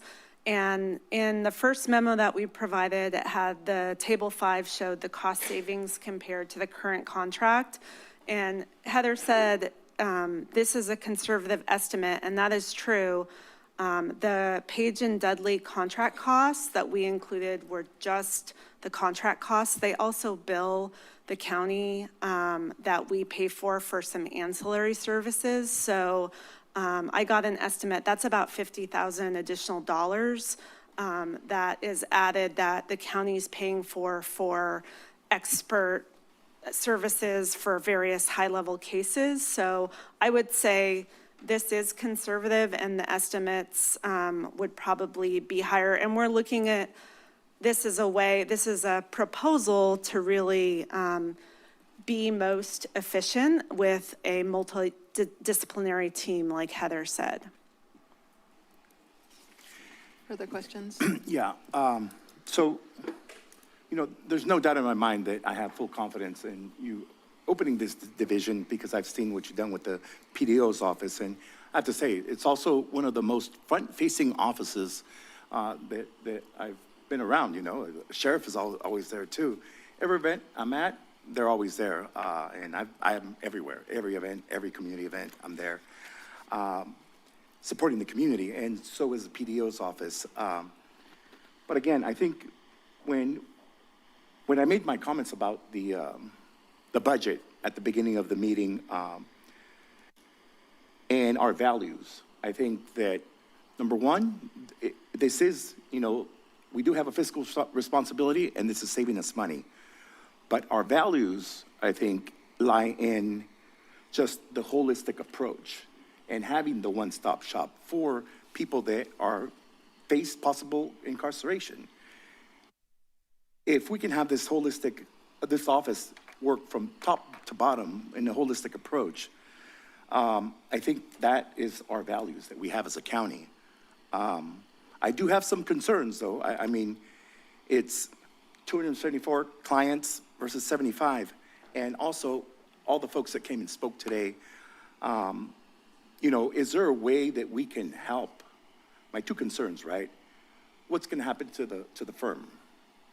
They've been working responsibly, diligently on cases, helping the county, and this caseload, right? I feel the office needs at least 2 full-time lawyers, in addition, next year, year and a half from now, to deal with that workload, or else we're going to have, we're going to lose folks.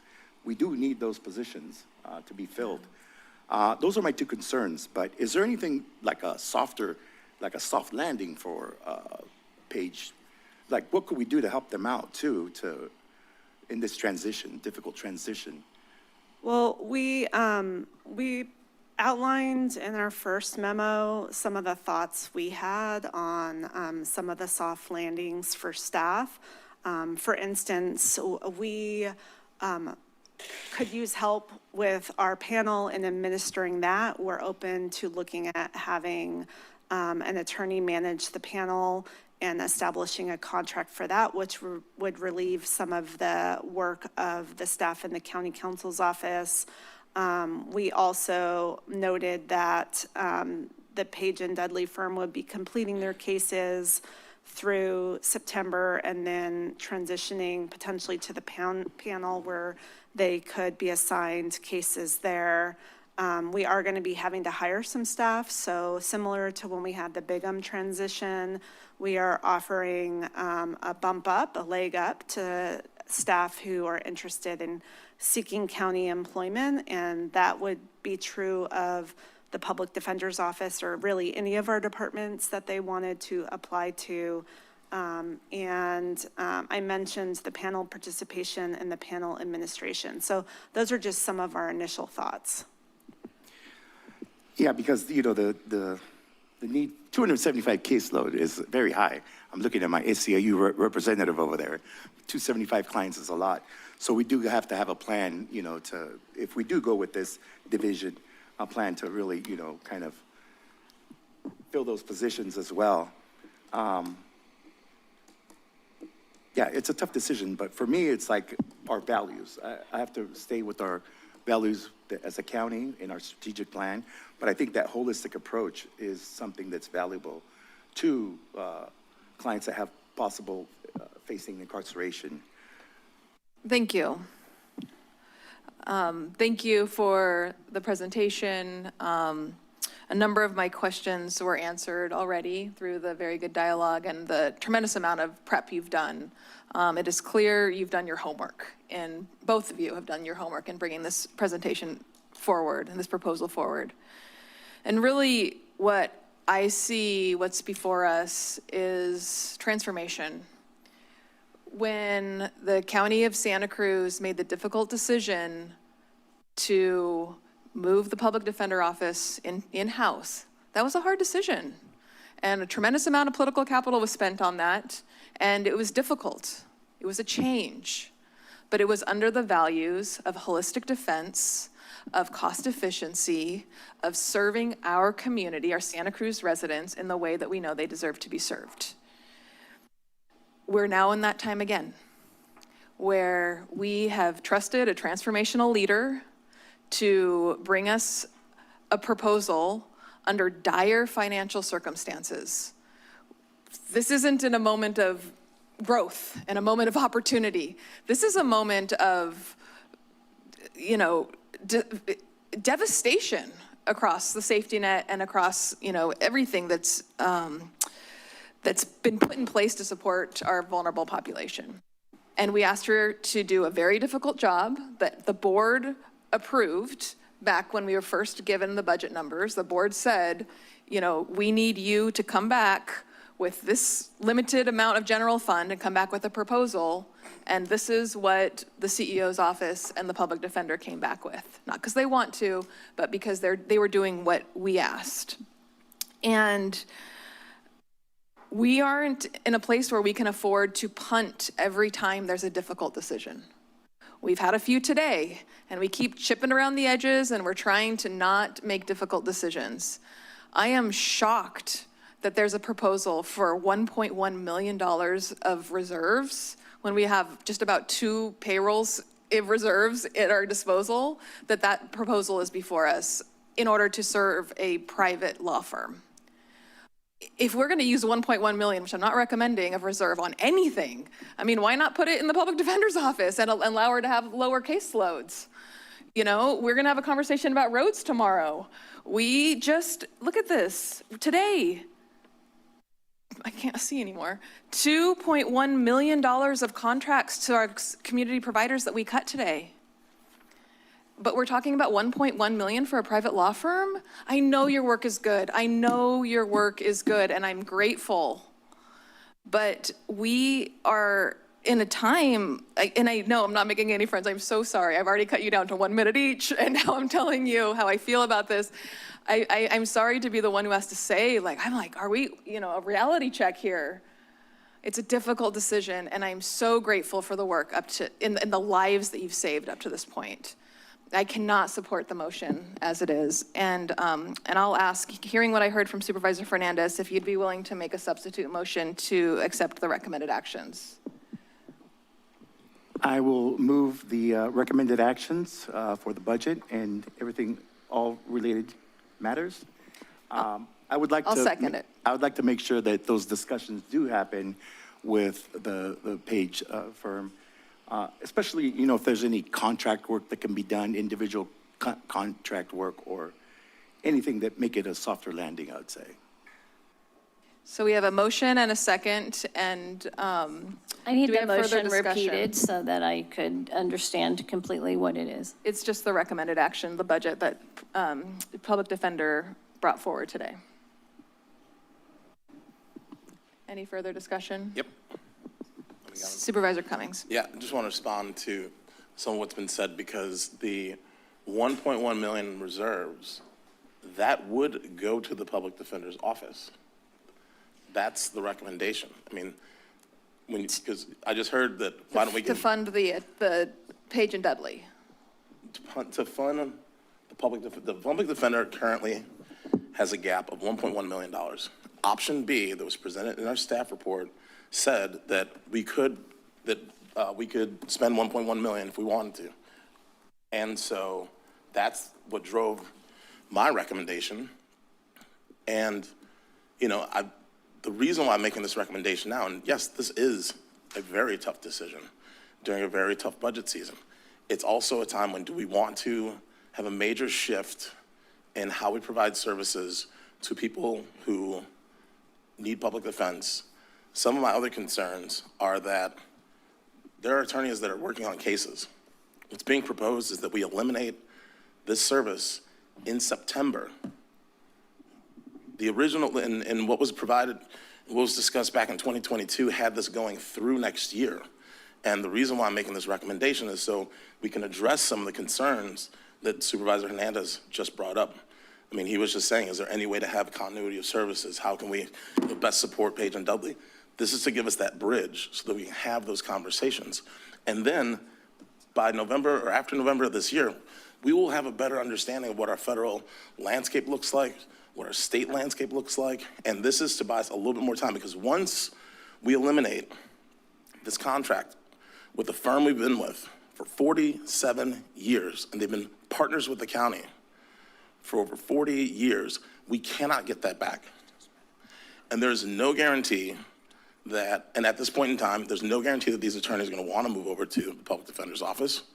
We're going to lose a lot of institutional knowledge, a lot of experience. We don't have a clear understanding of what the board costs are going to be in terms, and whether or not they're going to want to go to the board and continue to do this work. And so, yeah, this is I don't want to recommend that we remove another $1 million from reserves. But what was before us earlier, so we're about 10.3%. That's $90 million. This will reduce that to $89 million in reserves.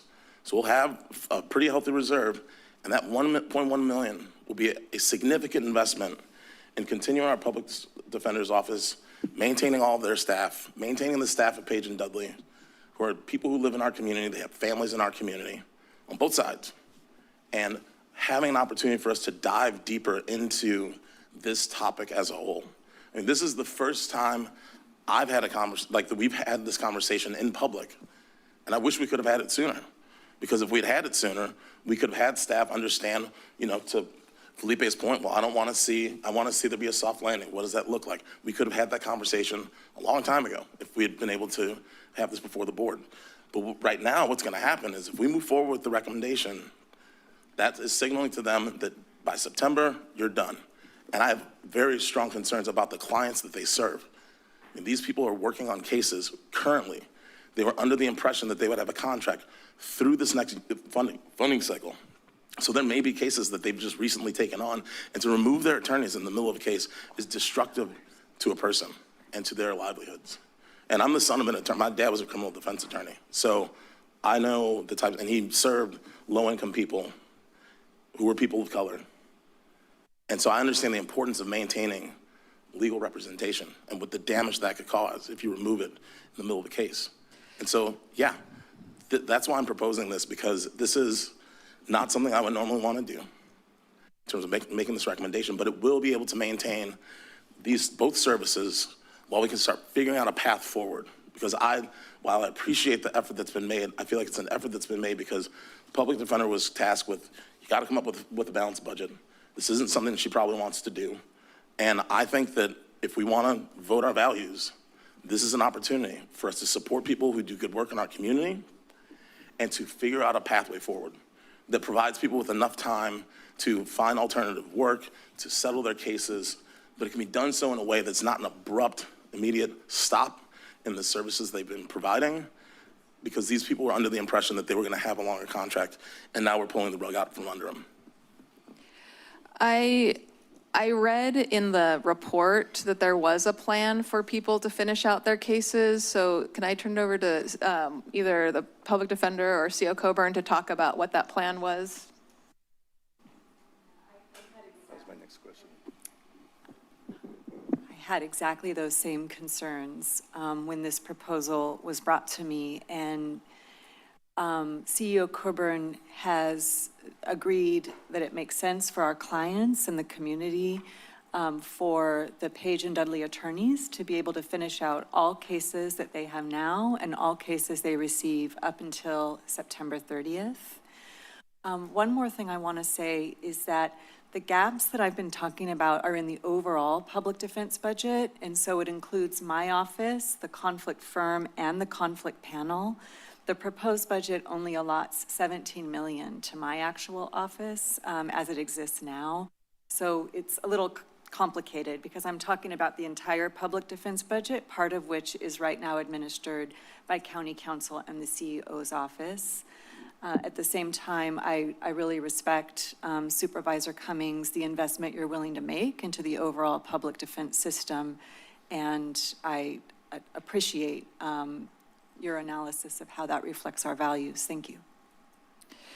So I have a few clarifying questions. And so we need to find $1.1 million to keep things as they are. So if we find 1.1 million, about 775,000 of that would offset various position reductions through attrition and fundings in the PDO's office, and then 350,000 of that would support keeping Page, the Page and Dudley contract, because basically with the proposal that we currently have, we're using some of that contract cost for all the costs on both the main and the alternate side. So I wanted to make that clarification since there was conversation about that.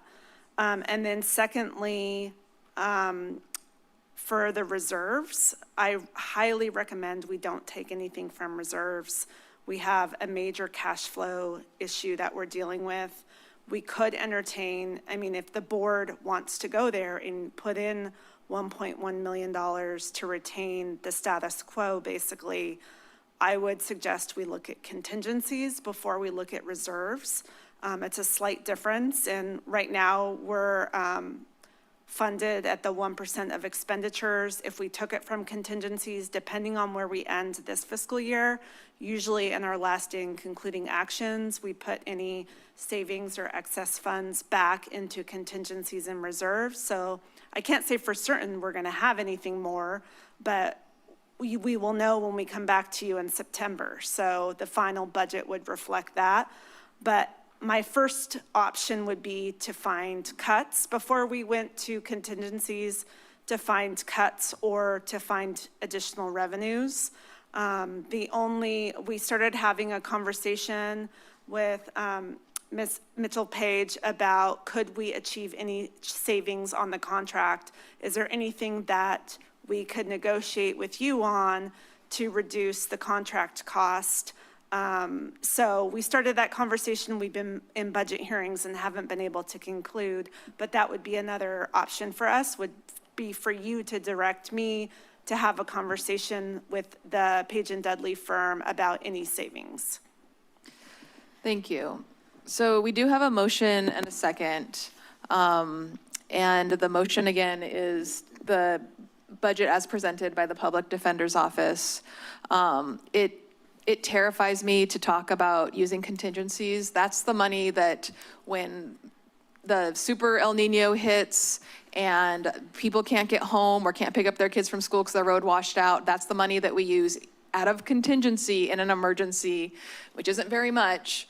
We don't have very much in there to do emergency response. And so I couldn't support that given where we're at. I mean, it is one of those, in my opinion, one of those difficult, sadly, rip the Band-Aid, challenging decisions that that feels awful to be recommending, but the difficult decisions in front of us. So with that, I think I'll ask the clerk to call the roll on the motion on the floor to begin with. And for the clarity of the record, this is the substitute motion from Supervisor Hernandez, seconded by Supervisor Martinez, for the recommended actions as proposed by the department. Yes. Supervisor Koenig. No. DeSerpa? No. Cummings? Nope. Hernandez? Aye. And Martinez? Aye. Motion fails 3-2. So it goes back to the original motion. I'll turn it back over to the original motion maker. Yeah, I'll just clarify that for that motion that we move that we maintain the Page and Dudley contract through 26-27, and that we add an additional 1.1 million to cover the cost, or to cover the, the 1.1 million gap, and direct staff to explore options for filling that 1.1 million gap. So the point, the intent there is that if it's not supposed to be reserves, if it can be contingencies, if it can be other cuts, we just had this discussion that you will be able to talk with Page and Dudley around savings and filling that gap. And so that's, I'm trying to add some more flexibility. Do you want us to return on last day on Yes. June 24th? Okay. Correct.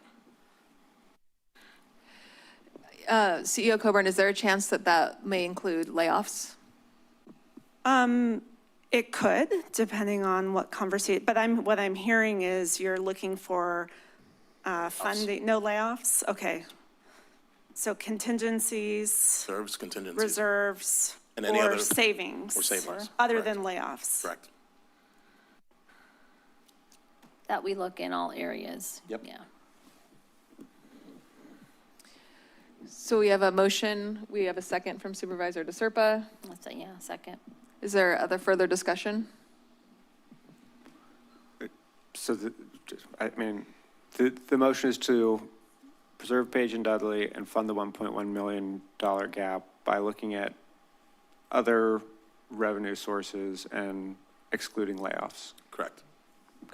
And just for the record, to be clear, that you're not adopting the PD's budget today, you're postponing that action until June 24th, We will correct? defer it to June 24th. Okay. I mean, I'm not going to support the motion just because it seems a little bit too unclear where the additional revenues would come from to me.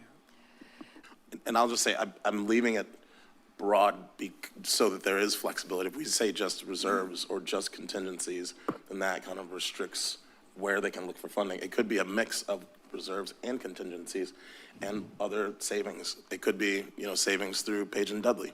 So trying to leave it open so that there's a lot of flexibility on what they can bring back to us. Because if there are opportunities for savings with Page and Dudley, that might not be money coming directly out of the county.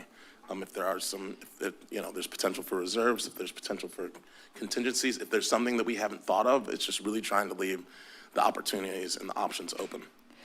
And so to be clear, when that option comes, there will still be a potential ask for the board to approve $800,000 of reserves to fill this budget, or 900, whatever we couldn't get out of other savings.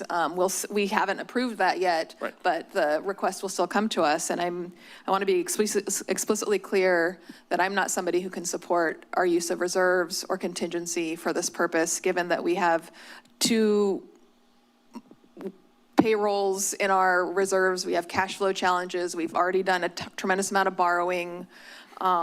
We just cut $2.1 million from our partners who, I think it kind of feels like a slap in the face to them that we cut them, but we found money for this. So I'm not going to be able to support the motion. Madam Clerk, will you please call the roll? Certainly. Supervisor Koenig. No. DeSerpa? Aye. Cummings? Aye. Hernandez? No. Martinez? No, motion fails 3-2. So we have no motion on the floor. Okay, I'll make a motion that we maintain the Page firm for conflicts and direct staff to return on the final day of budget hearing with a solution that solves the remaining $1.1 million budget gap within the Public Defender's Office budget. Second. How is that different than the prior motion? It includes the possibility of layoffs. And does not explicitly direct that we use reserves. I believe that there is a value, there's absolutely value in the holistic model that is, we're directing, $17 million to in the public defender's office. There's also a value to the approach that the Page firm has taken with slow public defense, if you want to call it that. I mean, yes, they're doing less cases per attorney. They're also able to, they're bringing a ton of experience and getting to know their clients arguably better because they're doing the social work piece themselves in many cases.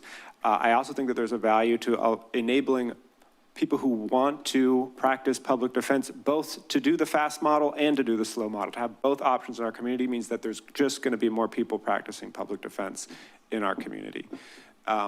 And so that's why I do think that we need to maintain both. And if the folks in the public defender's office, if the employees want to help solve the budget gap by maybe not taking as much of a pay increase, that's, why, that's an option too. I mean. So we have a motion on the floor. Do we have a second? Motion dies. I'll second. Oh. So we have a motion on the floor and from Supervisor Koenig and a second from Supervisor DeSerpa. Can I say something real quick? I'm just going to say that what Supervisor Koenig has recommended are all options.